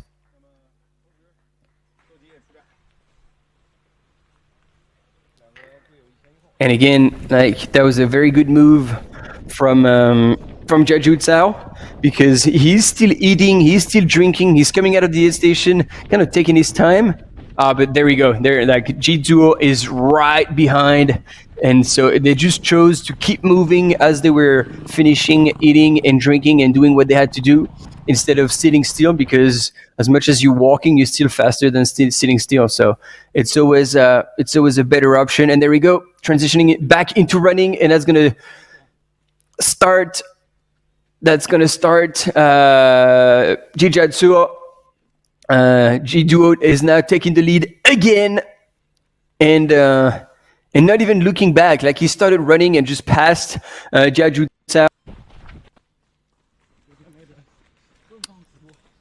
Oh, we're in for a massive ding-dong battle between these two Chinese runners, and hopefully we'll still see some of the rest of the field. Jediminas Green-News and another Chinese runner, actually, Luo Kanuha, who was second last year.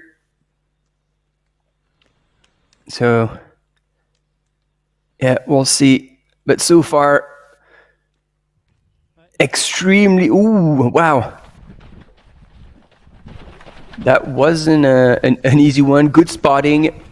That's probably why they had put the little moped across the street, making sure that nobody would go past that. And it looks like Jeju Tsao is a bit more spent, or at least like not pushing as hard, as fast. Like he's letting the gap widening between him and Ji Duo. He's letting him go. So maybe he would just wanted to focus on the finishing his transition, the aid station, having a final chat with his crew before branching into that single track and into the forest. But this is definitely on between Ji Duo and Jeju Tsao. In the meantime, right at the bottom here at the kilometer 40, before climbing back up to the highest point in that race, is our female leader, Lin Chen, looking extremely strong. And at the last aid station, she was 20 minutes ahead of second place runner Kili Henninger. And actually, Kili Henninger was together with, let me check again because I don't want to tell you lies.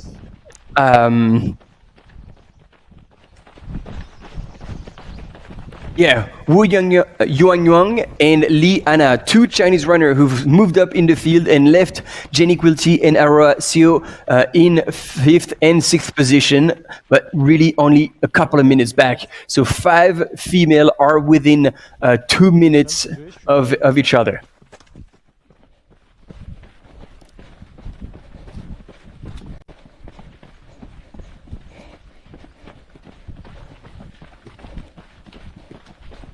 Bon, de toute façon, il y a bien 3 minutes. Voilà.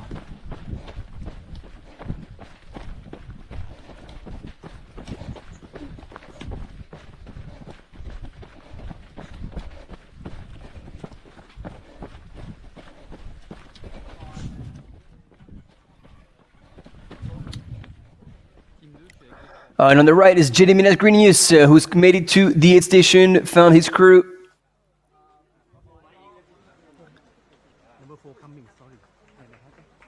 Taking a bit more time. He's in 3rd position right now,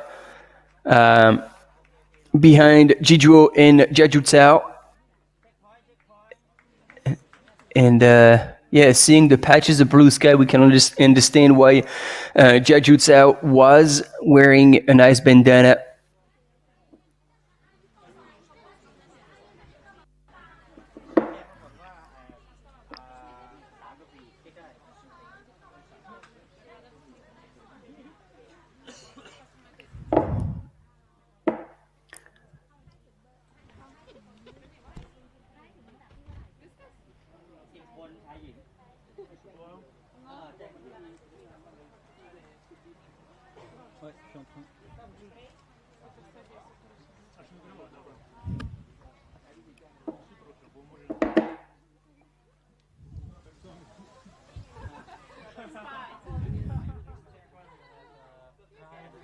1,200. Okay. Keep going this way and turn right.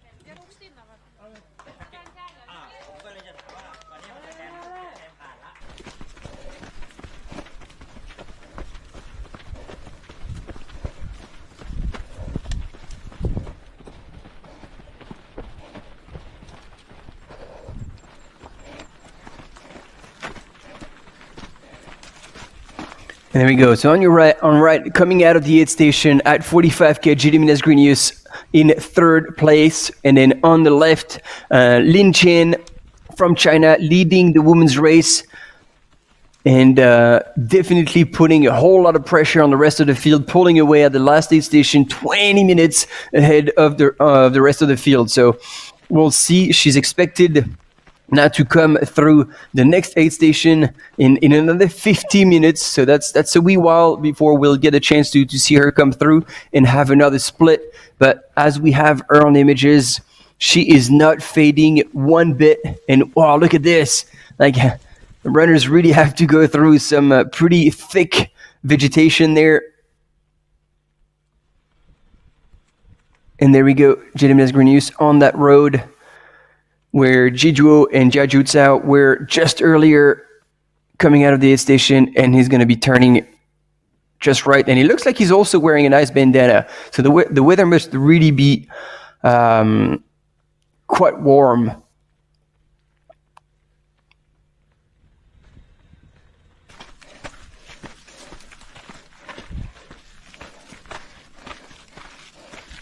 And yeah, it looks like Lin Chen has definitely switched the gear here.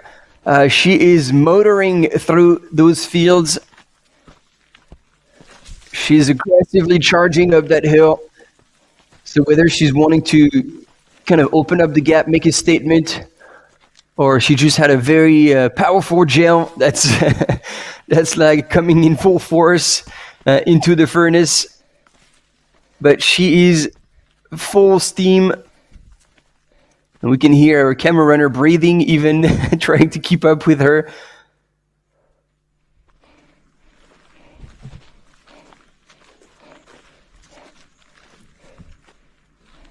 And actually giving us a little bit of a wider angle, seeing her disappear in the distance.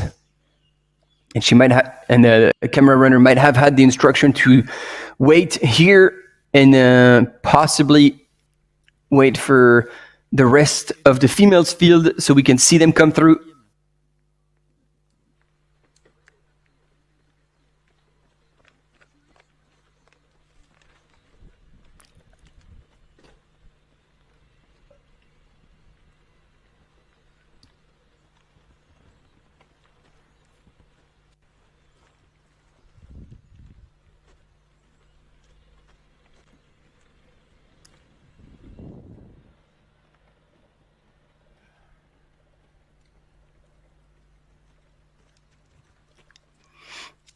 And there we go, Robert Hajna, ladies and gentlemen, coming out of the aid station as well. And he's, yeah, I thought he was pulling them out. But no, he's putting them away, but no, he's taking them out. Robert Hajna in the house, ladies and gentlemen, in fourth place. Coming in strong. We've got the ultra running veterans, Robert Hajna, who once finished second at UTMB. Weather conditions were absolutely horrendous, and he had managed to look after himself, stayed warm. I think he went from wire to wire in his waterproof pants, which had made some of us, myself included, laugh a little bit. It's like, wow, what is he doing with the rain pants on? But he knew better than all of us what to do in those conditions, and he had pulled it out. Robert Hajna, another great human being.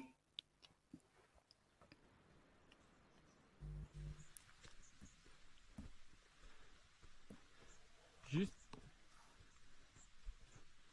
Gwen, le Dossard 15 c'est bien un homme, hein?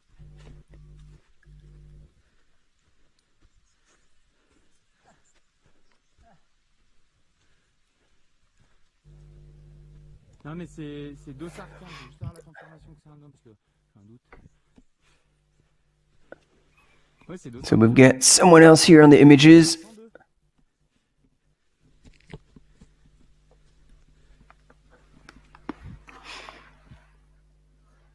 J'ai pas compris, Gwen. Là, je suis avec Dossard 15, mais j'ai un doute, c'est bien un homme le Dossard 15.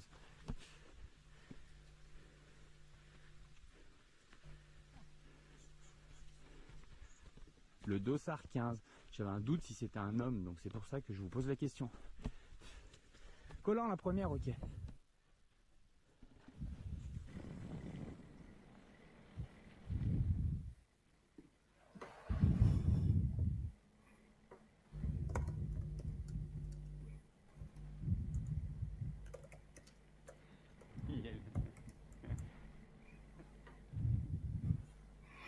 Yeah, there is a bit of a confusion with all our camera runner wondering who to follow and what was going on in the field, but it's all sorted now.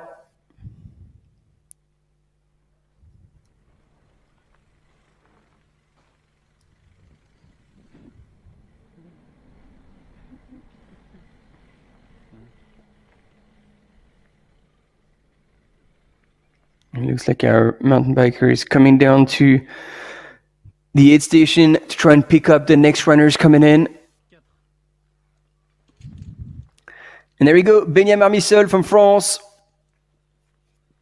He's also leaving the aid station, so I believe now in fifth position.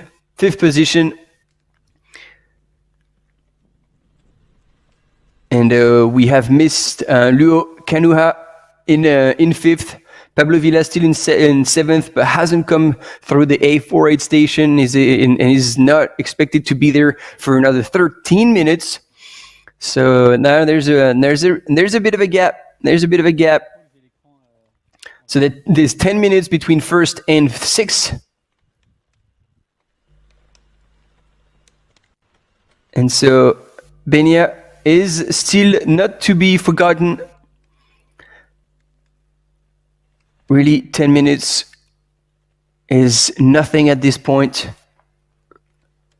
5 hours and 40 minutes into the race.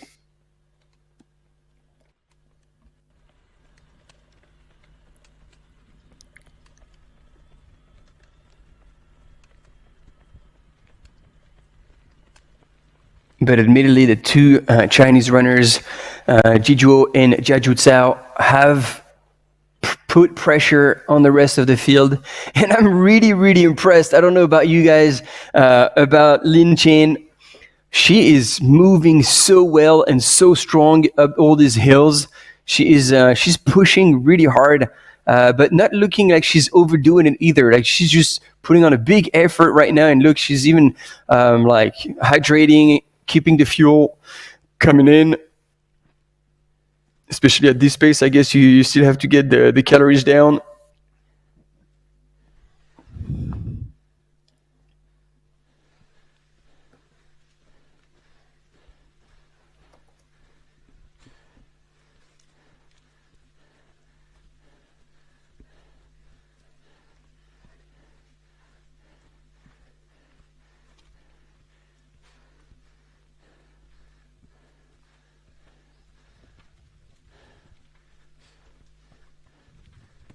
Attention.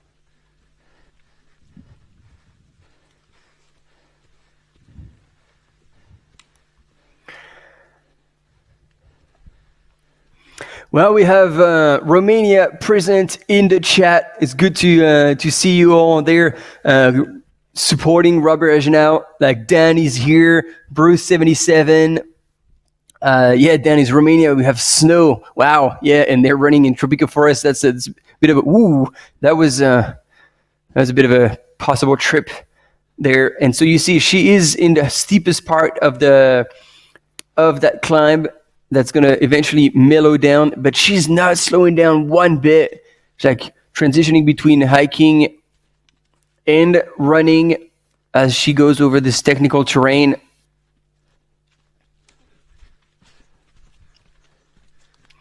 If she carries on like this, she's going to be a very hard one to beat. And I could even say like she's possibly going to come into the top 10 overall. That's my bet. That's it. I've put it there. I've said it. And then Vlad, yeah, we do apologize to a whole lot of people in the office who are going to lose productivity today as we follow this race live.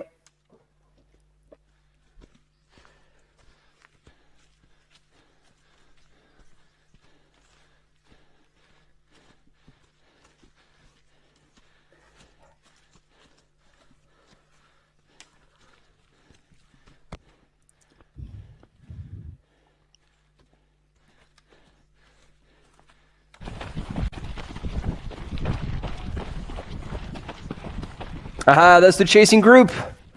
That is the chasing group, ladies and gentlemen, in the women's field. And that's got to be Wu Yangyang.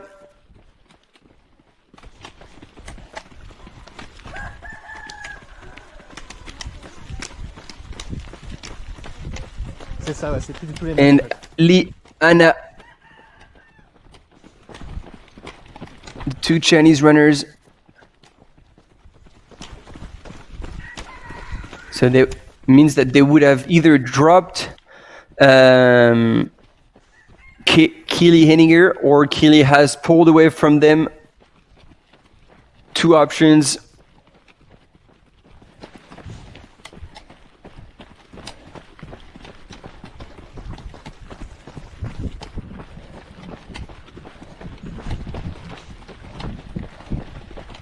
Deux et 3, 106 et 107. So it is confirmed they are second and third, which means Keely Henninger has fallen back a little bit.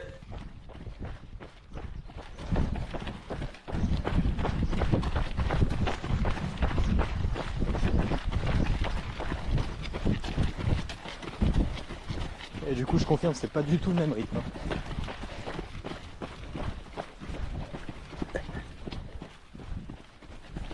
And our camera runner who was with the first female runner said that is not the same pace at all.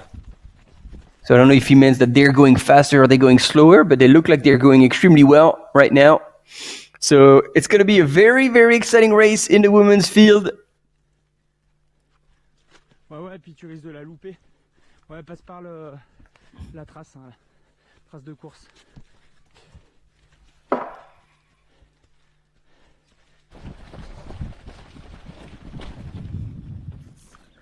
And yeah, I doubt it has already been 20 minutes since we saw Lin Chen go through that very section.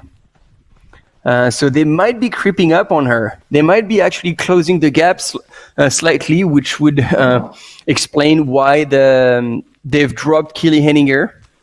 At least that's my assumption here. And we'll see if that actually gets confirmed or not.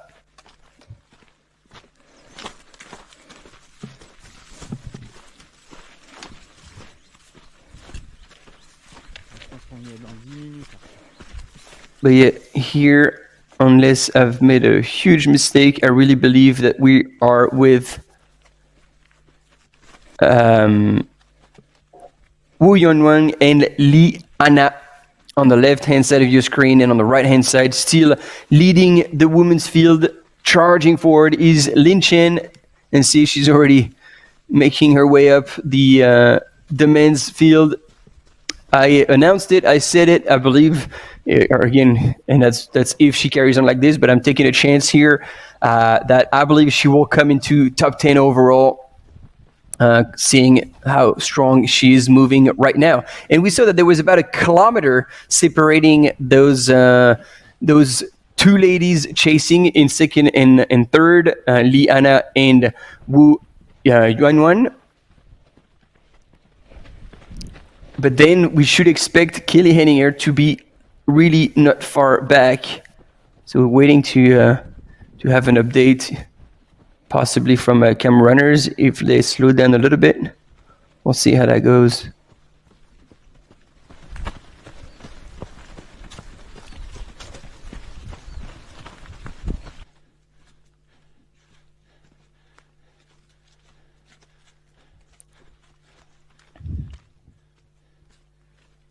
But yeah, we can certainly hear our camera runner breathing rather hard to keep up with Lin Chen. She means business on that, once again, one of the steepest section, making very good use of her poles.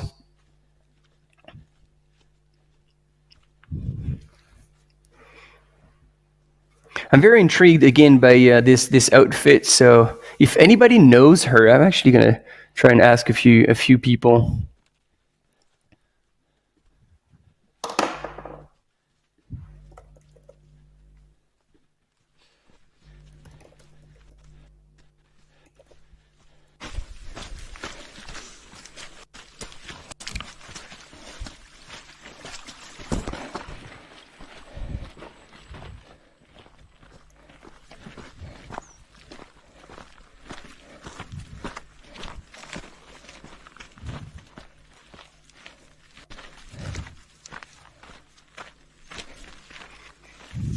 All right, we are with the chasing ladies, Li, Anna, and Wu Yuanwang. We have a quick commercial break, and we'll be back straight after to follow that women's race very closely. There's a whole lot going on right now.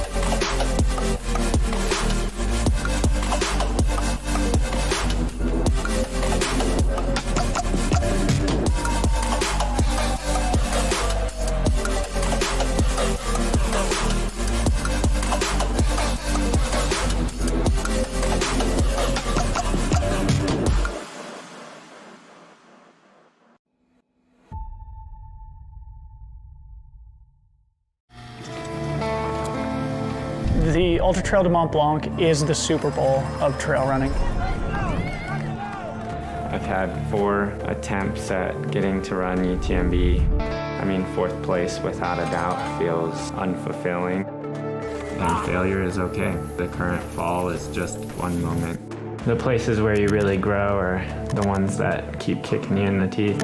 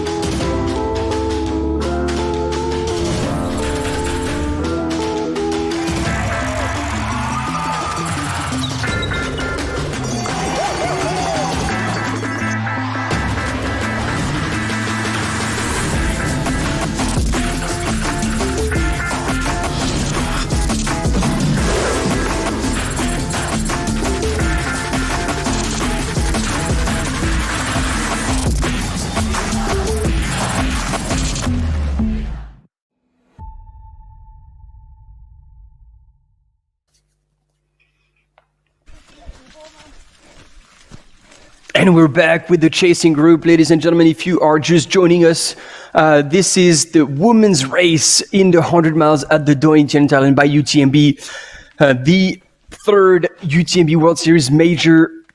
And as you can see on the top end of your screen, top left, it's just under 6 hours elapsed since they started at 10 a.m. Local time in Wat Nam Thong. And they're on their way after 178 kilometers and 10,000 meters of elevation gain to the finish in Chiang Mai at the Royal Park Rajapurek. These two ladies are, as you can see on the screen, second and third currently. They're chasing hard, and we're talking about Li Anna from China and Wu Yuangyuan, also from China, and they're chasing a third Chinese runner, Lin Chen, who's been pulling away right from the beginning of the race and is looking extremely strong.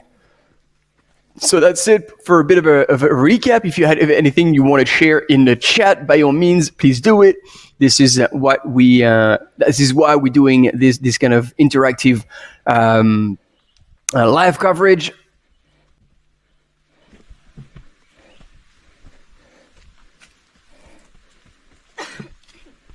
Dan, can you please tell us a little bit more about Lin Chen and why she's wearing long pants and a long sleeve T-shirt and you say even gloves? Can you tell us a little bit more about that? Because you say like attention, we are in Thailand. I'd be interested in knowing all the details because I have an idea, but I don't want to like tell lies or make mistakes. So. Yeah, I only have my assumptions. So if you know, please, by all means, share it with us. I would love to understand the why, because indeed everybody else is wearing ice bandanas and like t-shirts or sleeveless t-shirt. Even Jiri Minas Grenius has holes in his t-shirt to keep himself cool. So yeah, I'm just very, very intrigued and curious about the why she is wearing what she's wearing.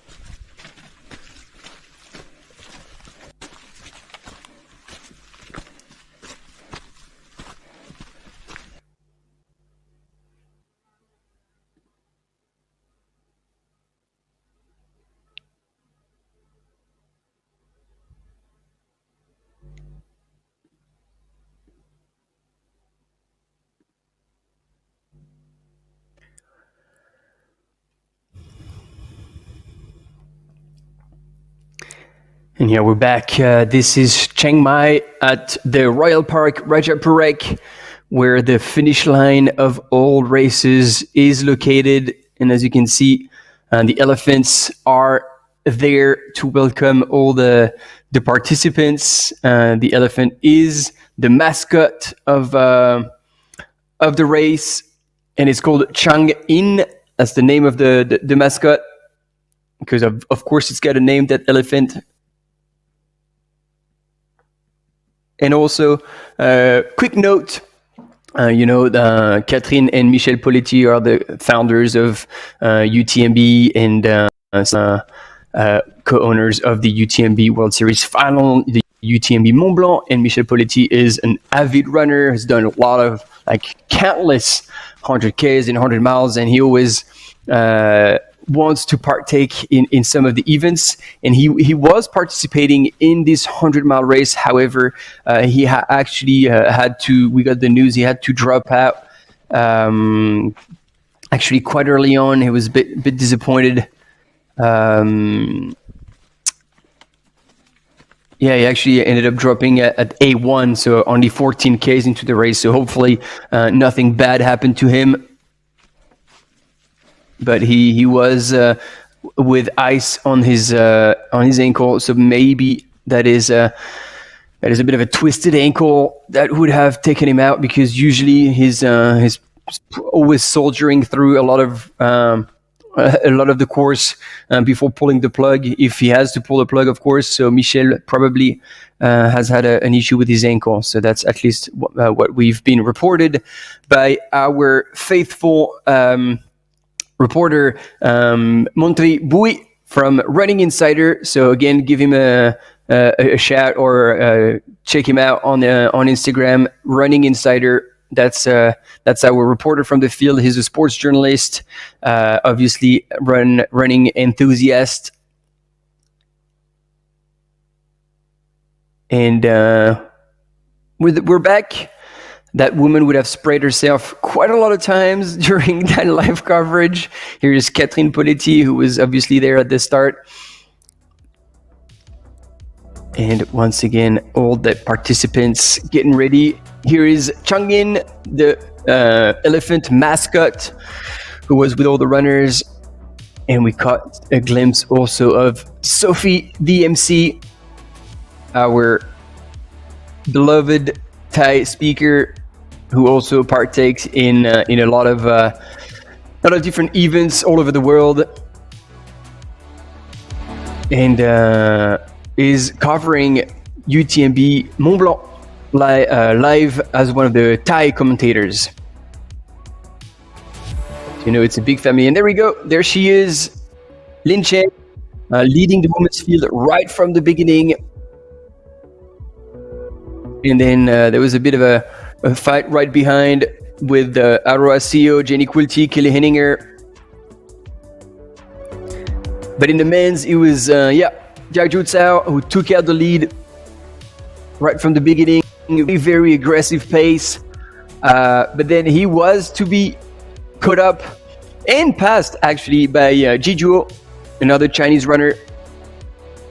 And then behind, Gediminas Grimus is still holding on. There he is. He was earlier in second place and now holding on to third place. Still looking pretty good and not too far back at the last aid station. And Luo Kanuha and Robert Hajnal were together, like almost together, coming out of the last aid station. And we saw then coming next was Benjamin Misol from France. And there he is, Jijuo, who was about to catch up with Jiaju Tsao.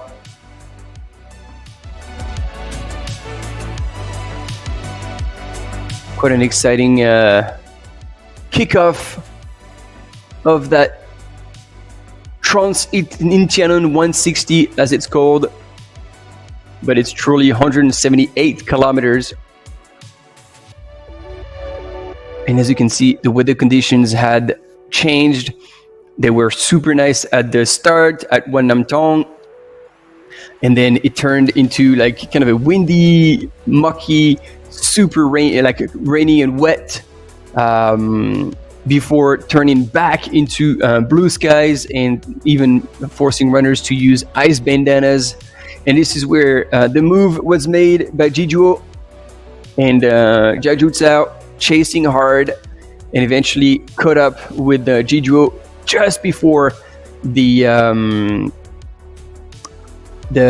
aid station number 5, which was 45 kilometers into the race, and also the very first time the runners were able to meet their crew. And we have a few hellos from the finish line. And there we go. You had your top 2 runners at the aid station, while Lin Chen was making her way and opening even more the gap on the rest of the field. But Wu Yuanyuan and Li Anna were chasing very strong in second and third position, running together, probably helping each other out. Who knows? Robert Hajnal there coming out just behind Luo Kanuha and ahead of Benjamin Misol. And there they are, Liana and Kelly Henninger. And let's take a moment to have a look once again at the whole course.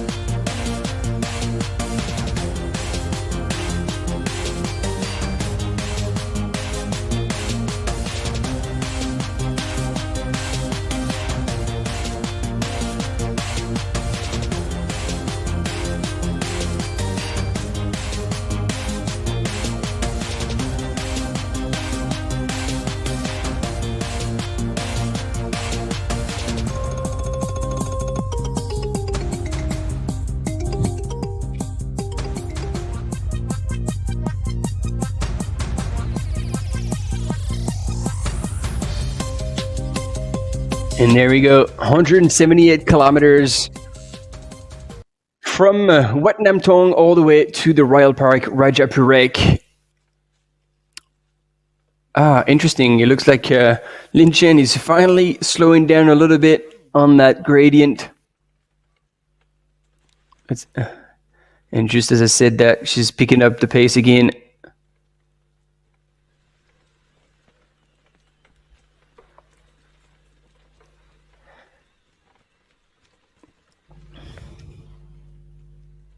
Yeah, really impressed here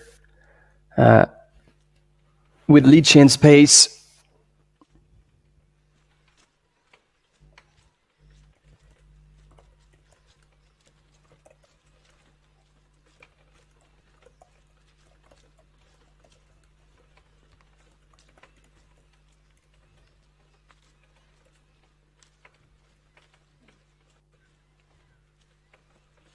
Ouais, ok.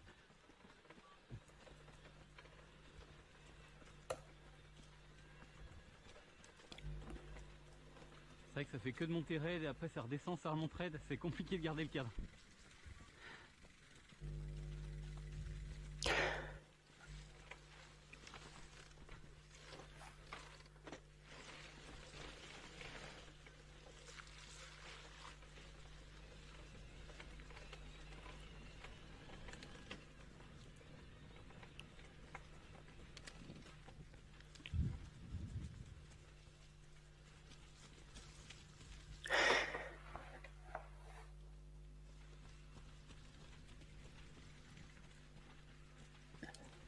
Yeah, I gotta say this is like textbook what you want to be doing in an ultra, like switching from hiking to running, always like making good use of the poles, just not forcing really hard, not being bent over, but just keeping them there, not only like helping you move forward as you go up the hill, but also just keeping also your body balanced.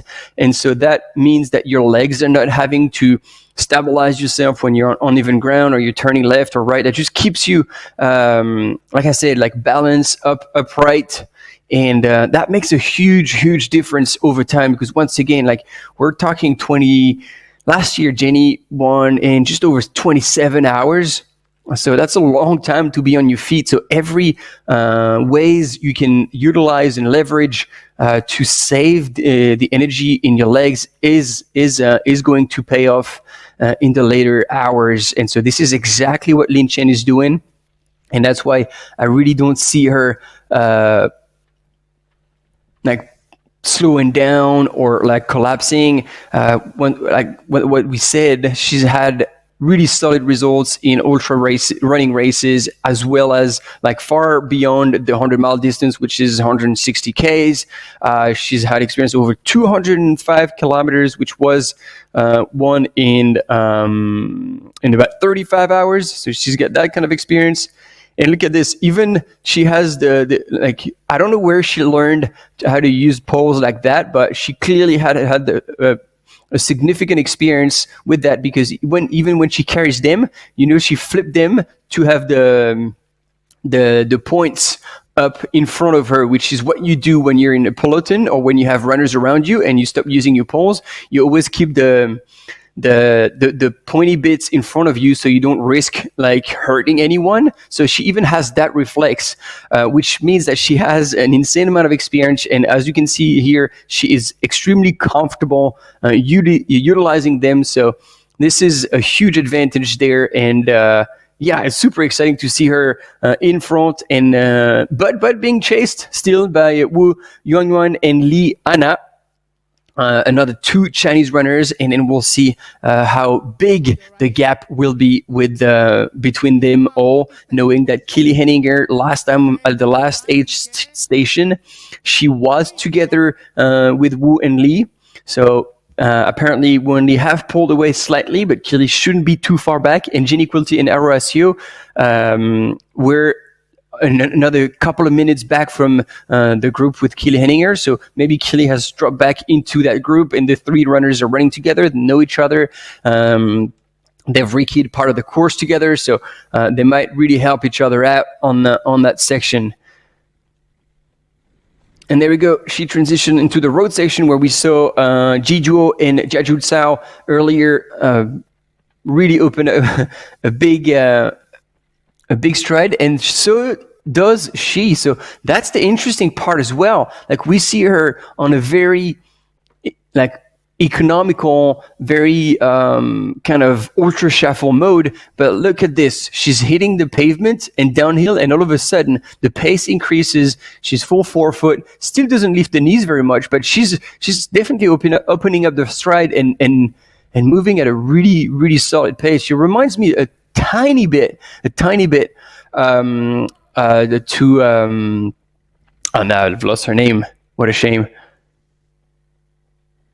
Yao Miao, of course, Yao Miao, who had won CCC and has dropped back down to marathon distance and do the Golden Trail Series. But yeah, she reminds me a little bit of her with a bit more of an ultra shuffle, but look at the pace she's running at. She definitely has wheels, which also confirms that she's not here by accident, and it's going to be very exciting to see her progress through that course.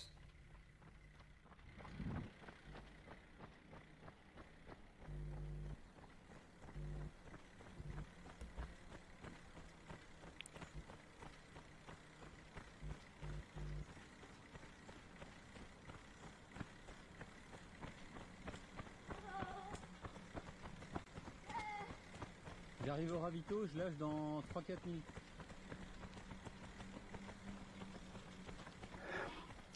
All right, I just checked the comments, and yeah, we've got people from Kosciuszko 50. Welcome to the live. Man, you're all over the place. So yeah, Kosciuszko was also part of the UTMB World Series with all distances. This year there was just snow on the ground, but not like massive snowstorm like last year. So runners had the opportunity to adventure on the original course and have a lot of fun from what I've seen on social media. So good on you for enjoying that race and then now tuning in onto the live to check out the coverage of this UTMB major. And indeed, it is another hot one. And there we go, an assumption from Sir Galahad. I like that. I don't know if this is true or not, but this is good thinking because indeed a lot of Asians would rather not get tanned, and therefore that's why they're wearing long sleeves and long tights. So I'm unsure whether this is the reason why. This is one hypothesis that makes sense about Lin Chen. We'll see if that actually turns out to be true or not. Nuts joining the live as well. Salut mon pote. Hello. So we got people tuning in from everywhere. Obviously, so in Australia that we see people doing Ultra Kosciuszko. They all look so strong. Like those two, the two runner now getting into the aid station. Lin Chen for the first time, like I said, is catching up with her crew and eating solid.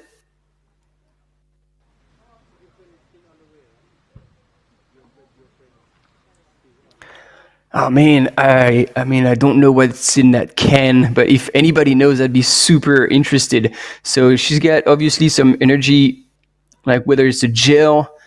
Damn, that was a lot that went down. Probably like maybe applesauce or.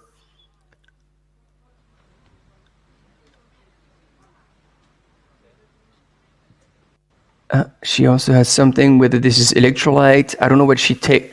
She had that in her pack, so she remembered to take it. She had it with her. And I gotta say, like, she can't be more than 20 minutes back. Actually, instead of making assumptions, I can actually take a quick look at the ranking.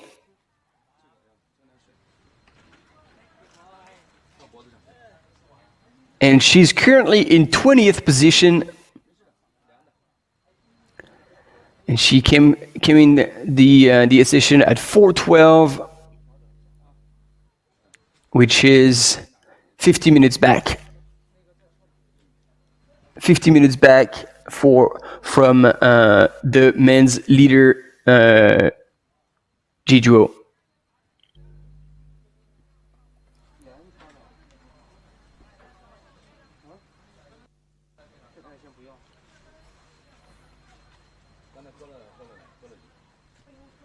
So she's got the long tights, she's got the belt, she's got the pack. So she's spending a bit of time at the aid station, but she's not wasting any second. Like she's like every second she's spending at the aid station, she's actually doing something. She's eating. Now she's picking up a bit more electrolyte water. There you go.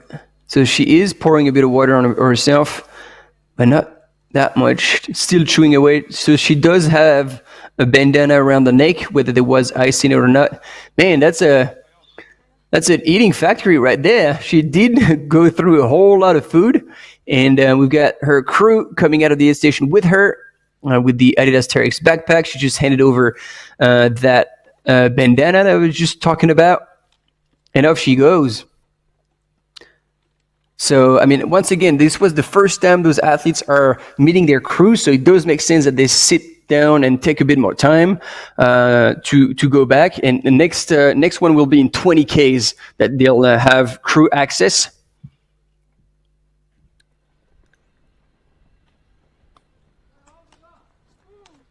And actually, in a few moments, as Lin Chen is disappearing onto that road and leaving the aid station, I will have a quick video edit about the journey of Roxanne, 66, and she is a finisher of the OCC in a very particular way, and I'm not actually going to spill the beans. You're going to figure out yourself shortly when that movie comes up.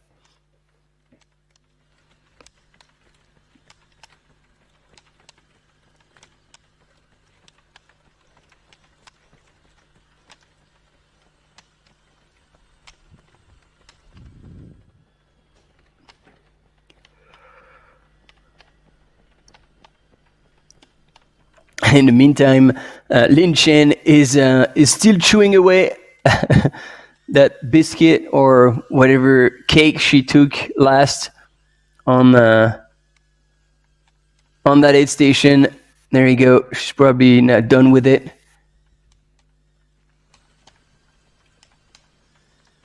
And I think there was a remote-controlled wee buggy that was on the road. I don't know what it was for. But yeah, I don't think I was dreaming there. That's I believe what it was. Oh, there we go. Yeah, good call. So it's good that there's that sign on the road. She saw it quickly and then went back in, while that other runner actually had went a little bit too far. And there we go. This is Roxanne. 66 ans, j'ai un handicap de naissance et je fais de la joëlette depuis. So her name is Roxanne, 66 years old, and she's had. Oh, there we go. You get your subtitles. On sait qu'il y aura des moments difficiles. Roxane, je crois que tu as une belle journée qui t'attend, mais une difficile journée aussi.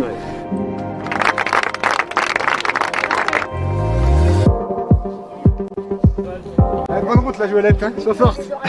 La Joëlette, c'est un espèce de pouce-pouce, on va dire, monoroue. Donc il y a une personne qui est à l'arrière, au moins une personne à l'avant pour tirer, mais là, quand on est en montagne, il en faut un petit peu plus.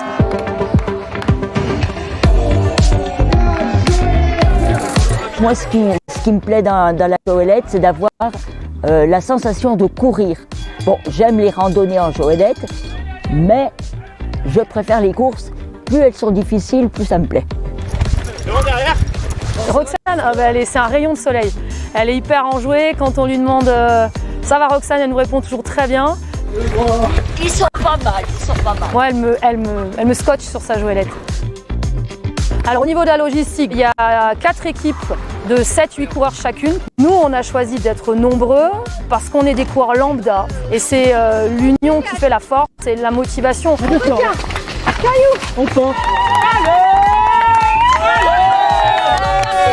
Prochain relais, on se fait un petit relais de descente un peu technique. Il va falloir faire attention à bien négocier. Il y a un peu de portage, il y a quelques marches. Comment les tracteurs devant? C'est particulier pour nous parce qu'on n'a jamais fait en montagne. On a fait le semi-marathon de Paris, on a fait la Saint-Élion, mais jamais en montagne.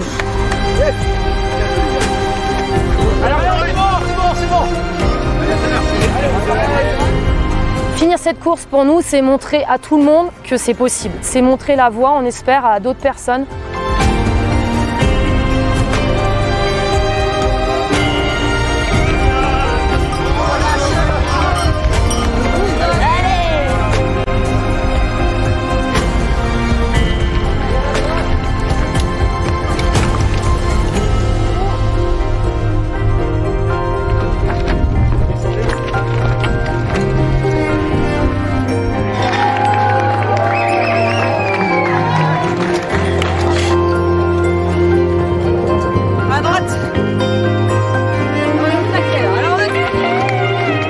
C'est des souvenirs de toute la préparation qui reviennent, tout ce qu'on aura traversé pendant l'épreuve. Et on a réussi, et toute cette synergie du groupe, c'est fabuleux, c'est fabuleux.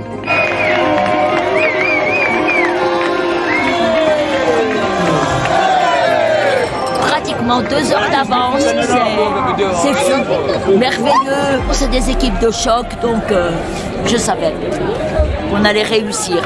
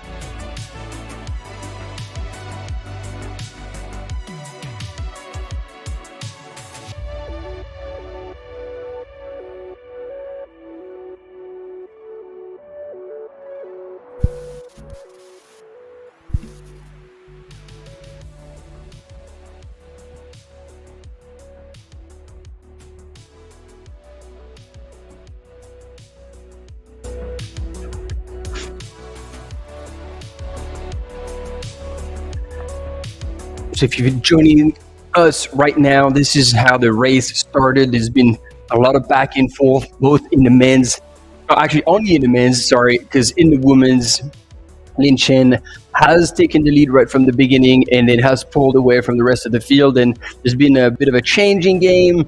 Kili Henninger, Jenny Quilty, Aroasio were kind of following Li Chen, but then two Chinese runner, Wu Yuanyuan and then Li Ana, have made the move and are sitting now in second and third position, but they're neck to neck, they're together, and they're chasing hard Lin Chen.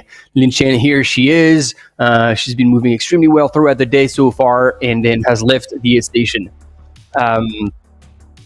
In the men's, it was Zhao Jiuzhao, last year's winner, who was leading the charge until another Chinese runner, Ji Zhuo, pulled away from him. Right behind not too far behind, Jidimin Asgrenius was following. And you saw on the images, we missed Luo Kanua, but then Robert Agenal, Benya Mermisol were there, coming in out of the 46K aid station, which was the first time where they saw their crew. And here we go, a little bit of a recap of the Wildstrubel by UTMB that took place in September.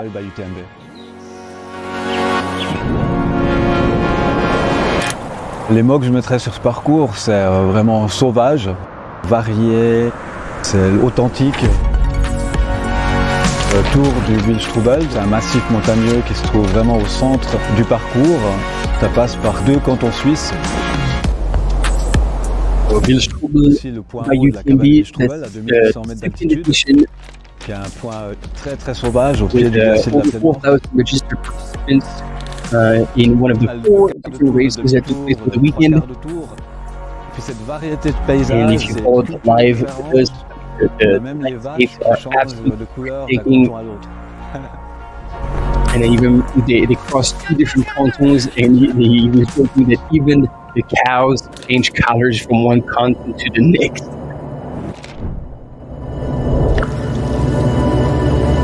C'est super important d'avoir ces formats de course pour que ça soit accessible à un maximum de coureurs. It's been incredible. And they want to involve as many people as possible. So they have different race formats with the kids, with the long distance, the house, the kids. Beautiful and exhausting. Runners achieving their extraordinary. Daniel Olmos doing extremely well there. And there we go, back with the third major of this UTMB World Series at Doi Inthanon Thailand. And ladies and gentlemen, Lin Li Anna has pulled away from Wu Yuanyuan on that road section, and coming into the aid station here, she's going to take a left-hand turn. There we go, and we'll see how quickly these two will go through that aid station and take advantage of meeting with their crew.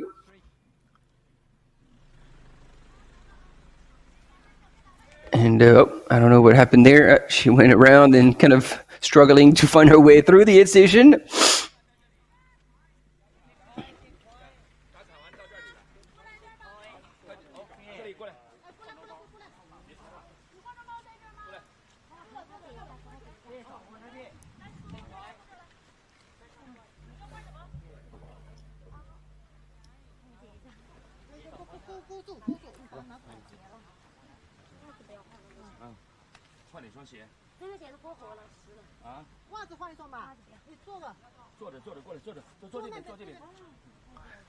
Changing shoes.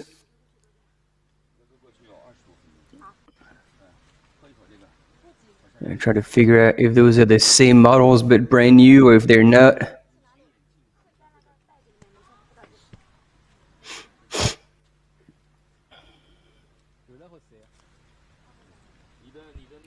So we're with Li Anna. And it looks like she's got the same type of nutrition there, exactly what she's just picked up here. Lin Chen, who's gone through just before her, was drinking the same thing.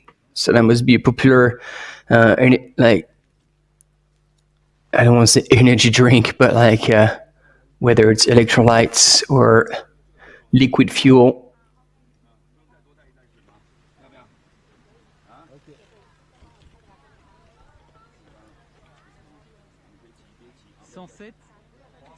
Et celle vers qui je vais maintenant, c'était la 106.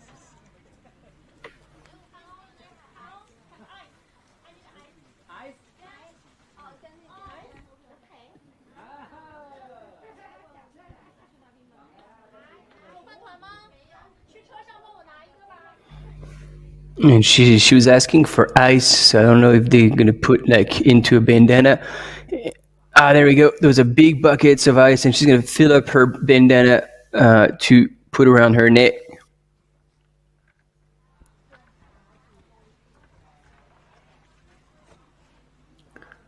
Oh, it's like a traditional bandana.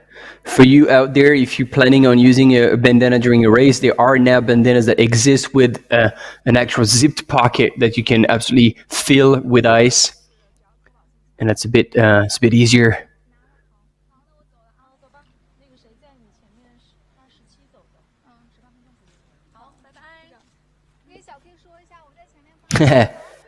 And I love the bye-bye to the camera crew.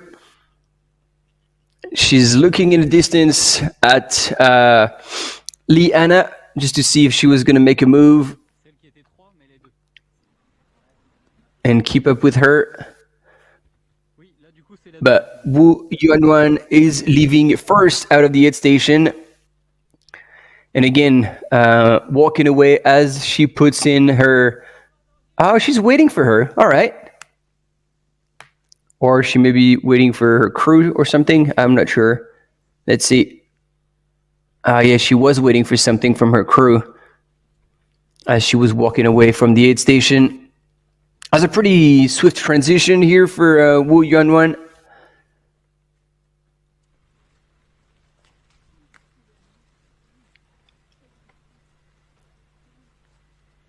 And we can see that these are experienced runners.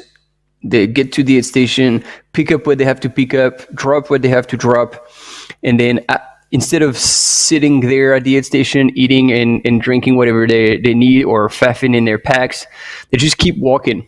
And that's how you make ground, and you keep moving towards the finish line as you do what you got to do. Finish eating. I don't know what she's picked up here. Whether it's a cake, a banana, or it's hard to tell. But yeah, and plus, since that road's going uphill, it's a perfect opportunity to... Oh, wow. I thought she was going to chuck it. I got worried for a second. No, she just was throwing away all the crumbs before putting away the plastic bag.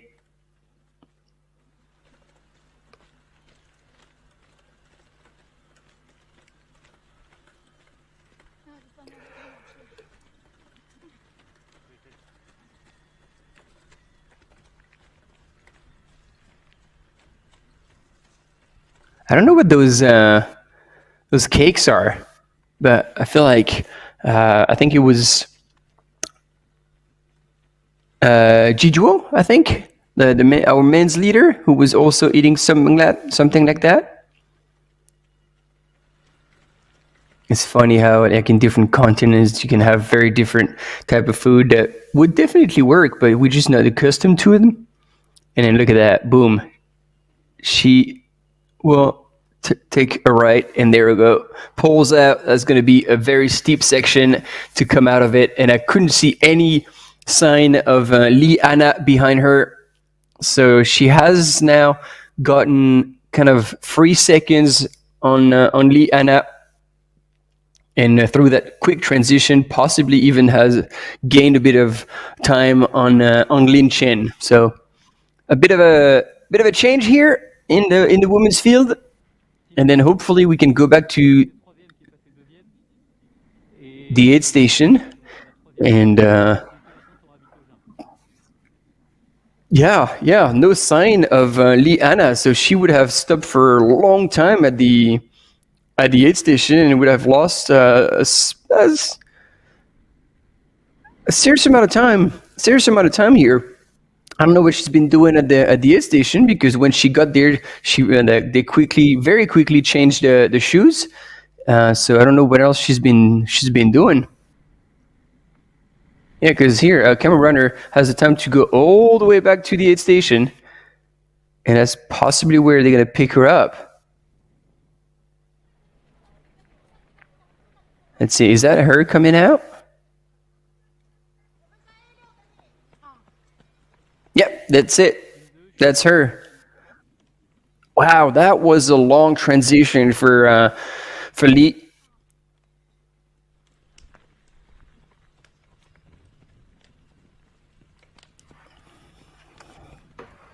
So it would have been interesting to see what the heck she did at a aid station for so long. And hopefully she had no issues, like sometimes you got to go to the bathroom or something like that. We didn't quite get the chance to see what happened, but bottom line, she is now probably 90 seconds back, if not more, from second place Wu Yuanyuan.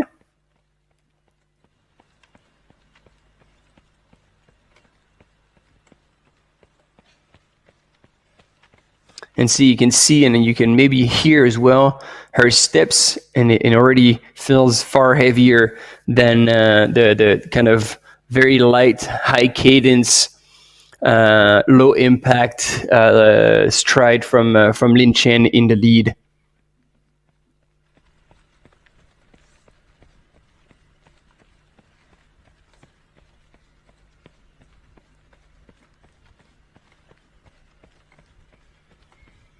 And as we go back up that road out of the A5 aid station, next in line we'll have the video recap of Nice by UTMB, another event of the UTMB World Series that we did cover live, that took place shortly after UTMB Mont-Blanc. And there she disappears out onto that single track and into the jungle.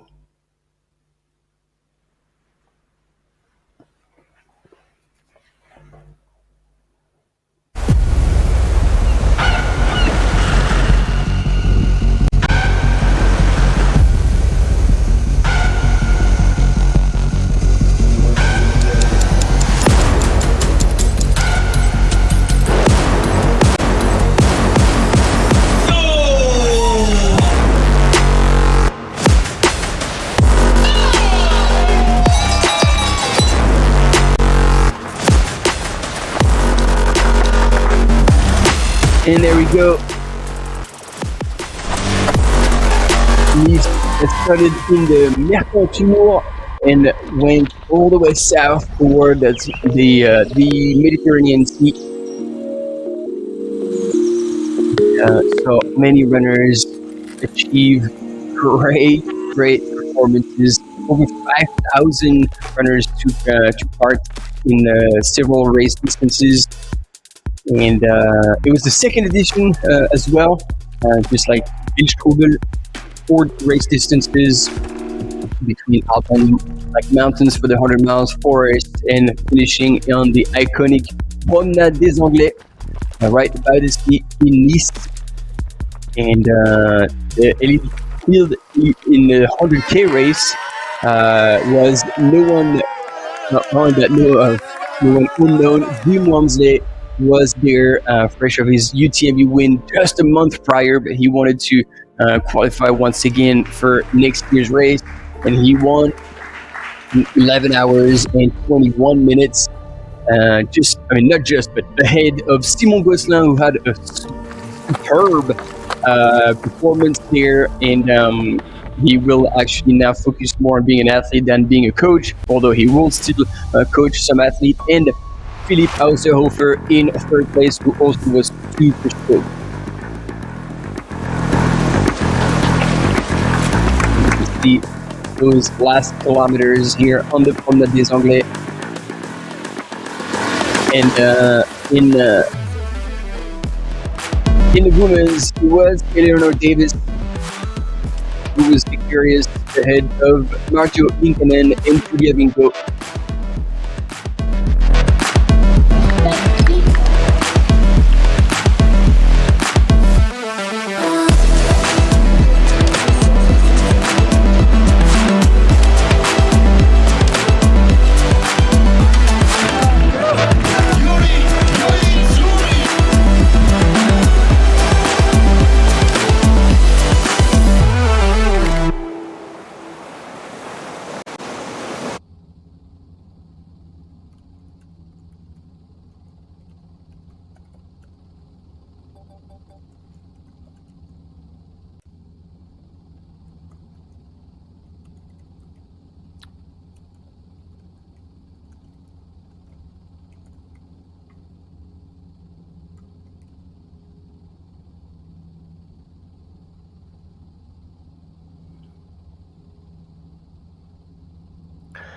I was very worried for a second. I was trying to look on the roofs of those buildings, and I thought that was snow.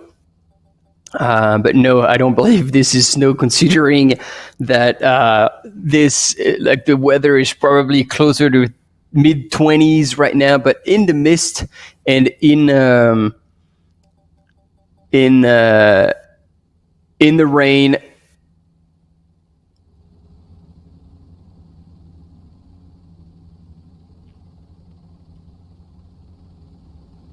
as we're waiting the runners to possibly come through here.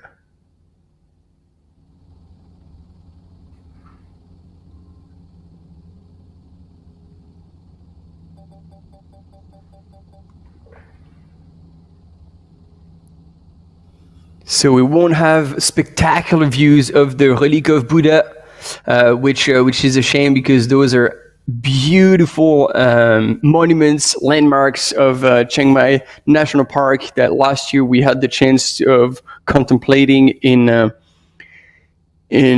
under the sun, with the fantastic views of the surrounding valleys, because it's up like almost at the top of the mountain. So runners will do an out and back there to get to it. And yeah, here you can barely see anything. So kudos to our drone pilots who are actually still flying with those conditions where the visibility is, as you can see or not see, are very, very low. เราก็จะมีซิงเกิลแท็กพอสมควรก็จะห่วงเรื่องของการไปออกันก่อนขึ้นเขาหรือเราเรียกกันว่ารถติดนะครับ So due to we are running in the city, and also this is like in the Royal Park, it's a lot of single tracks. So Dr. Jun was worried about like traffic, So you have to warning about that, take caution about when you're running.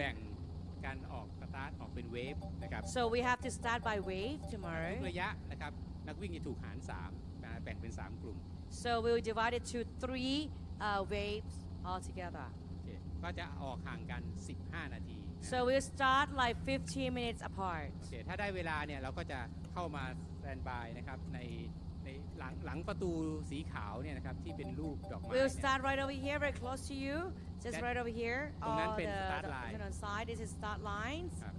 ครับคนที่มาเป็นเวฟหลังๆเนี่ยก็คือต้องเดินตามถนนด้านข้างออกไปแล้วไปเข้าด้านหลัง So we'll start from here, run it out here, okay? So you have to go on the back, okay? ต้องจุดเส้นชัยนั่นแหละนะฮะ ไม่ต้องถึงเส้นชัยเพราะมันไกลไป We will have the enter. You're not allowed to enter here. You have to go all along the side and go the enter and come to the start line.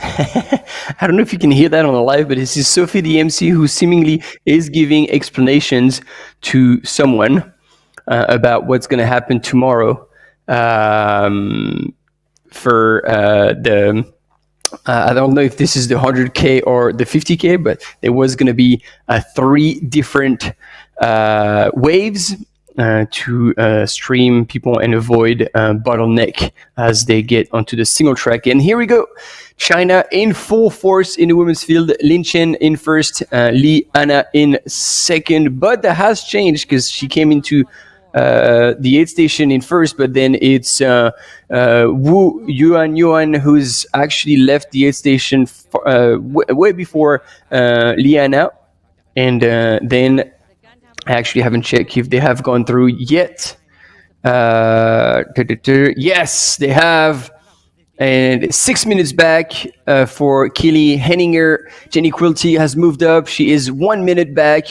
And then Arao Sio, however, has fallen back another 4 minutes. So, and it's also Chi Wengfei is. Oh no, she hasn't gone through yet the A4. So far we've got the top 6 there, and there's already 30 minutes between Lin Chen and Aroa Sio in 6th position. So half an hour between these competitors. แล้วก็วิ่งตรงออกไปทางนี้อ้อมเวทีอ้อมทั้งสองข้างตรงไปได้เดี๋ยวเดียวซ้ายก็จะมีป้ายให้วิ่งตาม So tomorrow will be amazing start because you start out from here. As you can So we do have coming up a quick video edit about the PTL, the Petite Trotte à Léon, the short Leon. This is more like Leon's short stroll, which obviously is an understatement, but this is how that race was created, and you'll have a 13-minute video recap of the 2023 edition of that PTL. And once again, I think this is going to be loaded with emotions because that race is something else. Runners start on the Monday of the UTMB Chamonix Mont-Blanc week, and runners have until Sunday to wrap it up. So spend the whole week out there. They're in teams of 2 or 3. And they self-navigate through an itinerary that is insane. So I'll let you take a look. C'est une aventure totalement singulière dans l'univers UTMB. Ils ne sont pas toujours sur des sentiers balisés, il y a beaucoup de hors-traces. Ils seront parfois sur des via ferrata, sur glacier, on va leur demander d'avoir des crampons. C'est extrêmement exigeant. Les coureurs qui viennent là, c'est pas n'importe qui. Ils partent pour 300 km et 25 000 mètres de dénivelé positif. Donc c'est la plus grosse distance des 8 courses de l'UTMB. Même si on ne peut pas dire que la PTL est une course, la PTL on parle plutôt d'une aventure. C'est une aventure humaine, déjà parce que c'est une course par équipe, ils vont partir à 2 ou à 3. Vous êtes avec la même personne pendant de 4 à 7 jours, donc vous allez souffrir ensemble. Si vous vous entendez pas à la perfection, ça peut être difficile. Il faut être vigilant, il faut être attentif à ces petits mots à lui ou à elle. Et c'est peut-être cette force-là aussi qu'on a avec Vincent, c'est de se connaître aussi dans l'effort et dans la difficulté. It's a real challenge to do together and face a big adventure. So we're looking forward to an adventure together. Yeah.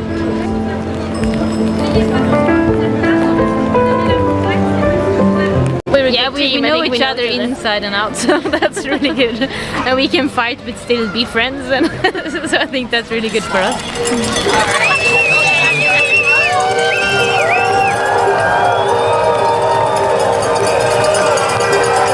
Je sais que j'aurai un œil bien bienveillant sur Vincent et inversement, je sais qu'il veillera sur moi à tout moment.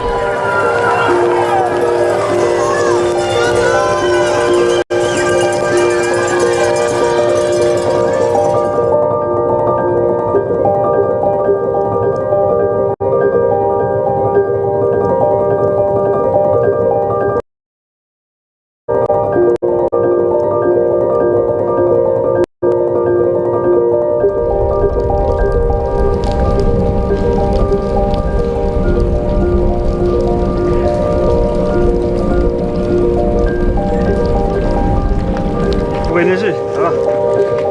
Au moins, ce qui est bien, c'est que grâce à tout ça, on met pas longtemps à se mettre dans l'ambiance. Ouais.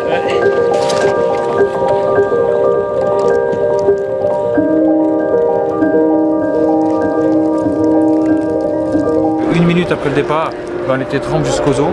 Mais jusqu'aux os, ça veut dire que tout ce qu'il y avait dans le sac, c'était trempe. Donc tout en change, c'était tout mouillé. Les baskets, c'est mouillé, tout est mouillé. Tu sais que tu vas jamais pouvoir le sécher ni te réchauffer, c'est impossible.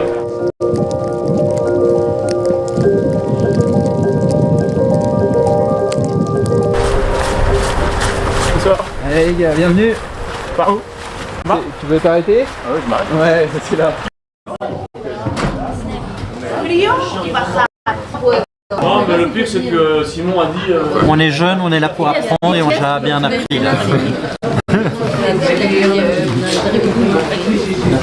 Sur le Mont Joli, on a pris la foudre. Du vent, de la neige, un peu de grêle, on a tout pris. Donc c'était bien intense, mais franchement les trois quarts du temps on se marre. Une grosse entraide entre les équipes. Là on va essayer d'aller dormir un peu. Parce que ça repart dans pas longtemps. Alors soup and you? Soup and the pasta. Soup and the pasta. On aime bien ici les passages techniques, le fait qu'il n'y ait pas trop de monde dans la course, le fait que ce soit en orientation aussi. Enfin, voilà, c'est le genre de course qui nous plaît bien, qui n'est pas très compétition aussi, qui nous plaît bien. The beginning of the race, that was really the best so far, because we love snow and it was super nice to be up in the snow. Now the last hour was a bit tough because it felt like a never-ending trail. On s'en retourne à nos plaisirs, plaisirs de la montagne. Allez, ciao. Bye. Bye.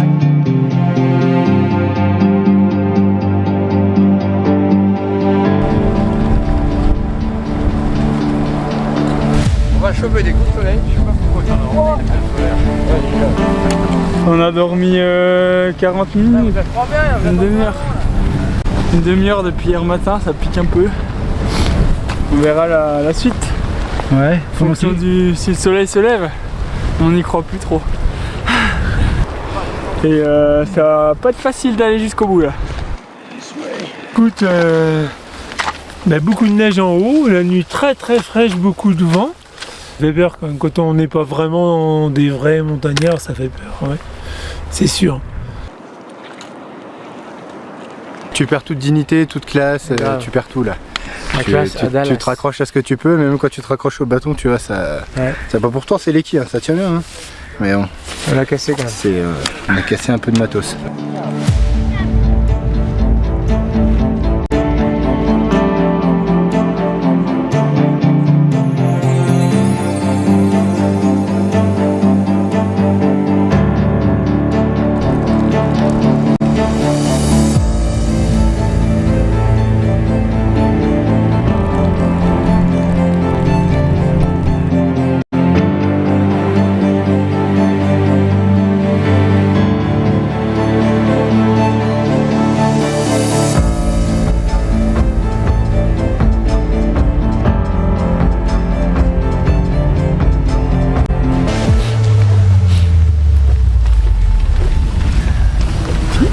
Un coup au moral.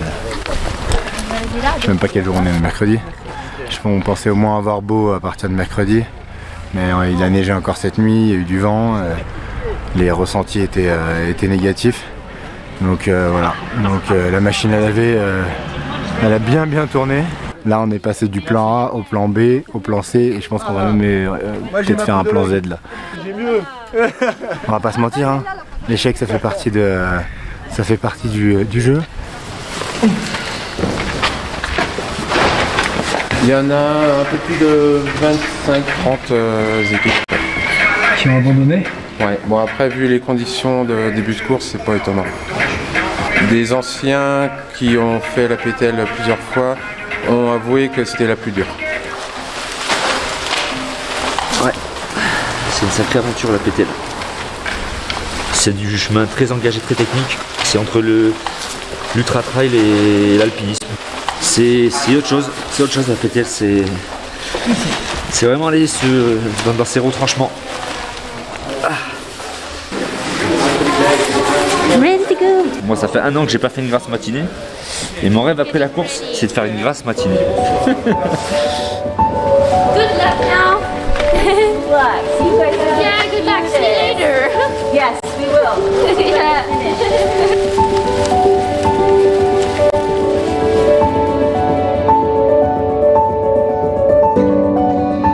Le principal adversaire, si adversaire doit y avoir, c'est nous-mêmes. Hein. Tous les autres,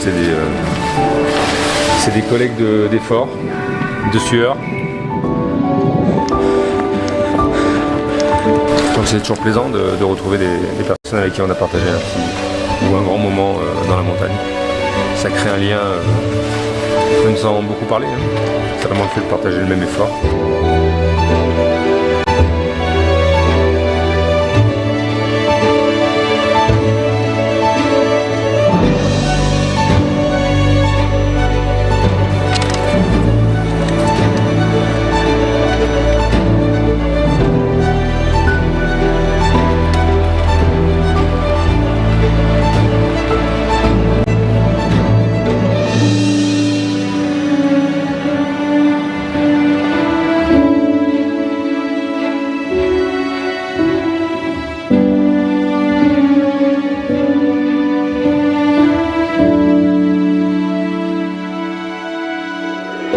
Ça fait plaisir de voir les paysages parce que bon, pendant 2 jours on n'a pas vu grand chose, mais là avec un reste de neige c'est vraiment sympa.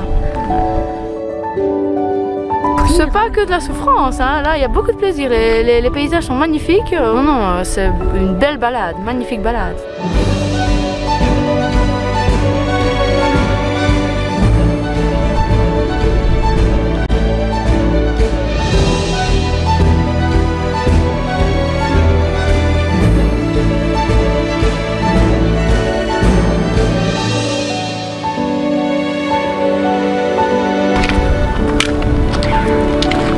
Ouais, ça fait à chaque fois une grosse bambée quoi.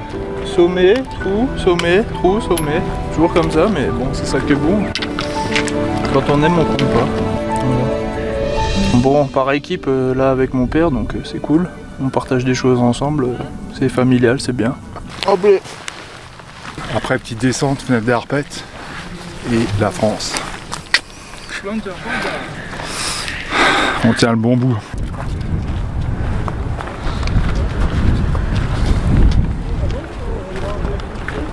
La PTL, c'est justement être peu et se retrouver tout seul dans la montagne.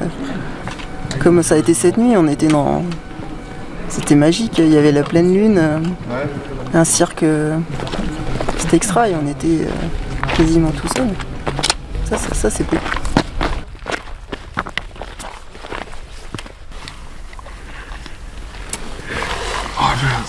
It's good that is only 25 kilometers to Chamonix, and it's morning here without any sounds around.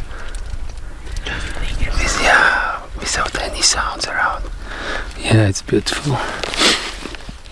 We wake up at 2 o'clock and then we are here. Some birds.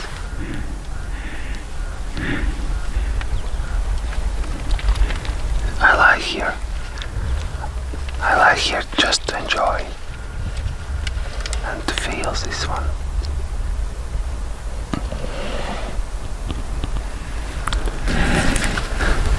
Okay, let's go.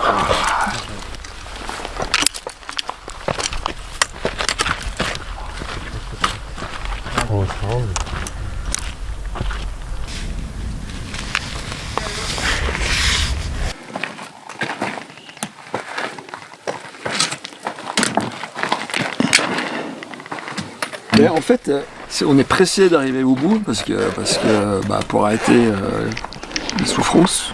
Et puis d'un autre côté... c'est la fin de l'aventure, donc c'est triste. Voilà.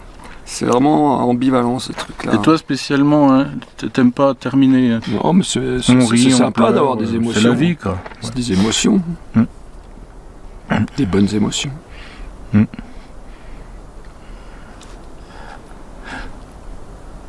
Bon, c'est difficile de l'expliquer, hein. Faut le vivre.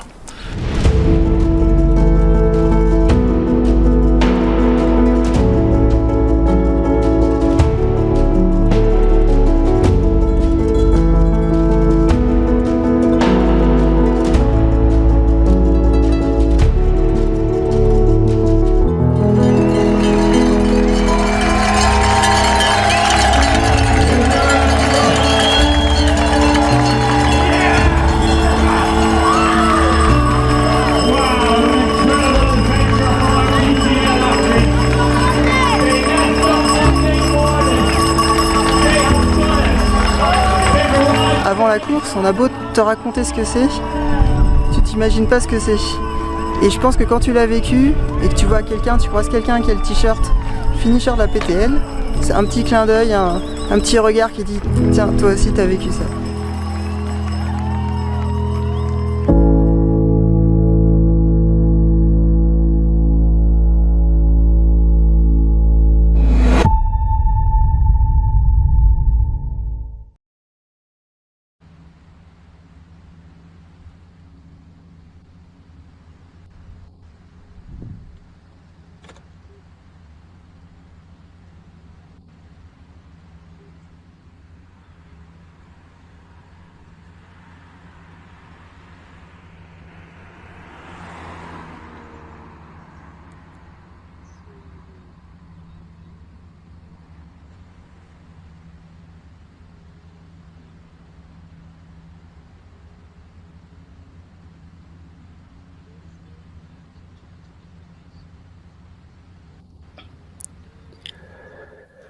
Right, team, looks like we're back. Not too sure exactly where. I think this is on the out and back up to the Buddha. Oh, I'm going to butcher that name. Let me have a look at the aid station. The Relic of the Buddha is exactly the name of it. 56 Ks into the race, and runners do an out and back up to it and back down. And I think people are now eagerly waiting for the first runners to come through. And so are we.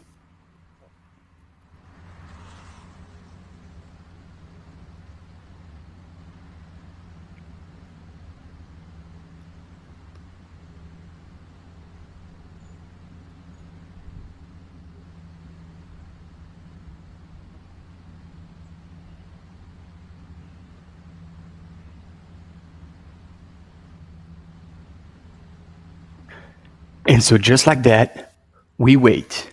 No, I'm kidding. We have a quick media teaser about the 52-minute video film that we broadcasted just a few hours ago. So if you weren't with us, don't worry.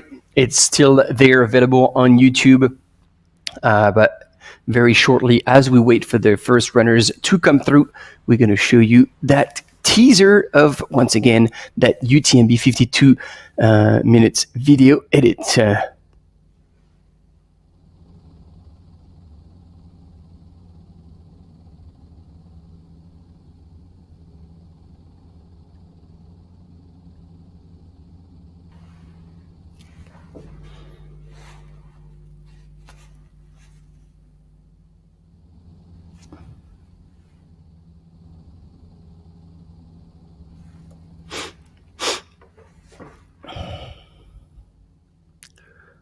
As that video teaser is not coming, we still have aerial views probably above the clouds, or unless the clouds have just lifted, or we're just filming a different area aside from the relic of the Buddha.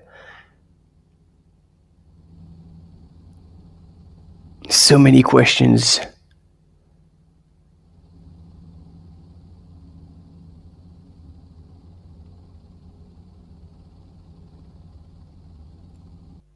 The UTMB is the greatest racing week in trail running. On a affaire à des gens ordinaires qui réalisent l'extraordinaire. Passe la barrière, plus possible de faire marche arrière. Like Chamonix fever. All the runners are here. You can feel it. I don't have regrets. She's a rising talent in the trail running scene right now. And to be able to give something to the world, which can be small or big or something in between.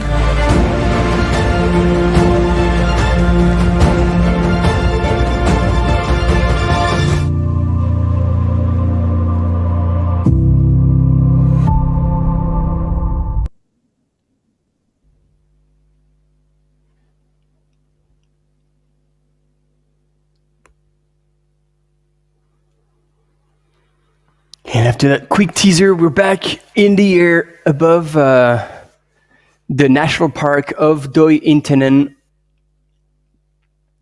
And well, now is a perfect opportunity to drop more fun facts.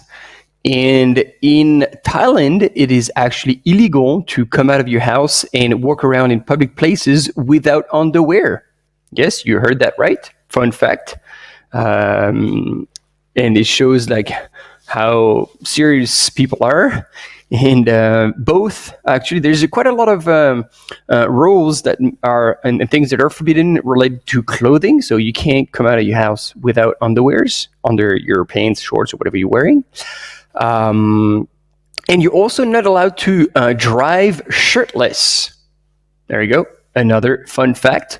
So if you're crewing or driving around Chiang Mai right now and you're following the live and you feel like it's pretty damn hot and you want to take off your shirt, please don't, because this is illegal and you could be in trouble.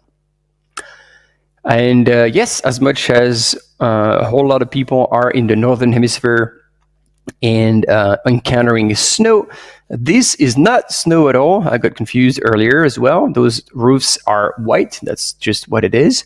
And the relic of the Buddha, the place where all these runners are heading towards, and is the highest point of the race, is at 2,100 meters of altitude, is deep in the mist. So I'm not sure what the temperature is like up there, but it's probably going to be welcomed by all those runners who otherwise were suffering from the heat in these first hours of this 100-mile race here at the Doi Inthanon Thailand by UTMB. Once again, the third and last major of the UTMB World Series that allows the top 10 of each distance, men and women, to have their direct automatic entry into the UTMB World Series Final 2024 in Chamonix, Mont-Blanc. One piece of information also that I got from Robert Muck from Team Adidas about the runner, female runner in the lead, Lin Chen. She is running for Adidas Terex, and she is not worried at all about the heat. Actually, this is how she always dresses up, and she's already qualified for UTMB next year. And so the reason why she's here is to have a crack at Western States. She is after the golden ticket that will be handed over to the top two finishers of this 100-mile race. So far, that would be Lin Chen and Li Anna in the women's, and in the men's, that would be Ji Duo and Jiaju Cao. But again, this is temporarily because obviously they haven't crossed the finish line. Still, a whole lot of things can happen. They will be racing overnight. So yeah, many things have still to unfold. They haven't reached the halfway point just yet. They actually haven't even reached the 56K mark. So there's a whole lot of terrain to be covered. And so waiting to have images of that aid station. Once again, the relic of the Buddha. And let's have a look on the chat, see if anybody's out here. Shannon Lit is Alan. Alan's cheering from New Zealand. G'day, Alan. You must be starting to get late over in New Zealand. And Shannon Lay is still in the house, running in the 178K. So currently out there. And then Barbara is cheering for Lin Chen. Hey, Barb.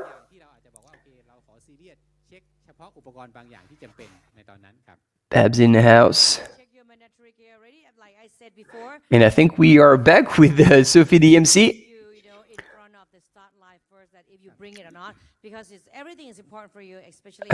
Who has creeped up on our channel once again. I think we hear that as every time we get to the finish line in the Royal Park of Rajapurek.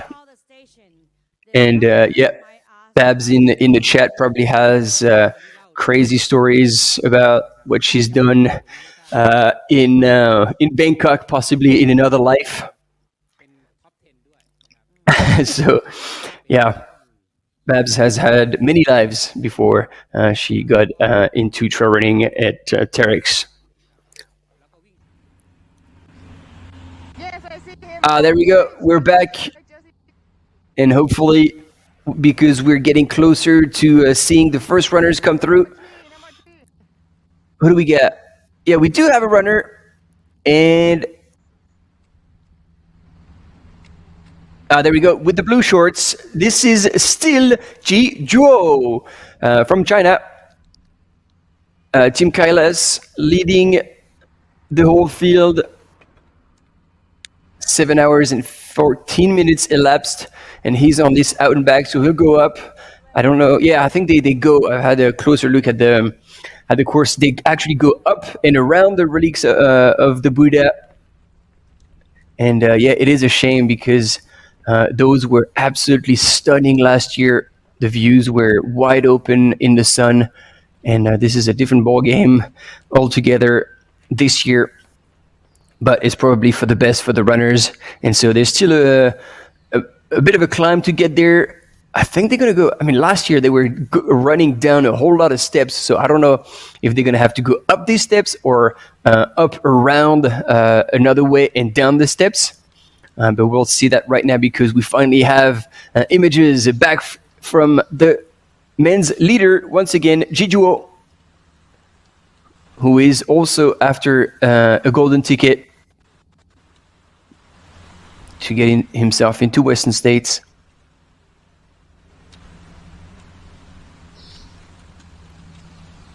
And actually finishing first and second in this race means that you both punch your ticket to Western States and to the UTMB final in 2024 in Chamonix. And you see, this is they're on their way to the highest point in the race, 2,100 meters of altitude. And the crew wearing a short-sleeve T-shirt. Oh wait, what happened there? Did he not stop, or maybe that aid station is available on the way back out? So he's going left. He's going to go like a clockwise loop around the relic of the Buddha, and possibly into the gardens at the back before, running around clockwise and then back down the same steps they were going down last year. So as much as this is a different course, they're still going past this landmark of Thailand and of Chiang Mai.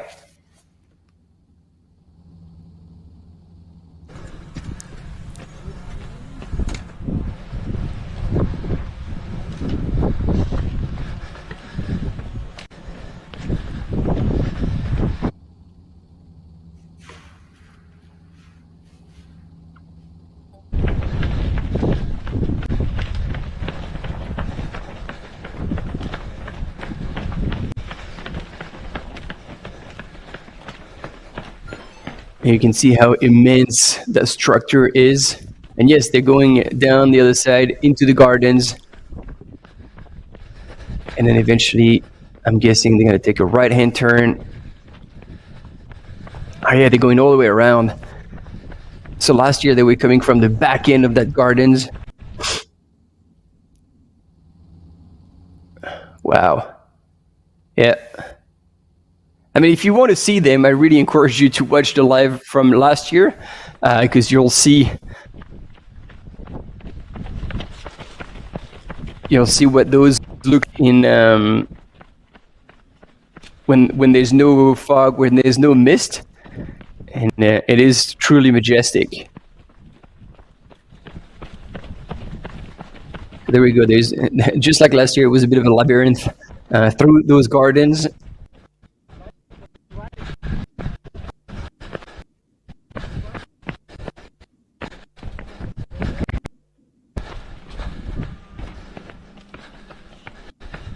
And struggling a little bit to find his way here around the relics of the Buddha.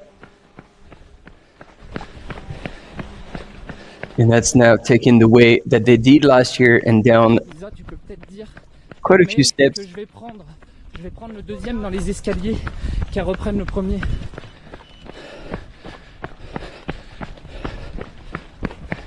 Avec le deuxième après.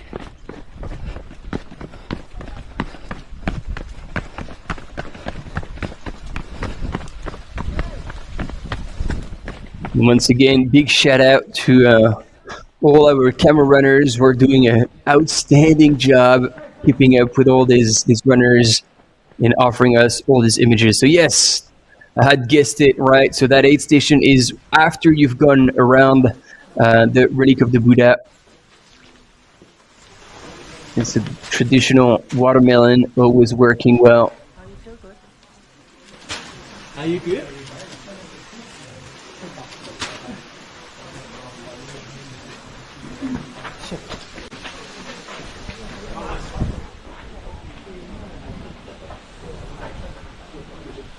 Okay.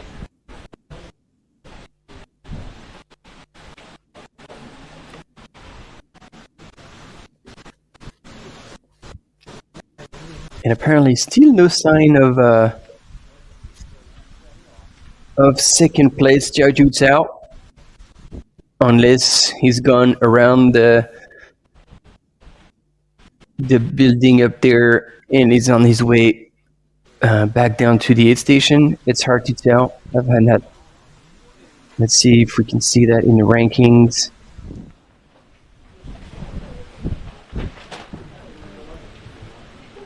No. So we're still waiting. So Jiaju Zhao and Gediminas Grenius to come through. But look at that. Focused. Eye of the Tiger. Ji Juo. 7 hours 20 into the race. 56K is in at the aid station.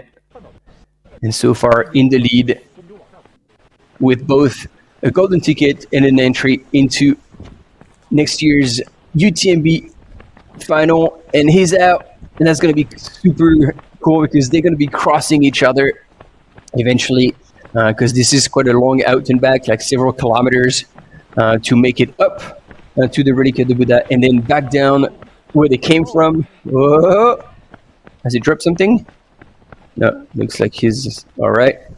And there we go. On his way up is Gediminas Grenius. There we go. They're going to cross path here. And so Gediminas Grenius, if we haven't missed Jiaju Zhao, would mean that Jiaju Zhao is actually has fallen back into third, and Gediminas Grenius has moved up into second. Aha! Something happened here.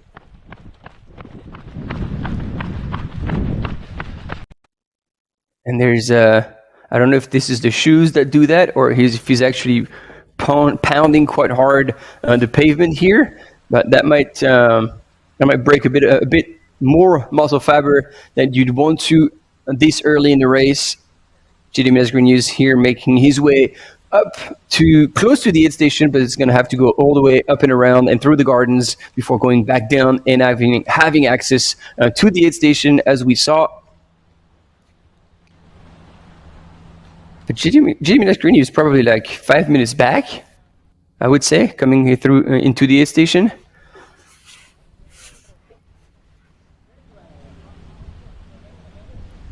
And there we go. I think runners are a bit confused. I don't think they actually knew or realized that the aid station was going to be available to them after they've gone around. But they're telling them, and wow, the visibility is getting worse and worse around the Relic of the Buddha. And once again, this is a shame, because there's a reason why the organizers drew that course and made them come around this one, because it is absolutely stunning, but they won't have a chance to see it. Although, admittedly, JD Minas Grenius has been here last year. He has seen them. He knows what the deal is, and he will know how to navigate through the gardens and around.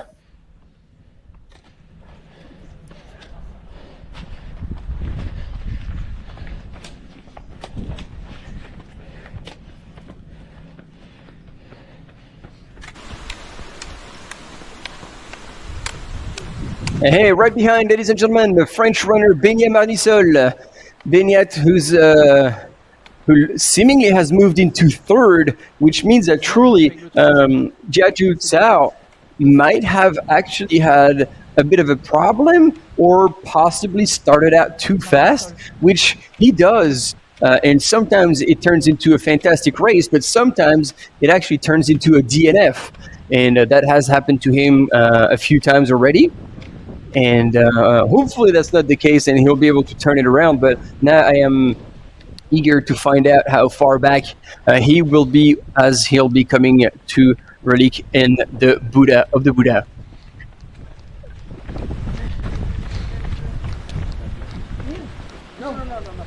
And so I'm being told by Montri once again, who's our contact on the ground from a Running Insider, and he's telling us that obviously it's very misty, that we can see on the images, but he says it's actually also quite cold. So it's going to be a bit of a change for the runners, and hopefully, because they are wet from like getting themselves, cooling themselves down and sweating in the early hours, that might be something that could cause quite a few issues, especially stomach issues. So you want to be sure that if it gets ever slightly windy, that you want to keep your belly, your stomach, your guts isolated from the wind and from the cold. And here, Benyat on his way up, while JD Minas Grenius has done full circle around the Relic of the Buddha and is now on his way down to the aid station. And also moving really, really well down those stairs.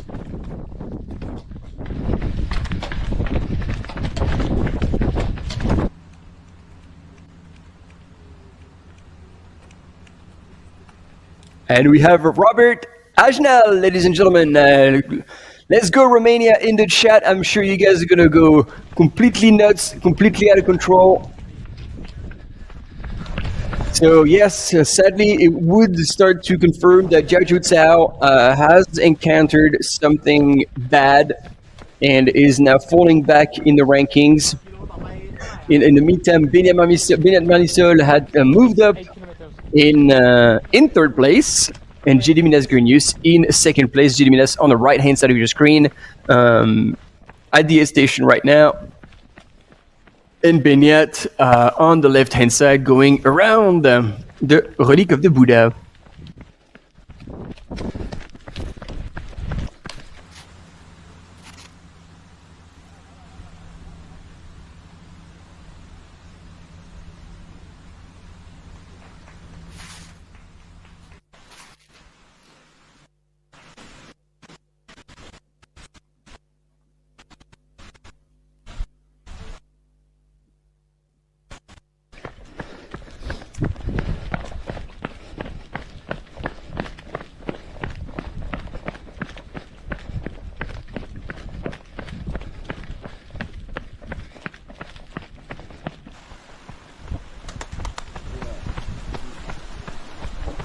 And there we go. Gigi has gone through the aid station and he's now back down. And you will see probably Robert Agenal coming up.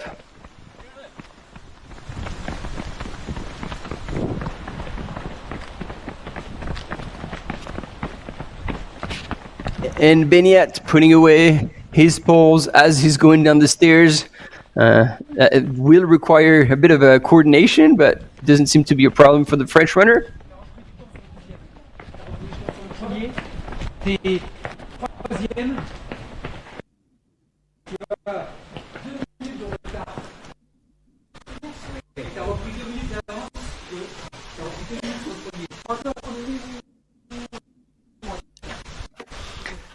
And yeah, it looks like in that section, Benyat Marmisol has put 2 minutes on Jijuo, on the men's leader. So he did put a substantial effort to come back, which is good to see. It means that he's still in control, still has some gas in the tank to make a bit of an effort and come back.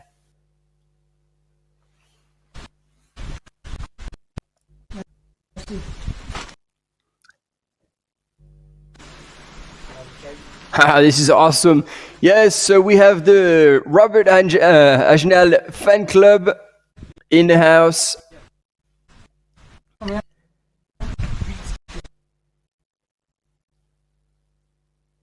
And so we have Benya, who did spend a bit of time at the aid station. I think Jediminas Grenius was possibly slightly faster. But then Benya is now on his way down. And he's pulling the poles back out, which is interesting. I don't know if there's a purpose to that.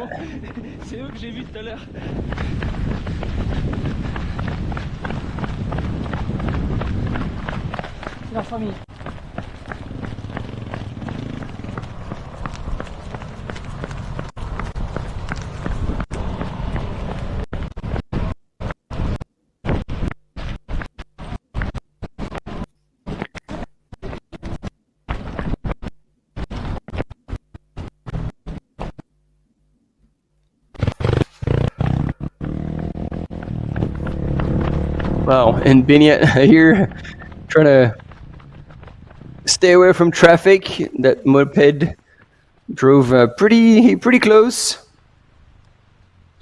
especially with such low visibility. Got to be careful. And there we go. I love that when we come back, we are once again connected with Sophia the MC.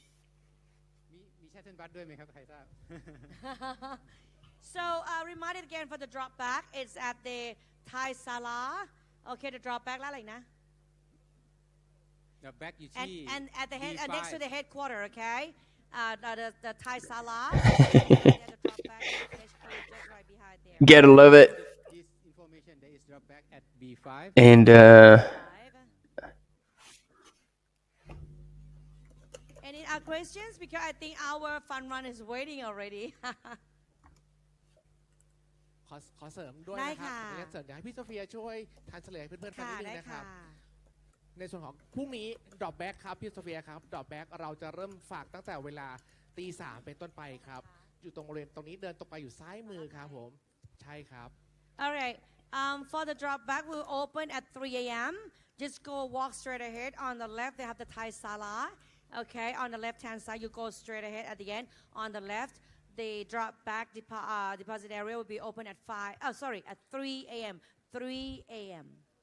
และตรงนั้นนะครับจะเป็นจุด drop back นะครับมีโซนอาหารอาบน้ำและนอนหลับแบบไม่ค้างคืนครับ We also have after you finish we have the food area, also shower area and resting area, but please do not overnight. Okay, resting area you can take a nap after you finished.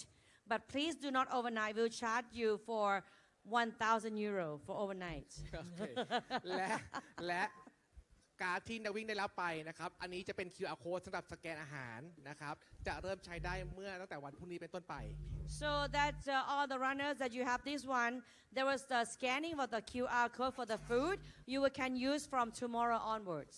Okay, for all the runners that have this card, you can scan for the food at the food area from tomorrow onwards. เรียบร้อยครับมีคำถามเพิ่มเติมครับ Yes.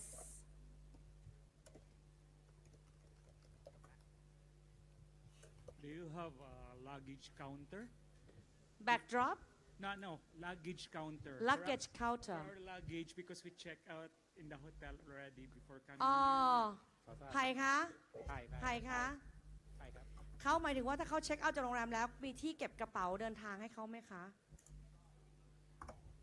ที่ไหนเอ่ย ก็ต้องนั่นแหละดอกแบ็ก at the drop back area.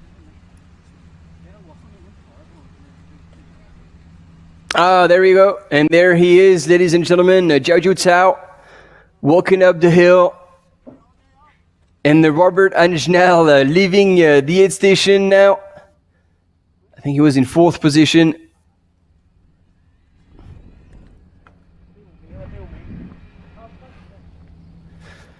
So Jiao Tao has not given up, but he is walking. So let's see if he's going through a low or if anything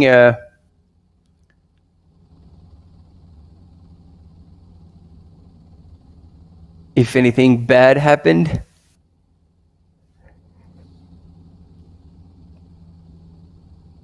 In the meantime, this is like one more attempt to try and showcase the beauty of the relic of the Buddha.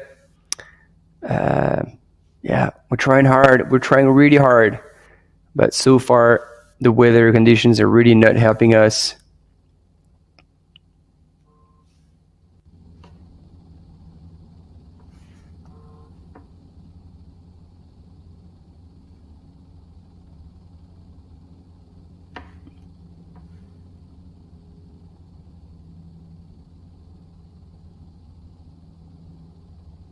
And for those who are cheering for Robert Agenal, he did look good coming through the aid station, as I'm being told by our running insider, who's at the aid station there, and was telling me that Robert Agenal looked good and looked strong. And he also said that he loves the rain.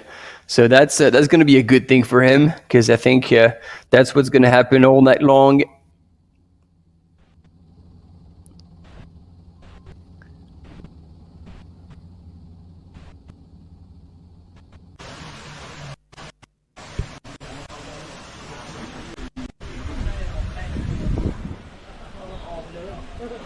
And there's been a few runners now who have gone through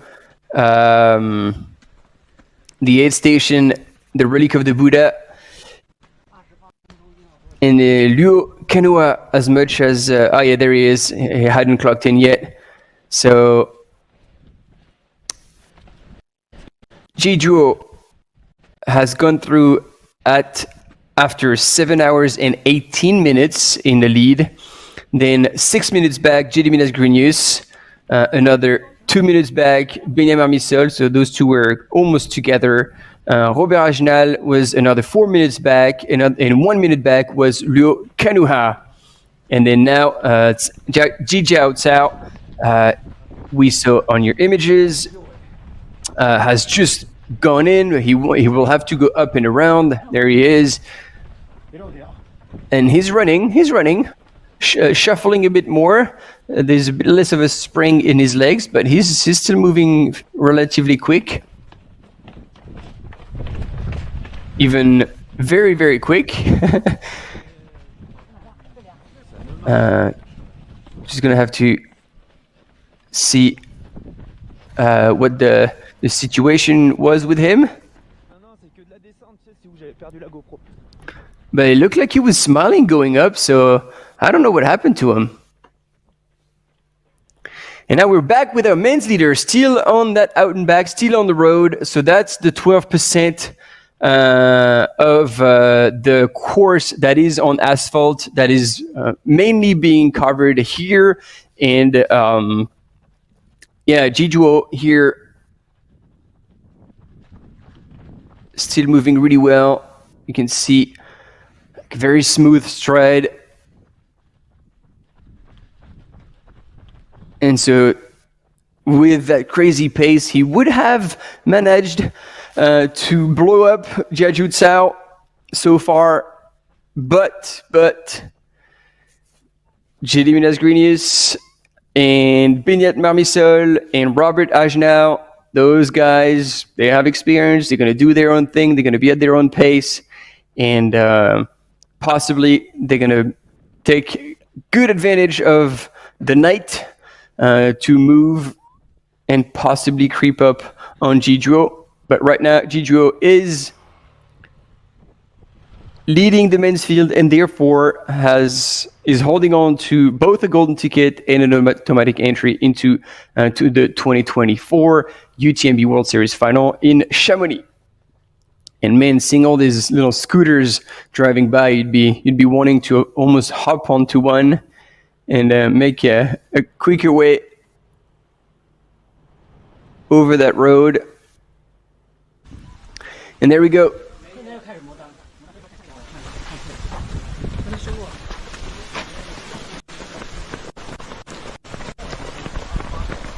So Jiaju Chao was probably only going through a low because he looks like he's back and running in full force after refueling at the aid station, filling up his water bottles. And it looks like we're going into the dark. It is 7:38 elapsed into the race, and it is only like not even 6:00 p.m. local time, but it's already getting pretty dark in the forest. And now you have Jiaju Tsao angry, wanting to make some ground. But I'm not sure when you're only 56k into a 178k race that you want to pound the pavement and go so hard on that downhill. But you know, time will tell. Maybe he's got the legs conditioned to such a high impact on the hard pavement. But yeah, that might come and bite him in the ass a little later in the race. But yeah, like the few photos that I'm receiving right now. Jiaju Tsao is smiling, is happy. So it's hard to tell what happened, but for sure he is still in the race and still pushing really hard. Je l'ai mis un peu de peau sur la tête, mais c'est pire encore là. น้องโซเฟียเป็นคนเหนือก็เหนือความคาดหมายนะเจ้าปัจจัยคนเจียงไฮ้ปัจจัยคนเจียงใหม่เป็นคนเหนือความคาดหมายเหนือความคาดหมายทุกสิ่งทุกอย่าง Mieux la lumière ou c'est pas? โอเค 3.5K พร้อมไหม And Sophie, the MC, is I don't know what she said, but like she definitely gave some people grief. โอ้ยงามแต่น่ะเจ้าโอ้ขอบคุณเจ้าเป็นคนเหนือมันกันแต่เป็นคนเหนือความคาดหมายค่ะเหนือความคาดหมายตลอดอายุเท่าไหร่ลูกอ้าวลูกไม่คุยด้วยวะเฮ้ยอายุเท่าไหร่เจ้า8 ขวบ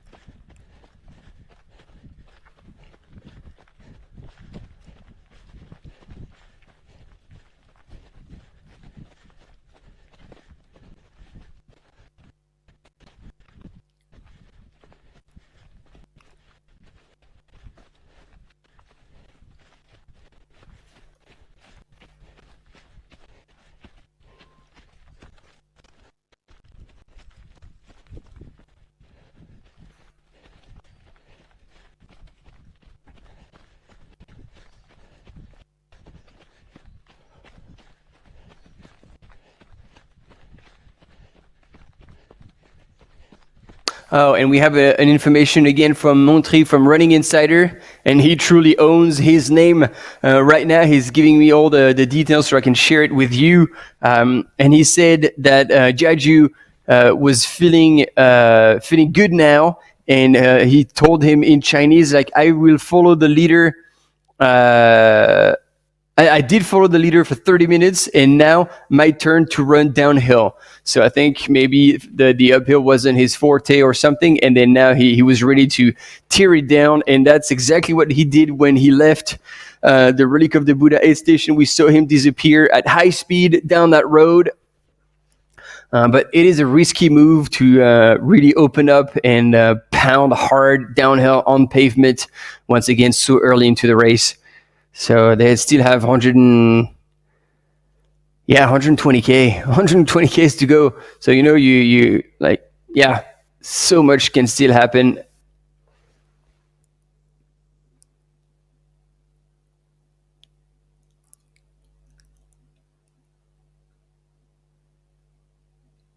Yes, and still Robert's fan club is in the house. Love the comments on the chat. Thanks for the coverage. Thank you for being here. 3 Mountain Trail. Love. And actually, we do have a quick commercial break coming up, so we'll be back with you shortly. Stay with us.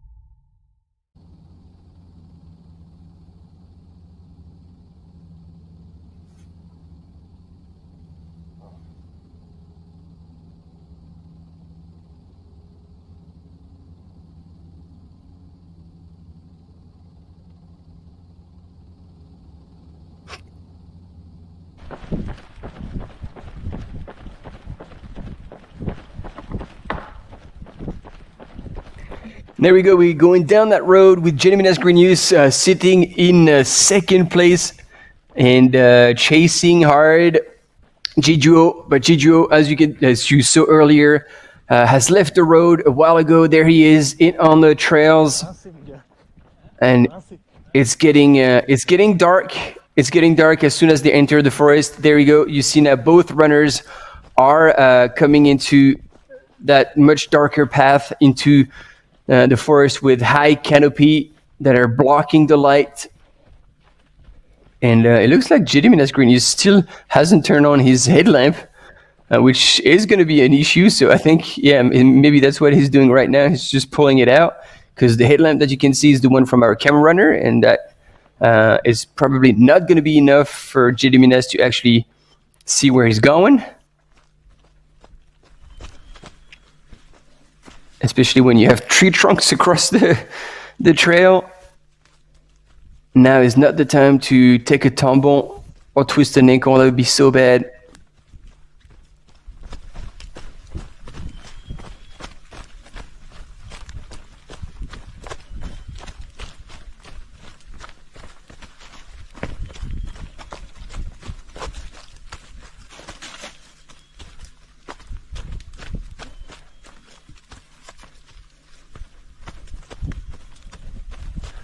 There you go. It looks like he's taking his headlamp, but it doesn't seem to be very efficient. It looks like a very tiny beam and not even very bright.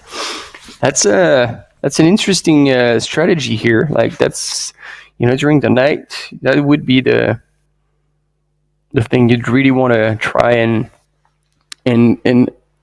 have your eyes see as well as possible.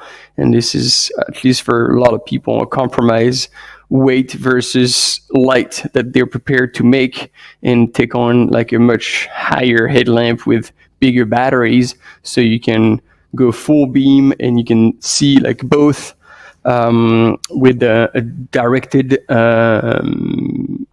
beam as well as a spread wider beam, so you can actually see around as well as be precise with your headlamp. The technology now is pretty advanced, and so you can see really well at like more than 5 hang on a sec, I think it's like 700 lumens, I think, for a whole night of just having to change the battery once. And oh, look at that, how cool. So this looks like a wee glamping camp with little huts, and all the lights are on, and a beautiful heart has been lit up to welcome all these runners. That's really cool. Nice spotting, thanks to our drone pilot who's seen that in the distance. I'm not sure exactly how far it is from the course, or if it's possibly where the runners would go through. But good thinking from the owners of that place. That's pretty cool.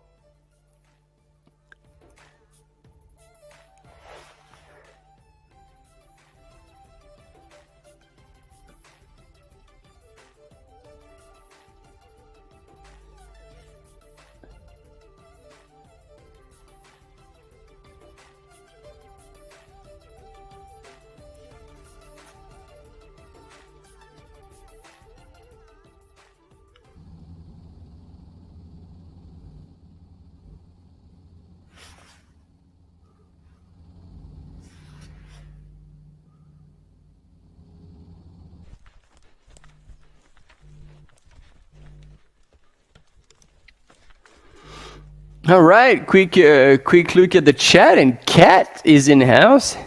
Hey, Kate, how you doing? Good to see you there. It's it's about lunchtime over in France. Hopefully everybody's good. You're not too cold. And we're back with our men's leader, ladies and gentlemen, from China, Jijuo, still moving really, really well through that forest trails, high trees. After.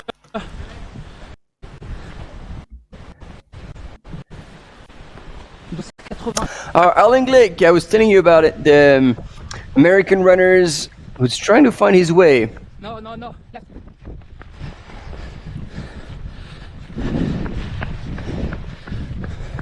And it's true that, like, I'm sure if you've done the course marking in a fine day, that'd be extremely easy to spot everything. But because you can't see like anything in that kind of misty atmosphere, so it must be quite hard to find their way. But here, Arlen is still moving really well. These are early days, And obviously, he's got heaps of experience over 100-mile races. If you weren't with us, that young man of 29 years of age has already. This is his 21st 100-mile race. So, needless to say, he's got heaps of experience, and he knows how to handle 100 miles. But he's already done Western States, Hard Rock, and Run Rabbit Run this year. So, being his 4th 100-mile race, there were really two options. Either he's got the endurance and just build up a lot of strength for it, or he might be coming to an end of a season, possibly running on fumes a little bit, and he's lacking enough juice to keep up with the likes of that young man, Ji Juo from China, who's still motoring through in the lead, but being chased by very experienced runners. So he's not going to be feeling too safe up in front. Gediminas Grenius in second place. Benyat Marmisol in third place. Benyat, who's won La Diagonale des Fous in La Réunion. So also a very technical, hard 100-mile race with high temperature, low temperatures. So, like, if he's managed to win that race, he should be comfortable in this one. And then Robert Agenal as well, like, he's being fully supported out in the chat. That alone, I'm sure, will give him extra energy to go through the night. And then in the women's, we're still waiting to see them come up to the Relic of the Buddha aid station at 56 Ks into the race. It should be another probably like 40 minutes or so to see them come in. And first, who will be coming through, representing Team Terex from China, Lin Chen, will be coming in. And then if things haven't changed since the last time we saw them at the previous aid station, we'll have Li Anna coming in second.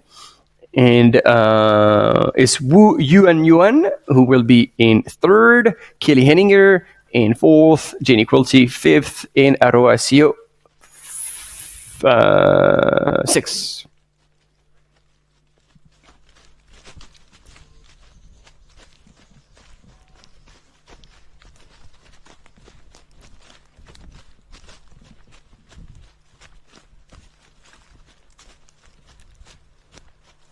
Ouais, je t'entends bien. Ouais, le problème c'est que c'est vachement technique et si je mets sur le coureur, je vois plus rien.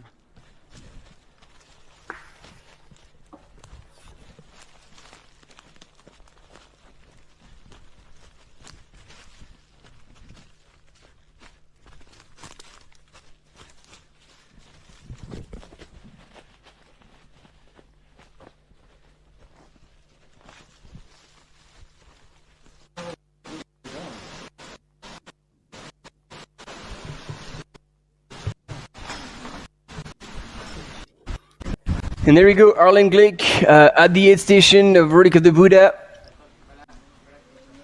Also making good use of these slices of watermelon. And it's always a good sign when you see a runner eat a lot, because it means that they're still in the game, they're not sick or anything. It's just, you know, they're just a little further behind, but still in the top 10. Actually, I believe, because I'm not sure how many runners have gone through yet. Oh, yeah. I know he has moved up. Arlen Grake in 7th place. And he's passed Pablo Villa. So, that's going to be exciting. He's a little further behind, but moving up the field. So let's see what he can pull off. But as I said, he's looking good. He's eating, which is the main thing, really, to look after.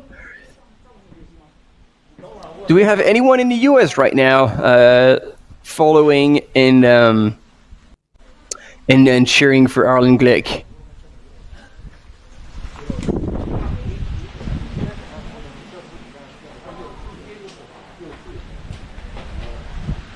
We shall see, and we have another runner here.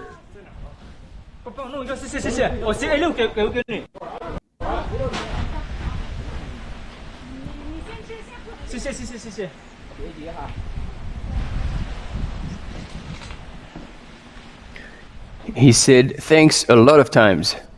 That's all I can understand. Dizzy Liang, there we go. Dizzy Liang, who seems to be pretty excited. And we have another runner come in. I think he had a cheeky move and he's gone through the aid station before going around the Relic of the Buddha. Or maybe not. Maybe I am mistaking. Wow, it is windy. Like the stuff is being blown out. Look at the flags. Oh. Ah, yeah, so there he's being told that after he's refilled, he needs to go around the Relic of the Buddha. He needs to go up and around and back down the stairs.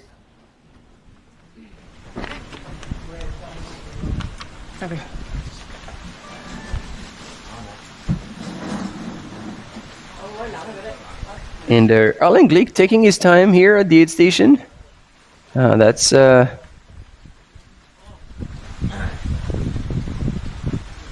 Yeah, I mean,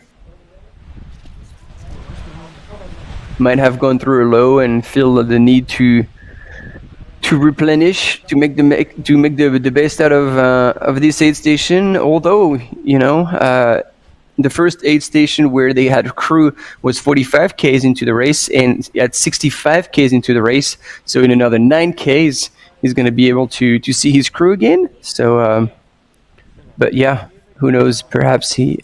Oh, where's that runner going? Oh yeah. Okay, he needs to go around. Good.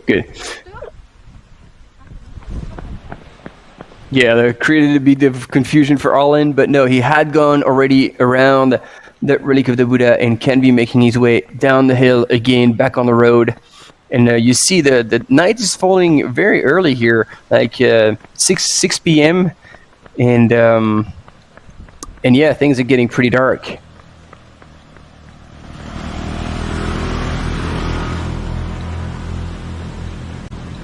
And we've got Rosie in the chat cheering for Aroa. And as we have Alain Glick coming down the road, I think we're going to have a quick commercial break, and we're going to be back with you shortly to see all the top ladies go up and down the Relic of the Buddha. So don't go anywhere. Stay with us.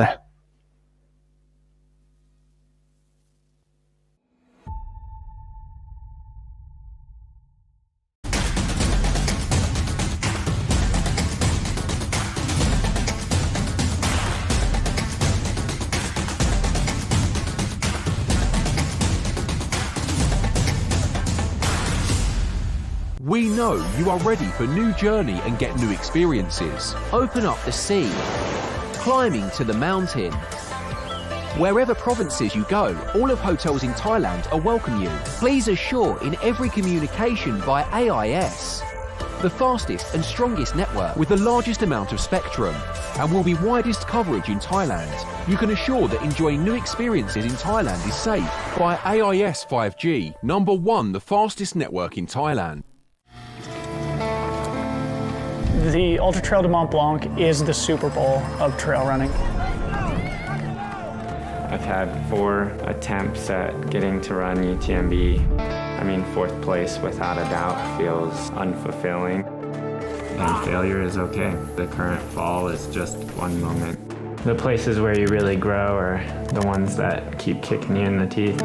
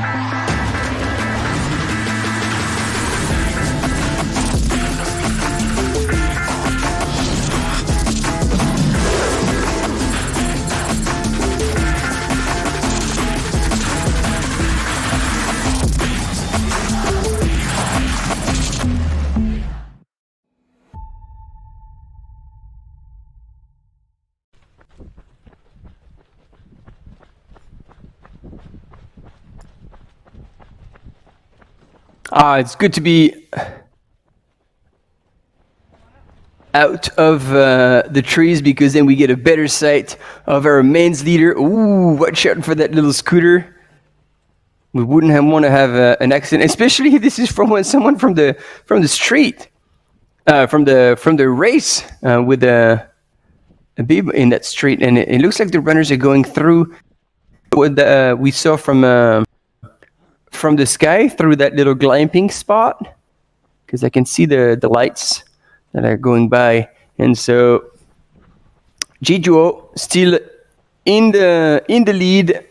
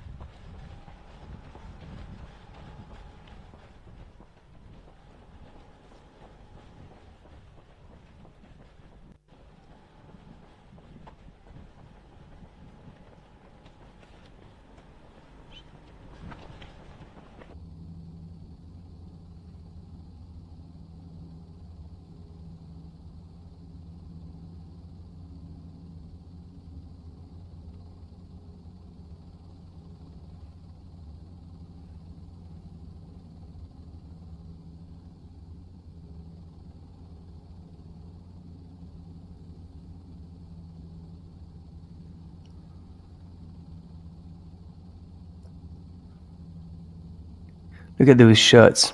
Absolutely beautiful. I think for next year we should have our camera runners on little scooters. That would help them out on those road sections.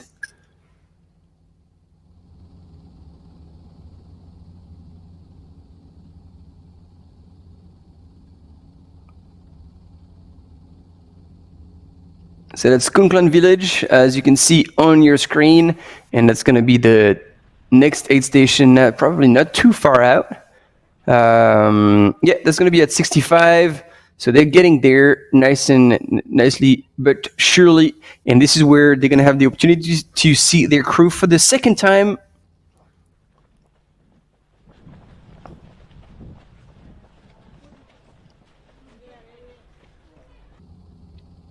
And there we go, coming into the station. It's going to be very interesting to see what he does there.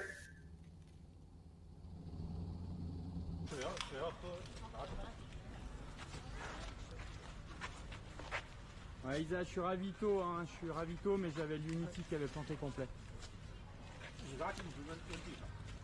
Okay, so he had something from a can, so I wonder if there was Red Bull or another energy drink as he's going into the night. I hope our camera runner could pan slightly further down so we could have seen what was on the chair. So you see that he's chosen the option of not sitting down this time. At the 45K aid station, they had both sat down. Oof. It's drinking straight out of the bottle. So hopefully he's got no germs. Otherwise, that's going to be free for everybody behind him.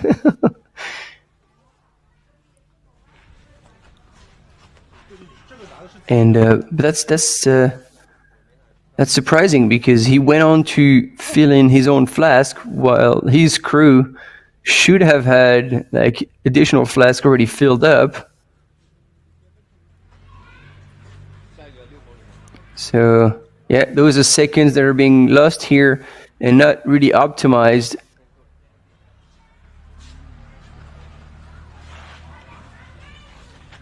That's a shame, because when you're in such position there and you've worked so hard to pull away from the field and you getting to the aid station and not everything is ready for you to just come really very quickly in and out.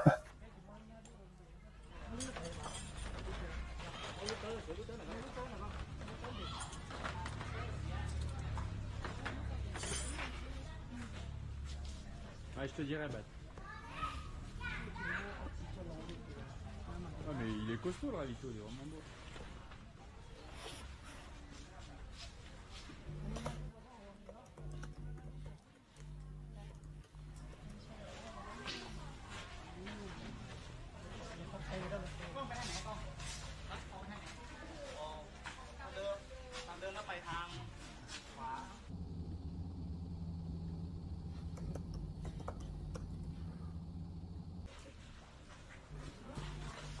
And so far, he's still alone at this aid station, the Khon Klan village.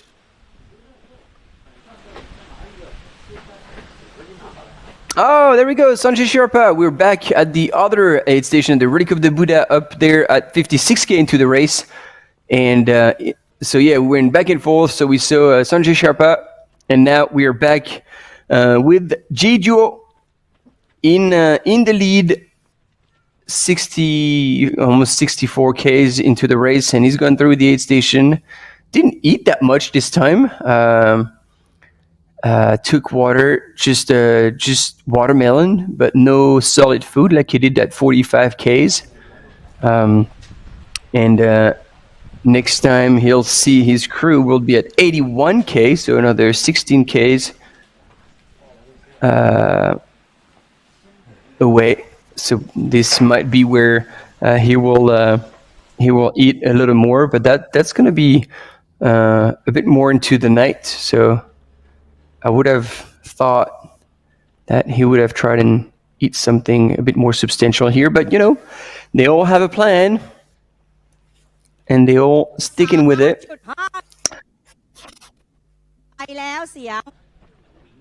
And so we have Changin, the elephant mascot of the Doi Inthanon Thailand by UTMB, dancing across the finish line. There might be one of the short races finishing at this point. But in the meantime, we'll still be going back and forth between that Khon Klan village aid station and the Relic of the Buddha aid station, because we're still expecting all the top women to come through. And so we'll be covering that, of course, with you all. So please stay with us. We'll be back actually shortly after a quick commercial break. And yeah, I can't get enough of that, the dancing mascot, the little elephant called Chang-in. All right, we'll be right back. Stay with us.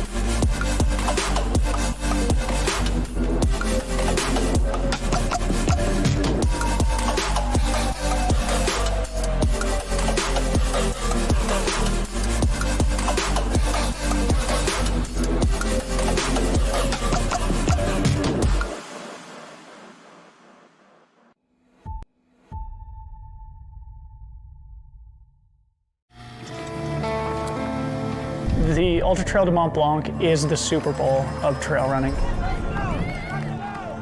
I had 4 attempts at getting to run UTMB. I mean, 4th place without a doubt feels unfulfilling. And failure is okay. The current fall is just one moment. The places where you really grow are the ones that keep kicking you in the teeth.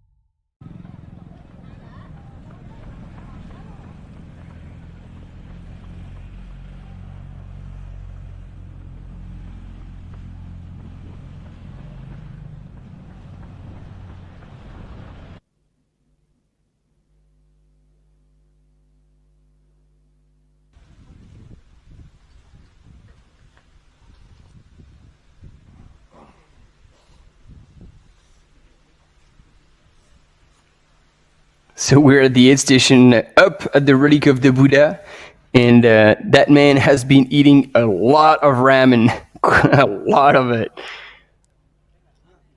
Okay. Oh, wow, ladies and gentlemen, Benya Mamisol has made a move on Gediminas Grenius. Unless we've missed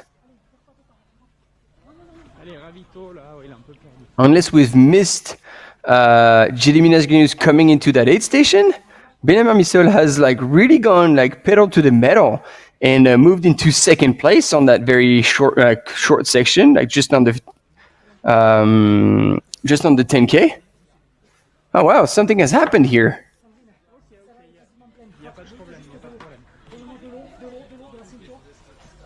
Wow, however, he looks pretty rushed right now, so it's good that his crew is keeping it calm and relaxed.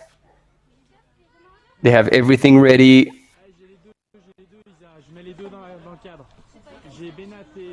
No, there we go. Gigi is also at the aid station. So Gigi was still in 2nd place coming into the aid station. They're both at 64 Ks.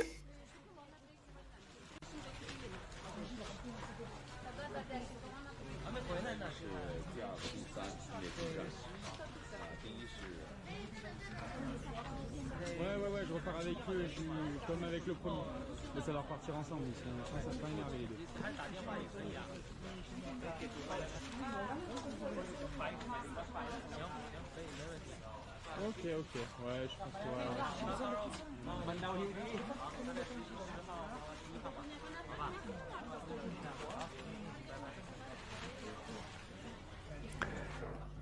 Wow, and you guys are also here in the chat. Yes, we will go back to the women's race. Don't worry about it. Of course, we are following the race, and as soon as we have them coming up to the Relic of the Buddha, we will be following them. But in the meantime, we have the men's here, and that's the top 3. So Jeju, Gediminas Grenius, and Benya Mamisol all would have gone through the 62K aid station, 64K aid station, and something that you guys were talking about as well in the chat about Jiaju Cao. Yes, he started hard, he started fast, and he came into the 56K aid station, the Relic of the Buddha, walking, but he left it running, and he was running fast. Like, he was on a mission.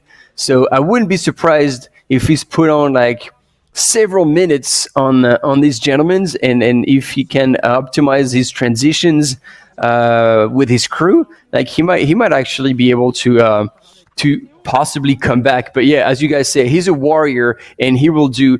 Like, I wouldn't give up on seeing him do well for this race. So there we go. Khun Klang Village, 8th station, second and third men are leaving almost together. So Benjamin Amisol has put time, if we can put it that way, on GD Minas Green News, because they were apart and now they are living together, which isn't a bad thing. Again, during the night, if you can have company, and obviously if both runners are running about the same pace, that can be quite helpful to avoid going the wrong way or anything like that. So yeah, it's pretty good. Although I'm not sure how much English Benya can speak with GD Minas Green News, but we'll see. At least these two men left. So I think this is a bit of a mental battle here, because Benya was about to leave the 8th station, and GD Minas left just before him and actually put a surge to tell him like, hey, you were a bit faster than me, but I'm not going to let you pass. And so he was ahead of him, and there's about a 30 meter gap between them two.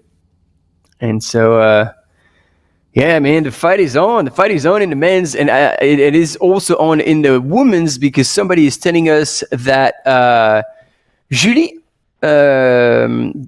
bib number 122 from Vietnam, is actually running in 3rd place. So we'll see how that goes, and when she comes into the 8th station, and we'll see indeed if there has been a change in the rankings, and if that woman has actually moved up.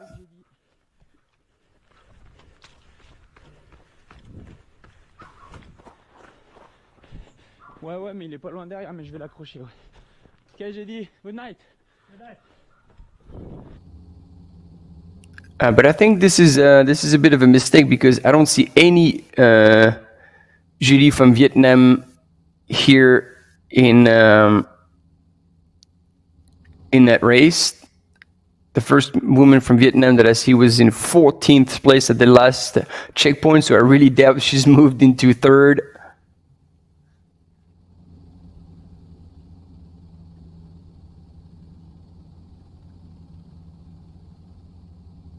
So I don't know where that comment was coming from, but I'm afraid that is not 100% accurate. And look at that! How beautiful that is.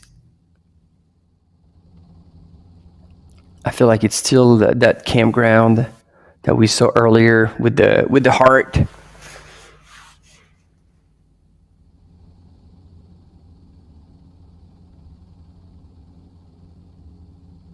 It looks so peaceful and quiet as the night has now settled onto Chiang Mai.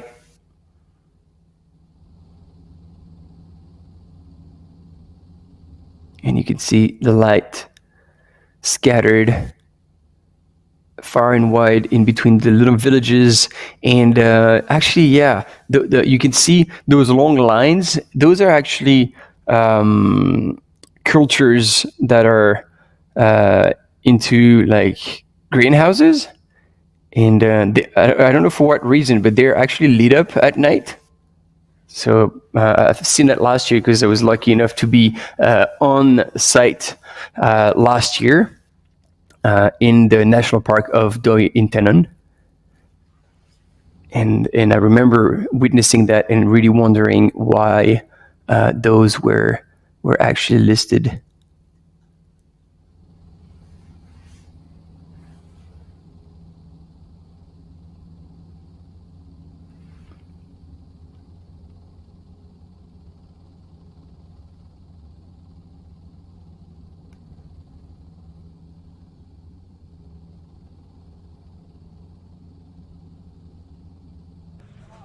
Alors là, là j'ai le Dossard 1 là au ravito si vous voulez.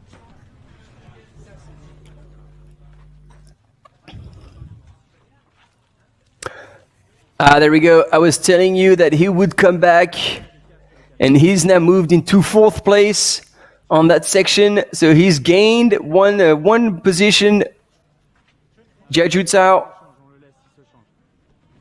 And he's gonna, so yeah, we're gonna pull back because he's actually changing into a different kit for the night. So we're just gonna keep the camera away. And there we go, 5th place right here. That's Lo Kanua. Another Chinese runner. So they're like really running stride for stride.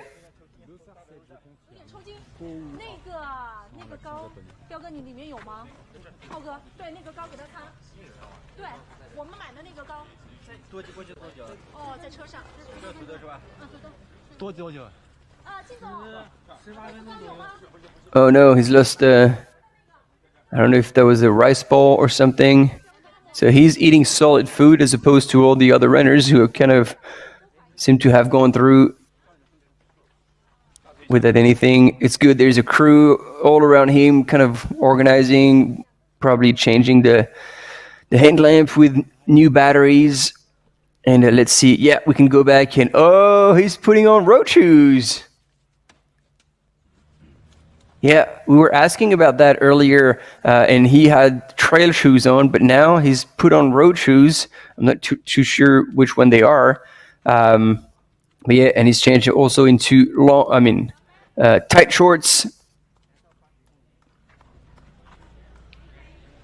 With the pack, take his poles back with him, and felt like he means business, and he was prepared. He had a so.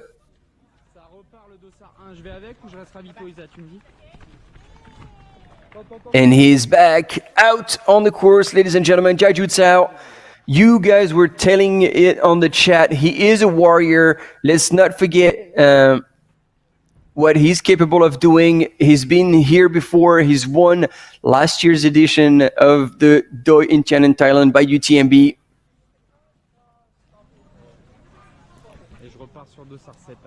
And we're not even halfway through the race, so still so much can happen.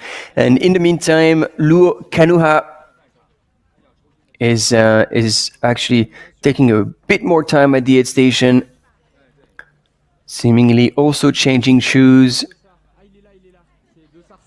And here is Robert Angenal. People on the chat, make some noise for Robert.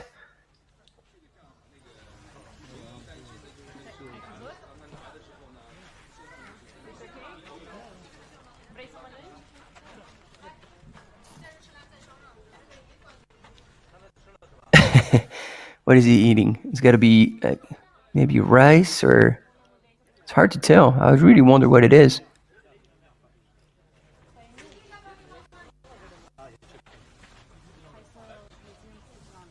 That seemed far, like way softer.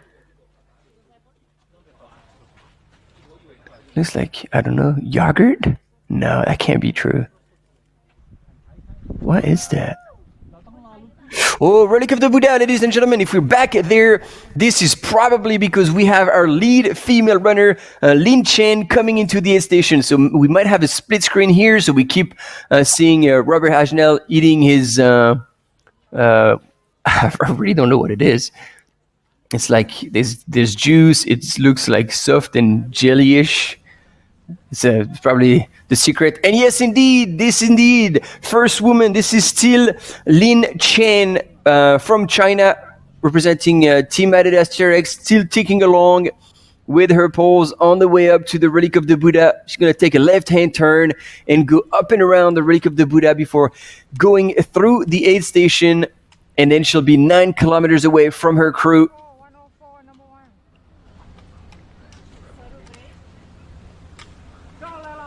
And that volunteer has got to be careful with that lane, because that's probably very uncomfortable for the runner to be going up that hill with a massive spotlight in the face. But I'm sure they mean well, and they're trying to lit them up so they can see them coming from afar. That's also probably to make sure that the vehicles are seeing the runners coming in. So let's say safety first. They know what they're doing, obviously. And Robert Ajnal on his side. Look at that, leaving the aid station with a big smile on his face. Out into the night and back to Linchen. So that's the very last road portion before getting to the aid station, and she'll take a straight left to go up and around clockwise around the relic of the Buddha, and then she'll be able to come back down into the aid station. Right.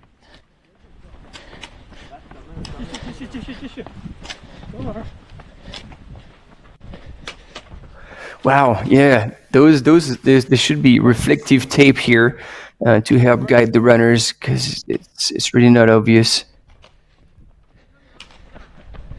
I mean, they have volunteers going up with the runners and helping them, lighting up the way. But I doubt they're going to be able to do that with every single runner. But anyway, it looks like Lin Chen is still moving really, really well. And is in the lead. Let's have a look at the expected. Oh yeah, we had Robert in the chat. Everybody was super stoked to see him.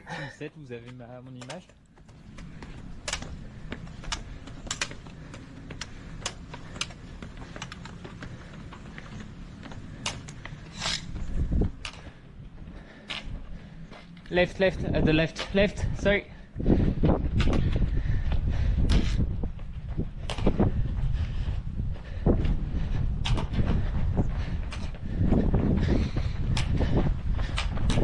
And so we have three runners expected very, very soon.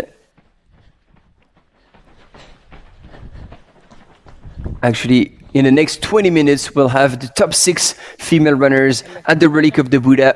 Continue, here.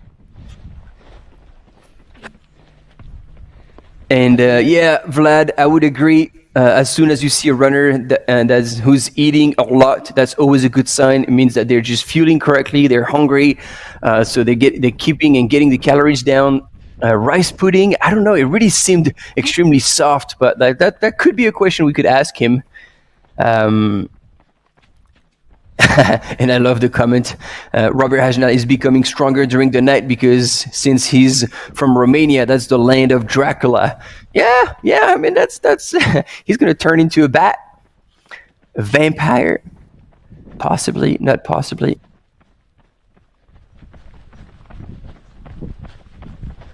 Oh, could that be the bicarb?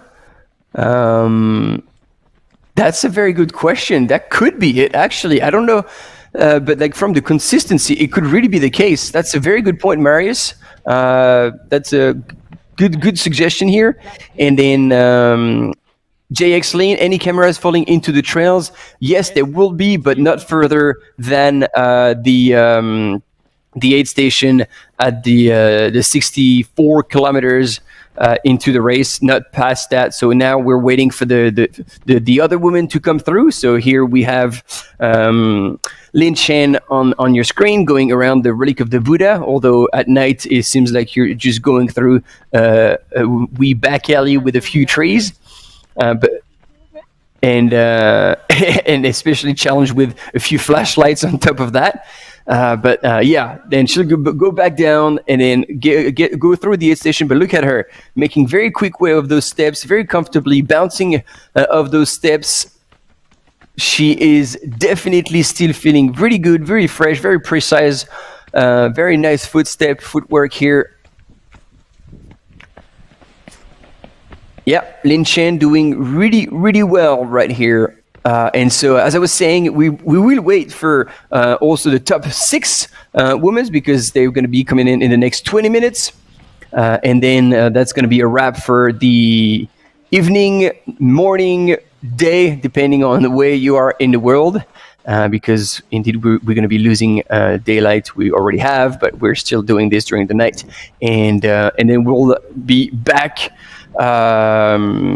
Actually, in not too many hours ago, I think in like it's going to be 10 a.m. in 10 p.m. Sorry, in France. Oh wow, that was a very quick transition. She didn't even refill her flasks. Interesting. Very interesting here. How quickly she went through the session, like a few bites of watermelon, and that was it. And once again, you can see her kind of almost like float downhill on that road at a really good pace, but it feels like there's very little impact. And now seeing those images, you can understand why we cannot carry on filming for much too long in the night. We really don't see much what's going on.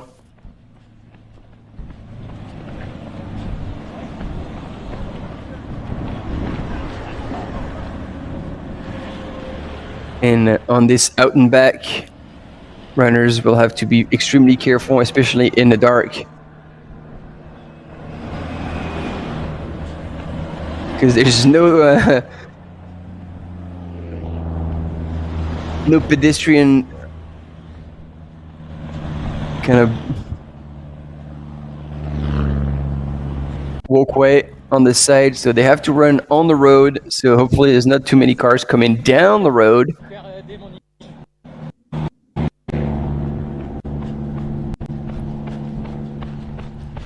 And so a camera runner might be instructed at this point to run back up with the second place runner, who we could anticipate to be still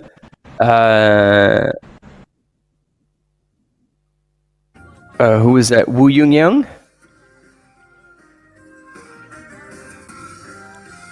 Yeah, I think he was Wu Yungyang who left. Yeah. I'm starting to lose my mind here. It's getting pretty late.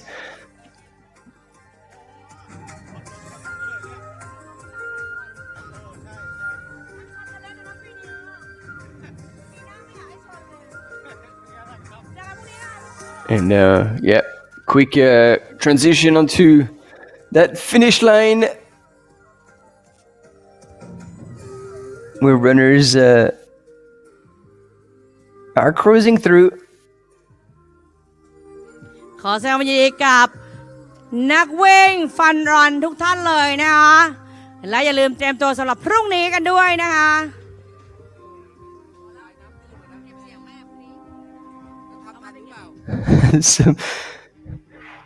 และพรุ่งนี้เราพบกันในเวลา 5 นาฬิกานะ See you tomorrow before start of the 100K of the Chiang Mai, Thailand by UTMB Asia Pacific Major. So I wonder what distance that was. People are running, jogging, walking. Jogging on the spot. Waiting for the photo. There you go. They just wanted to finish together with a big smile on their face. Happy days. Happy days.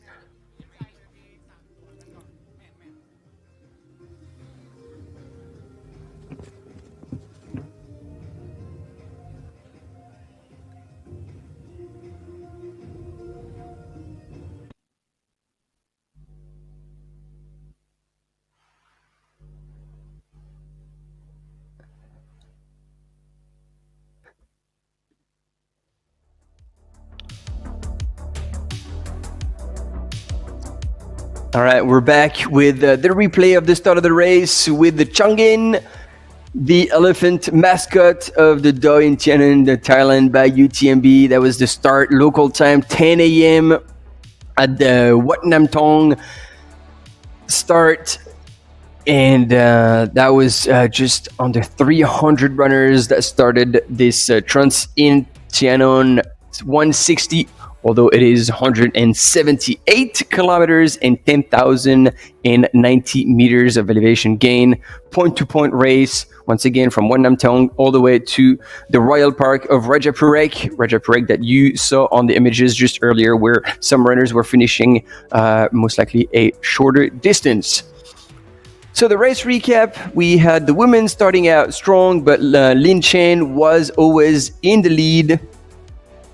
And in the men's, it was Jiaju Cao who took it out pretty hard and eventually had to slow down. We didn't quite see what happened, but it was just before the 56K aid station at the Relic of the Buddha, where he ended up from 2nd place to 5th place.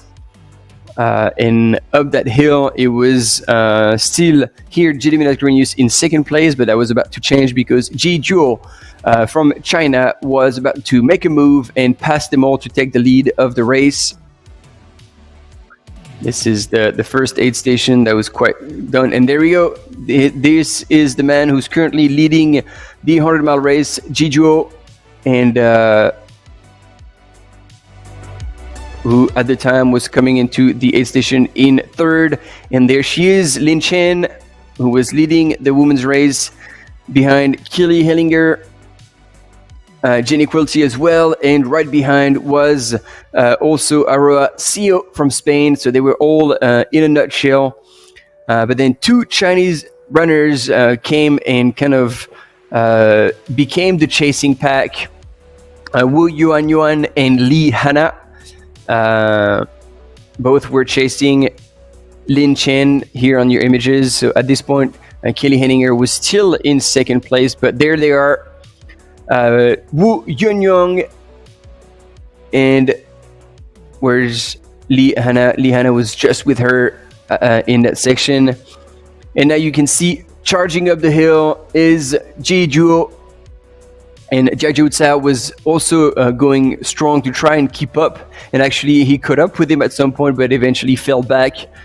And then behind, Jedimir Asgrenius was still moving strong in 3rd place. Was going to end up there. There we go. So Jiaju Cao caught up with Ji Zhuo, but it didn't last too long.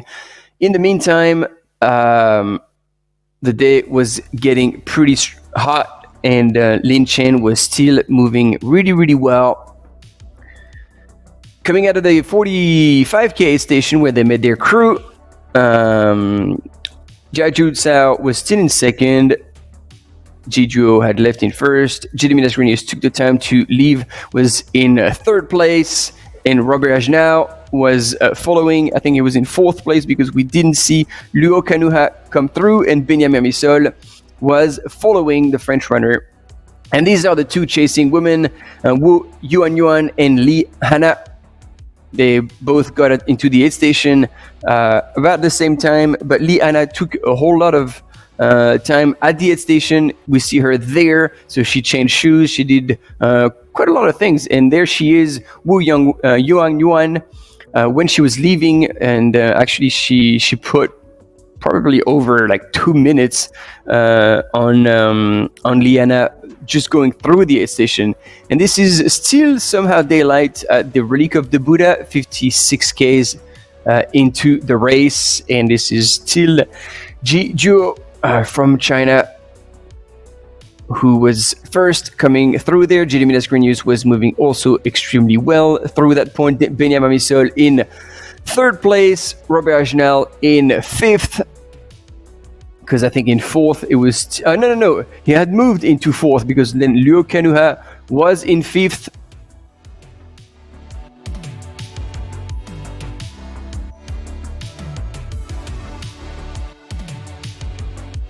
And then they started moving into that trail section deep into the night, while Arlen Glick from the US had moved up the rankings and was then sitting in 7th position.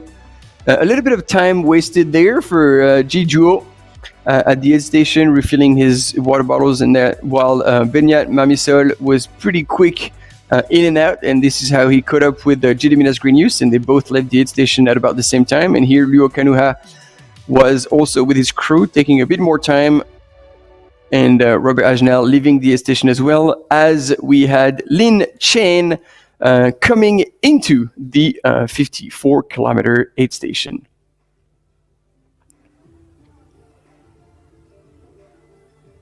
And we have athlete presentation of the women's. for the 100K. So I'm a bit confused as per why we're showing this now.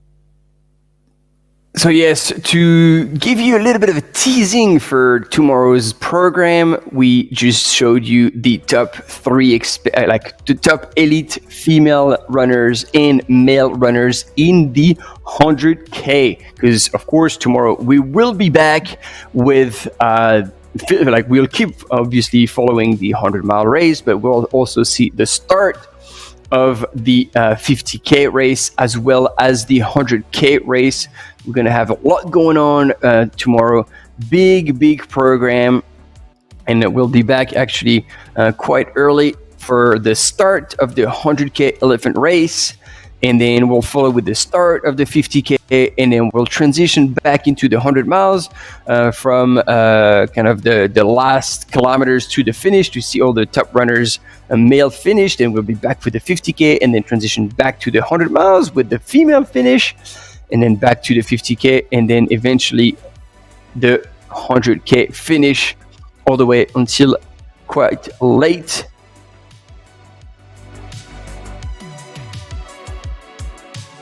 In the day.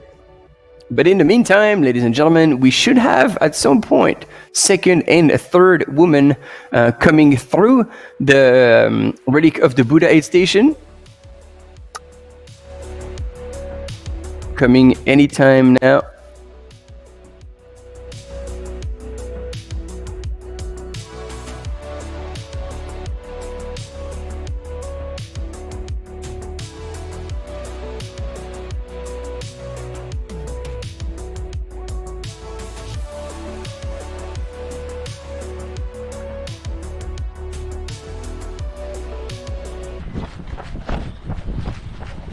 On your right.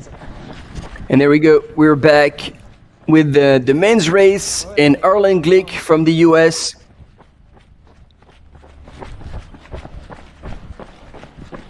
Il est 7e.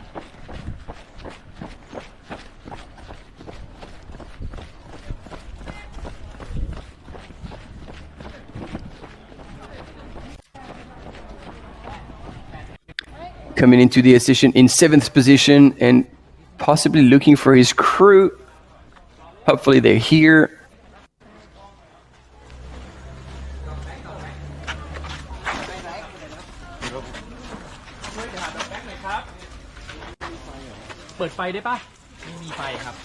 Oh wow, no, he's got no crew, just a drop bag.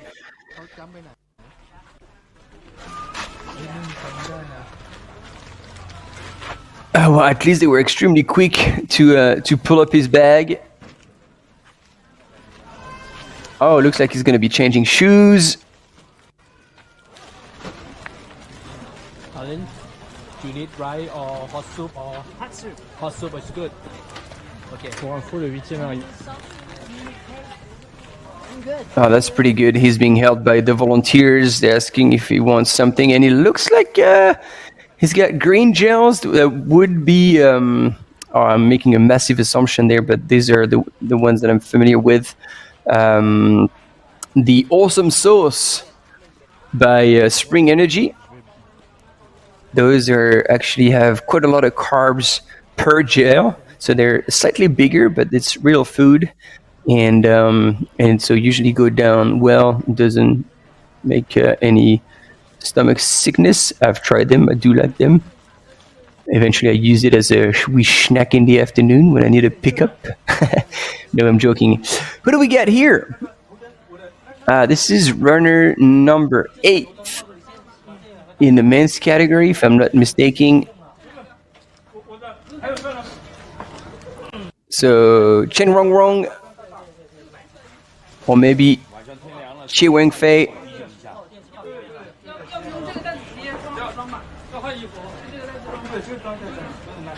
There's a lot going on.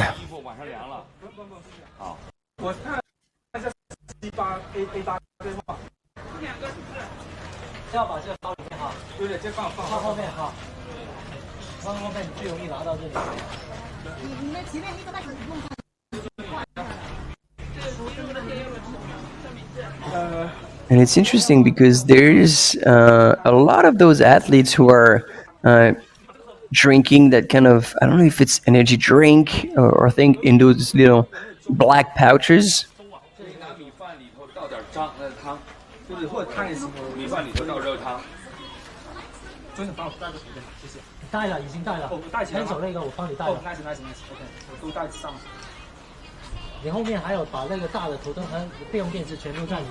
Man, that is talent. The way they're chugging down those ramen is seriously impressive. And see, there we go. If anybody in the chat knows what that drink is that he's holding in his hand and is drinking out of, it's kind of looks like almost like half a liter or 330 ml thing. So that can't be a gel, otherwise that would be far too much. But yeah, I don't know what it is, and I'm curious because a lot of those Chinese athletes are actually using it. So yeah, I'm always curious about those kind of things.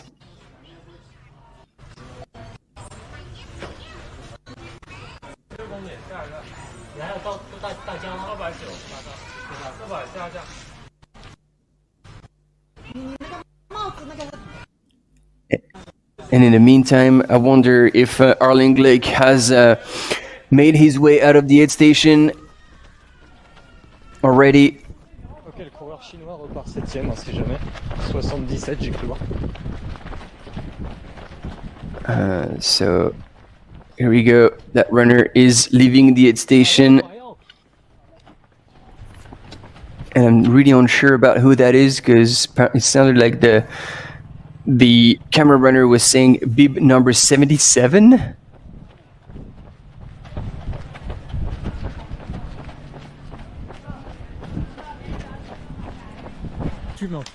C'est très noir. Ah no, it was 17, and this is Liang DC for Team Vibram. Okay, everything makes sense. That's all good.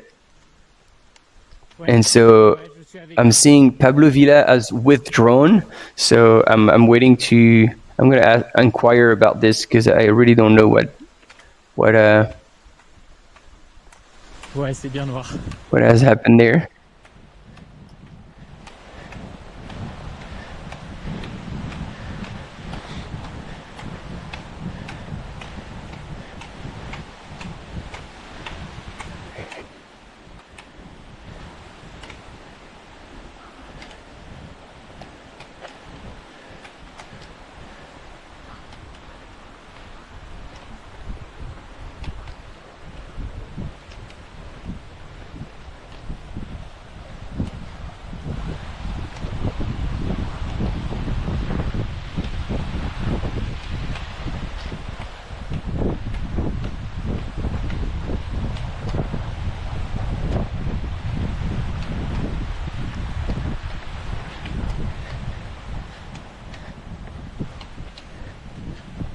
À the left. Ouais, 106. Non, du coup, mais elle est pas repartie, mais en même temps, on doublait à chaque fois. At the left. At the left. Left, go upstairs. It's becoming a bit of a struggle for our camera runner, trying to guide Wu Yuan up the stairs. So she is still in second position in the women's category, and she's making her way to the relic of the Buddha.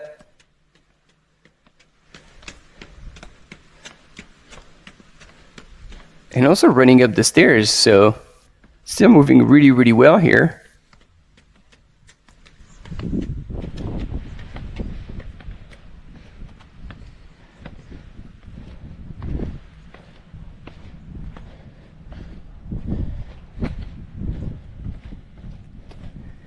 And we can certainly salute the effort once again of our camera runners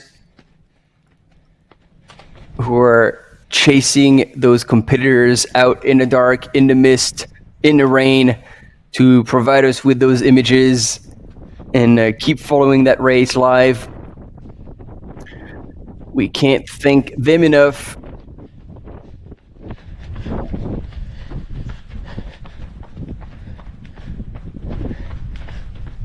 For doing that. And there we go. Wu Yuan running around the relic of the Buddha and down into the little gardens. And it's going to be a bit of a left, right, a bit of a maze for these runners with those massive spotlights aiming at the relic of the Buddha itself. Because once again, without the mist, it would be absolutely phenomenal view at night.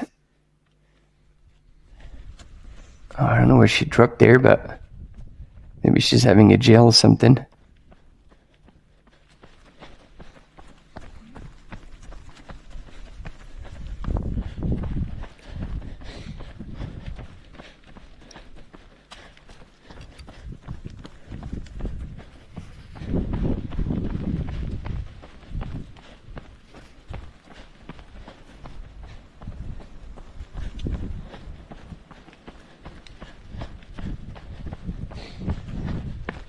At the left.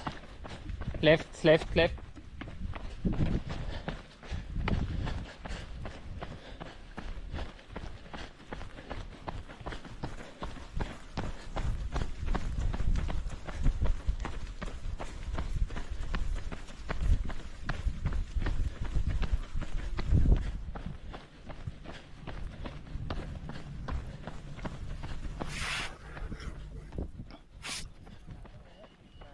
at the left. Be careful to the stairs. It's always a bit of a challenge for these runners to find their way through those gardens. Careful. And it's good to see our camera runners looking after them. Alright, so Relic of the Buddha, we had Lin Chen, who has gone through in 8 hours and 31 minutes elapsed. Wu Yuan has not gone through yet, and it is 8:56 elapsed. So the gap has grown even more to 25 minutes so far, and so she'll go through the mat probably very soon now she's into the aid station.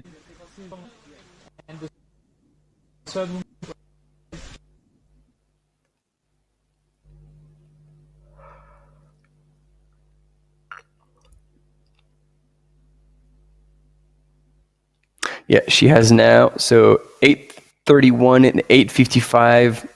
So yeah, 24 minutes between these two runners. And in the meantime, we're expecting also Lee Anna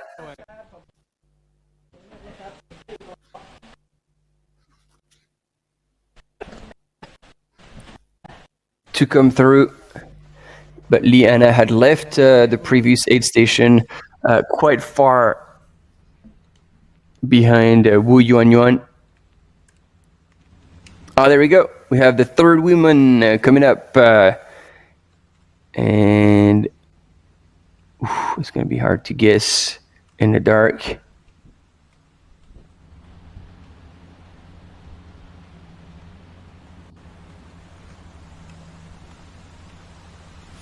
You can see it.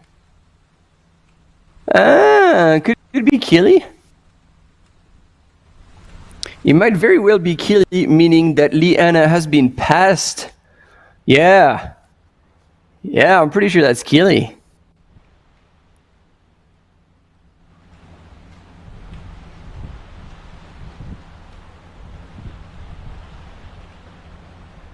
Let's wait and see if anybody in the chat knows who that is, has recognized the runner.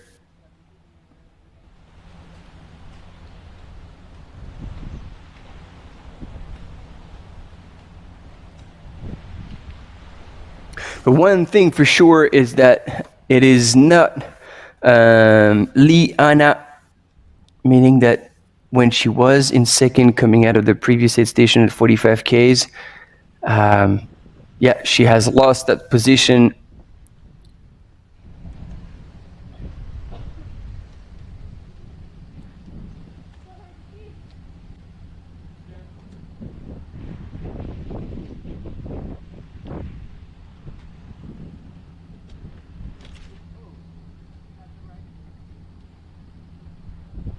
Yeah, it is becoming a true struggle for camera runners to keep up and follow all these female athletes in the dark.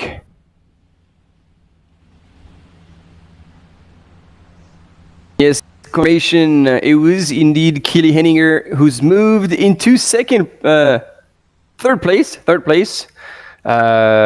First place, Lin Chen has gone through the aid station. Then second place, Wu Yuanyuan is in second place, and it is Kelly Henninger who's now in third place.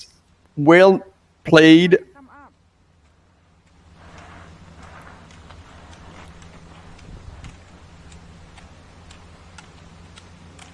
And now it's hard to see more than the beam of the runners, but those are yellow shoes, so that is Lee Anna, so she's really not too far back, in fourth position, because I remember she had changed her shoes at the aid station into brand new pair of yellow shoes, so that's her right there, fourth place female, probably a minute back of Kelly Henninger, if that.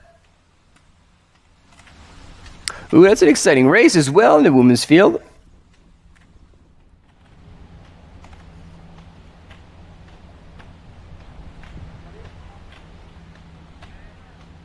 Straight forward. Go here. Straight.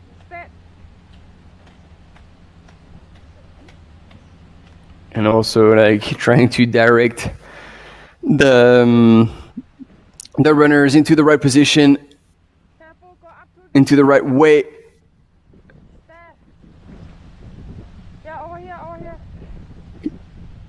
Because yeah, in the dark, it seems like the markers are not reflective, so that's going to become a bit of a challenge for the runners. So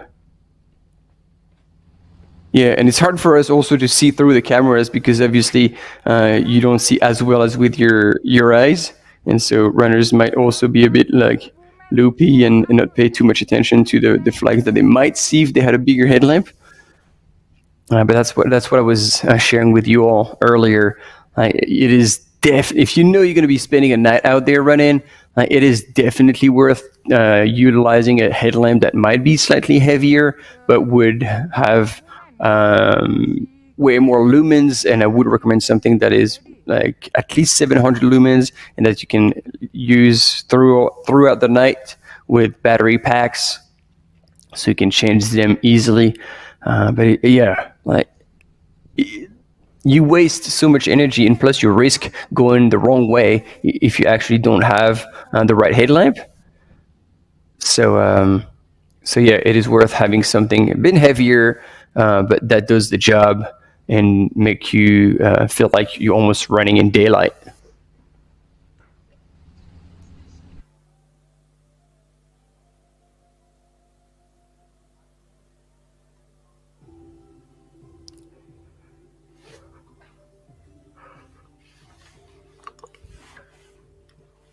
And we're back on the finish line here at the Royal Park Rajapurek.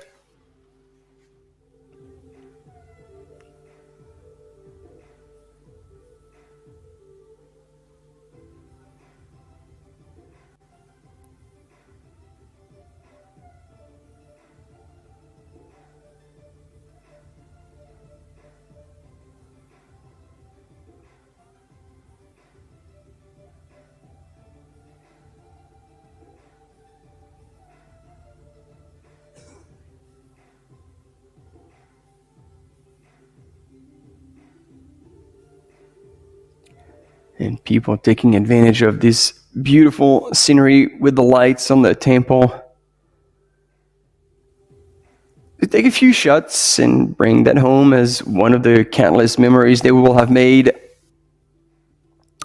So this is it, ladies and gentlemen. This is the end of the show for the night, for the evening, for wherever you're following. But we'll be back tomorrow to follow the start of the 50K, the start of the 100K, and the rest of the 100 miles, including the finish. So thank you so much for tuning in, for being with us today throughout this live, and we'll see you tomorrow. In the meantime, look after yourself, stay well, and be kind.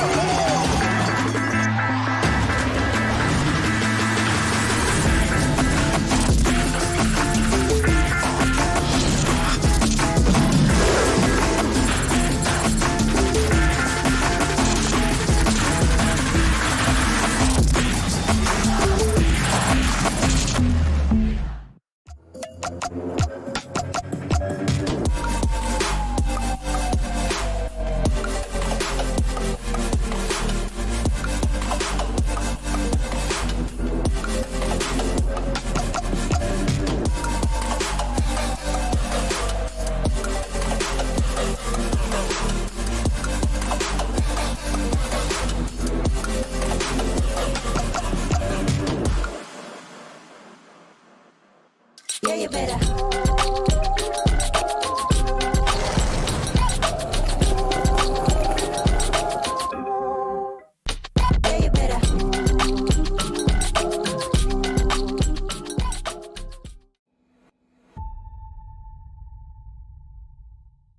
We know you are ready for new journey and get new experiences. Open up the sea, climbing to the mountain.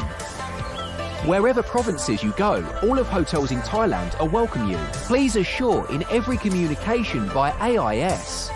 The fastest and strongest network with the largest amount of spectrum and will be widest coverage in Thailand. You can assure that enjoying new experiences in Thailand is safe by AIS 5G, #1, the fastest network in Thailand.